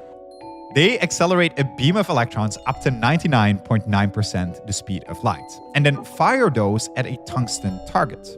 Now, while tungsten itself is electrically neutral, at the high speed those electrons enter the tungsten, they get close enough to the nuclei that the electron cloud can no longer screen the intense positive charge within.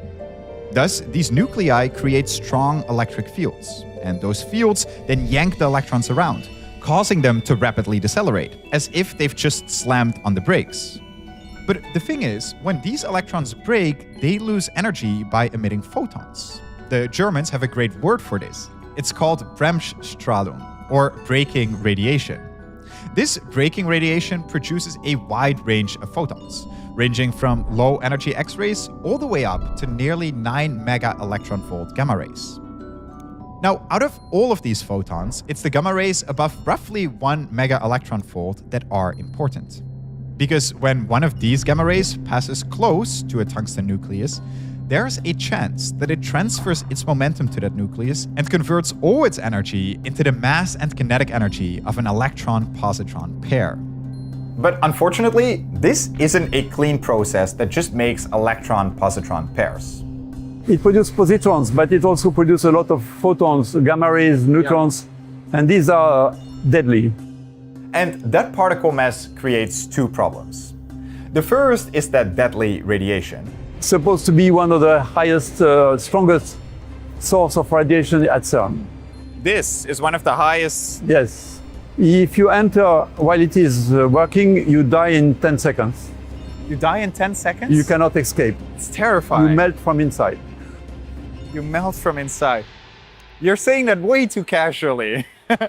And the second problem is that what comes out of the tungsten isn't a nice uniform beam of positrons. Instead, you get a shower of electrons, neutrons, positrons, and photons all mixed together, all traveling at different angles and different speeds. The first problem is solved by encasing the entire setup with massive 1.2 meter thick, 67% concrete and 33% iron blocks. And this is enough to shield us? Yes. Because it's photons? Yes. This is 1,400 tons. Okay, I feel a bit better now. Is it running now? No, but even if it runs, we can see just outside and it's okay. Okay, so we're safe. You wear your badge, dosimeter. Okay, so you would know. Yeah. But I guess 10 seconds, not too late. Too late. Solving the second problem is a little more involved. And it's honestly one of the coolest combinations of physics and engineering I've ever come across. So strap in. When the positrons leave the tungsten target, some are traveling at a few percent the speed of light, while others are traveling at more than 90% the speed of light. Now, this massive spread makes it very hard to work with, so we need to slow them down to around 0.34% the speed of light, or around 3.7 million kilometers per hour. The way they do this is kind of crazy, because they shoot the positrons, remember, those are antiparticles, at a mesh of ultra-fine 20 micrometer diameter tungsten wires, which of course are made of normal matter. When a fast positron enters the tungsten wire, it immediately loses energy due to scattering off the tungsten atoms. And this happens so fast that within around 10 picoseconds, that is 10 trillionths of a second, the positron has slowed down to match the thermal energy of the tungsten. But now the positron is still trapped inside the wire. So from here on, through a random walk of collisions and scattering, it needs to find its way out. And if it bumps into an electron or gets stuck in a defect, it never makes it out. So you might expect almost none of these positrons to make it out, and for almost all of them to find an electron and annihilate. And you'd be right. The efficiency of this process is terrible. For every 1,000 fast positrons entering the mesh, only about 1 comes out as a usable slow positron. Another problem is that these positrons don't come out as a nice organized beam. Instead, they are emitted at all kinds of angles, so we need to find a way to focus them. This is done by letting the shower of particles go through a solenoid, which is a long coiled wire with a current running through. That current creates a magnetic field inside the coil that acts as a magnetic lens and focuses the positrons. This lets us capture many of the positrons emitted at wide angles that would otherwise be lost. But right now, we still have a mix of positrons, electrons, neutrons, and photons. So the next step is to separate these. To do this, we use another magnetic field. This curves the electrons one way into a beam dump. The photons and neutrons, because they have no electric charge, are unaffected, so they go straight through and are absorbed by shielding. And the positrons, because of their positive charge, curve the opposite way to electrons, and they go on to the next stage. Now we're left with a beam of just positrons. The only issue is that because of the terrible efficiency from slowing down those positrons, each single shot only generates around 1,000 usable slow positrons. But we need millions or even billions of slow positrons for the next stage. So the solution is to accumulate the positrons in a particle trap, where over several minutes it builds up a positron cloud of around 100 million or more positrons, which is enough for the next stage. Oh, I said you merge positrons and antiprotons, but we do even more complicated. First, we make positronium. Positronium is Positronium? Yes. Positronium is an electron and a positron orbiting each other like a binary star system. It's an exotic form of matter, and it only lasts about 1/10 to 142 nanoseconds before the two come together and annihilate. The way they make this is by using strong magnetic fields to compress the cloud of positrons and fire it at porous silicon dioxide films.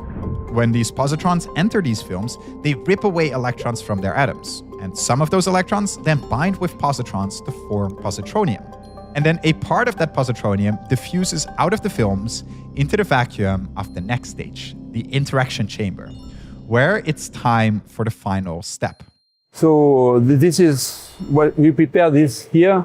That's the positronium. Yes. That's crazy. We send antiprotons to the positronium where it makes antihydrogen. Now, since positronium only survives for about 142 nanoseconds, this needs to be timed perfectly. So if you want to see where we catch the antiprotons. Yes, I would love to see where you catch the antiprotons. I was not expecting to get this close. It's right here? Yes. That's awesome. Yeah, so we get the antiprotons here. Yes. And then what happens? So it goes there inside this box. Yep. Inside the box, it will meet the positronium. Oh, there meets the positronium. Kind of scared, honestly. It sounds like there's music in here. As the positronium enters the interaction chamber, the antiproton beam needs to be fired through at that exact moment. When done correctly, around 3 million antiprotons or so pass through the positronium. If all goes well, around 1 to a few of those antiprotons steal a positron to create an atom of antihydrogen. Okay, so we've got positrons coming through here, all the way through here. And this is where you capture the positrons. Yes, we accumulate them. You accumulate them. And then you shoot them through there and you make the positronium. And then you shoot that into that chamber so it mixes with the antiprotons. Yep. So cool. It's so cool. Right in here is where they make anti-atoms, anti-hydrogen. They shoot the antiprotons through and they capture those anti-electrons to form anti-hydrogen, which then travels through here and then, it will go all the way along there and they do their experiments. It's absolutely insane. I feel like I should not be in here, but it's so cool. Now, one question I had after learning all of this is why?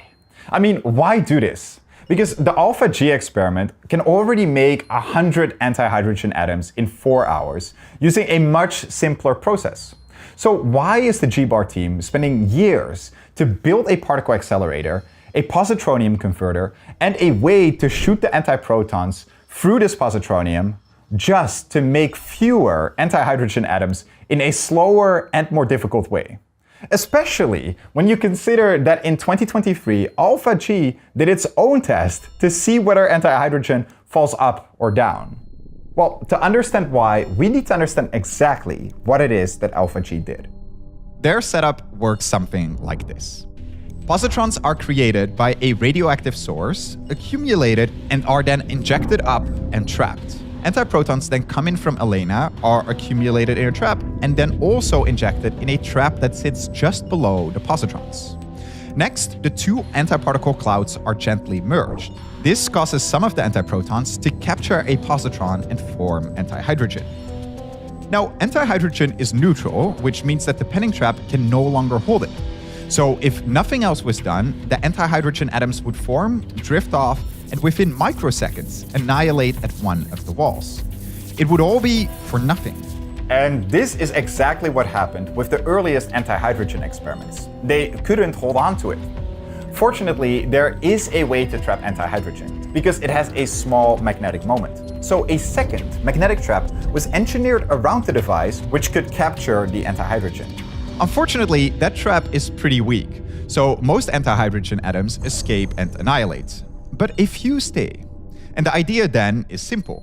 Slowly weaken the magnetic field holding them, and as the trap gets weaker and weaker, anti-atoms start to escape. And if gravity pulls antimatter down, like normal matter, then more atoms should escape through the bottom than through the top. So what did they find? Does antimatter fall up or down? They found that antimatter falls down, so it rules out any exotic theories of anti-gravity. They measured the gravitational acceleration as 75% of normal gravity, plus minus 13%, plus minus 16%, which is possibly consistent with normal gravity, but of course the error bars are huge. And this is also why G-bar is so important, because their hope is to get the measurement accuracy down to 1%, and ultimately to 1 in 100,000. See, when you're doing a gravity experiment on atoms like this, you want those atoms to be as still as possible before you drop them. In other words, you want them to be as cold as possible. Now, alpha G can get really cold to about 0.5 Kelvin, which is half a degree above absolute zero. But G-bar wants to bring this way down to less than 10 microkelvin. That is 50,000 times colder. The way they plan on doing this is actually not by making antihydrogen atoms, but by making an antihydrogen ion. One antiproton and two positrons. The hope is that once an antihydrogen atom has formed, it runs into a second positronium atom and steals another positron. At first, that might seem strange, because now we're back to having a charged particle. And as we learned, you can just drop a charged particle and measure the effects of gravity. But charged particles are actually much easier to trap and cool. And we can use that, because now it can be held in a much stronger electromagnetic trap. And once there, you can inject ultra cold, like 10 millikelvin beryllium ions that have been laser cooled. The antihydrogen ion then bounces around and collides with these beryllium ions, slowly transferring its kinetic energy to them and thus cooling down. And they won't annihilate, because both particles are positively charged, so they repel each other. Then you keep cooling down the beryllium ions using more advanced techniques, until you hit the microkelvin range. And this is ultimately how they hope to reach a temperature of around 10 microkelvin. Now, with the antihydrogen ion as still as possible, they shoot a laser pulse at it, dislodging one of its positrons and resulting in a neutral antihydrogen atom. And as a result, the electromagnetic trap can no longer hold it, and so it falls, around 20 centimeters. At that temperature and over that distance, you can time the fall precisely enough to measure the gravitational acceleration to about 1%. So all of this, the particle accelerator, making the positronium, and then the hard way of cooling it, all of it is just to watch a single antiatom fall 20 centimeters. Because this process is the only known way to make antihydrogen ions. And using those ions is the only way to get antimatter cold enough to perform an accurate enough experiment. Now, they haven't managed to do this yet. So far, they've only made antihydrogen. But if they can manage, then it would be the most precise measurement of antimatter under gravity. Although this is likely still years away. Now, one thing that makes this research so tricky and also relatively slow is that there is only one antimatter factory in the world. And so the number of places that can study real antimatter is very limited. But that might soon change, all thanks to another experiment at the factory. The base experiment was built to measure the magnetic moment of the antiproton. If CPT symmetry holds, then it should be exactly equal and opposite to that of the proton. But they kept running into a problem. Accelerator is continuously ramping magnetic fields in the background. Right. Even though these fluctuations were tiny, around 20,000 times weaker than the Earth's magnetic field, at the precision Base was working at, they hit a wall. The only concept basically to overcome this problem is to move the particles out of the accelerator. So they built a penning trap with its own power supply, its own cooling system, and 2 storage holds for antiprotons. So now they could fill those holds with antiprotons, store them, and carry them to wherever they wanted. They just created the world's first portable antimatter trap. So, of course, I asked them a pressing scientific question.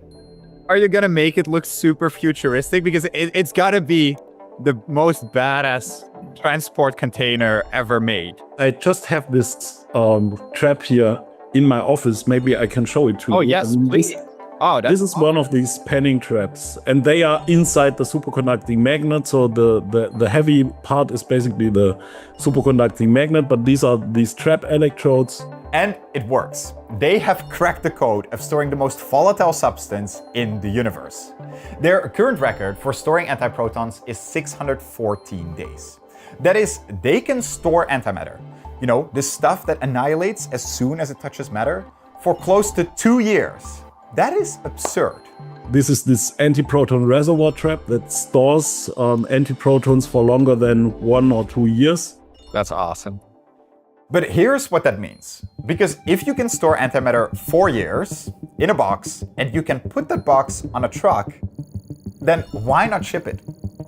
We can start distributing antiprotons to ambitious experiments all around the planet, and everyone who has a good idea what we could do with these particles will get these particles. I'm just imagining this map in my head where you have the big antimatter factory, and then it's going to be sending antimatter all over the world to all the top research institutions. That's great, right? That's a it's awesome. Fantastic it's vision. Fantastic. Yeah. Yes. Yeah. And they've already started. On the 24th of March, 2026, a crane lifted an 800 kilogram trap out of the antimatter factory and loaded it onto a truck, which then drove on a 10-kilometer loop around CERN. And it was filled with 92 antiprotons. So perhaps Angels and Demons wasn't that far off after all. In the near future, there could be actual boxes of antimatter that, at least in theory, could be stolen. So does that also mean that they were right about that 1/8 of a gram of antimatter? Well, we wanted to find out, so we tested it. I mean, we simulated it. This is like the most supervillain call I've ever got. I'm really getting into my villain arc here. Okay, so let's find our poor target, Vatican City. We've got 1/8 of a gram, you know, selected right there, 0.125. Who wants to do a countdown? 3, 2, 1. Let's go! Let's go! Oh my God. Okay, so we've got a few levels of destruction here. We've got the fireball. This is just all instantly vaporized. It's turned into pure plasma, which is insane. Oh, St. Peter's Basilica. It's got a temperature of about 100 million degrees Celsius, which is, you know, pretty chill. You can see it released about 2.25 times 10 to the 13 joules, or I guess about 22 trillion joules, which is the equivalent of like 36% of the Hiroshima blast. If we zoom out, this is the area of 3rd-degree burn, so your skin gets molten. Bro, you're having way too much fun with this. Can I ask this question? Like, do we have an 1/8 of a gram of antimatter available for this? Asking for a friend. Can you really steal 1/8 of a gram from CERN? That's a good question. Do you know how much antimatter you've made in total in this factory? We make in the order of 10 to the 10 antiprotons per year. Now we can make an estimate. This facility is around since 25 years. So let's say this is 10 to the 11 protons A gram would mean 10 to the 23. So we are talking here of, well, I'm not very good at man math, but it's like a trillionth of a gram.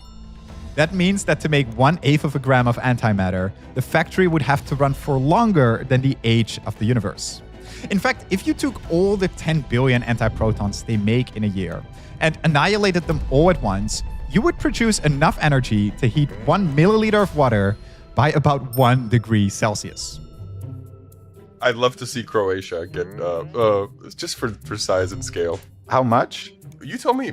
All right. 10 grams of antimatter. Sure, let's do it. Oh my god. So while 10 grams of antimatter would destroy an entire city, bye-bye hometown. The amounts of antimatter they're making at CERN are in no way dangerous. Which is also part of the reason we had some fun with this simulation. Because for the far foreseeable future, it's just not realistic to talk about having macroscopic amounts of antimatter. Yeah, so if people want to play around with this, we'll put a link in the description. Yeah, have fun. Or if you'd rather get some antimatter yourself without having to rob CERN, then I'll tell you how to get some. Just go to your local supermarket and buy yourself this, some bananas. That's because a banana contains trace amounts of the radioactive isotope potassium-40. And roughly every 75 minutes, one of these atoms decays and releases a positron. Which means that if you wanted to match the antimatter factory's output in terms of antiparticles, you would need about 1 billion bananas. Now that's a lot of bananas, and I don't recommend eating that many. But the thing is, even if you never eat any bananas, odds are there are some trace amounts of radioactive materials inside of you. And some of those will produce antimatter. One article estimates that the average human makes around 180 positrons per hour. And so there truly is no need to be scared of antimatter, because you have been your own little antimatter factory all along. Hey, just a few final things. The first thing is I want to give a big shout out to Physics Girl, who made an amazing video for the Antimatter Factory years ago. And ever since I watched that video, I've always wanted to go. So it's been a huge inspiration, and I highly recommend you check out that video here. The other thing is, I want to give a quick shout out to all the people at CERN. Those who helped us with all the animations, those who've hosted us and taken the time to explain their life work, and everyone else. Thank you so much. And the third and final thank you is, of course, as always, to you. Thank you so much for watching, and I'm excited to see you at the next one.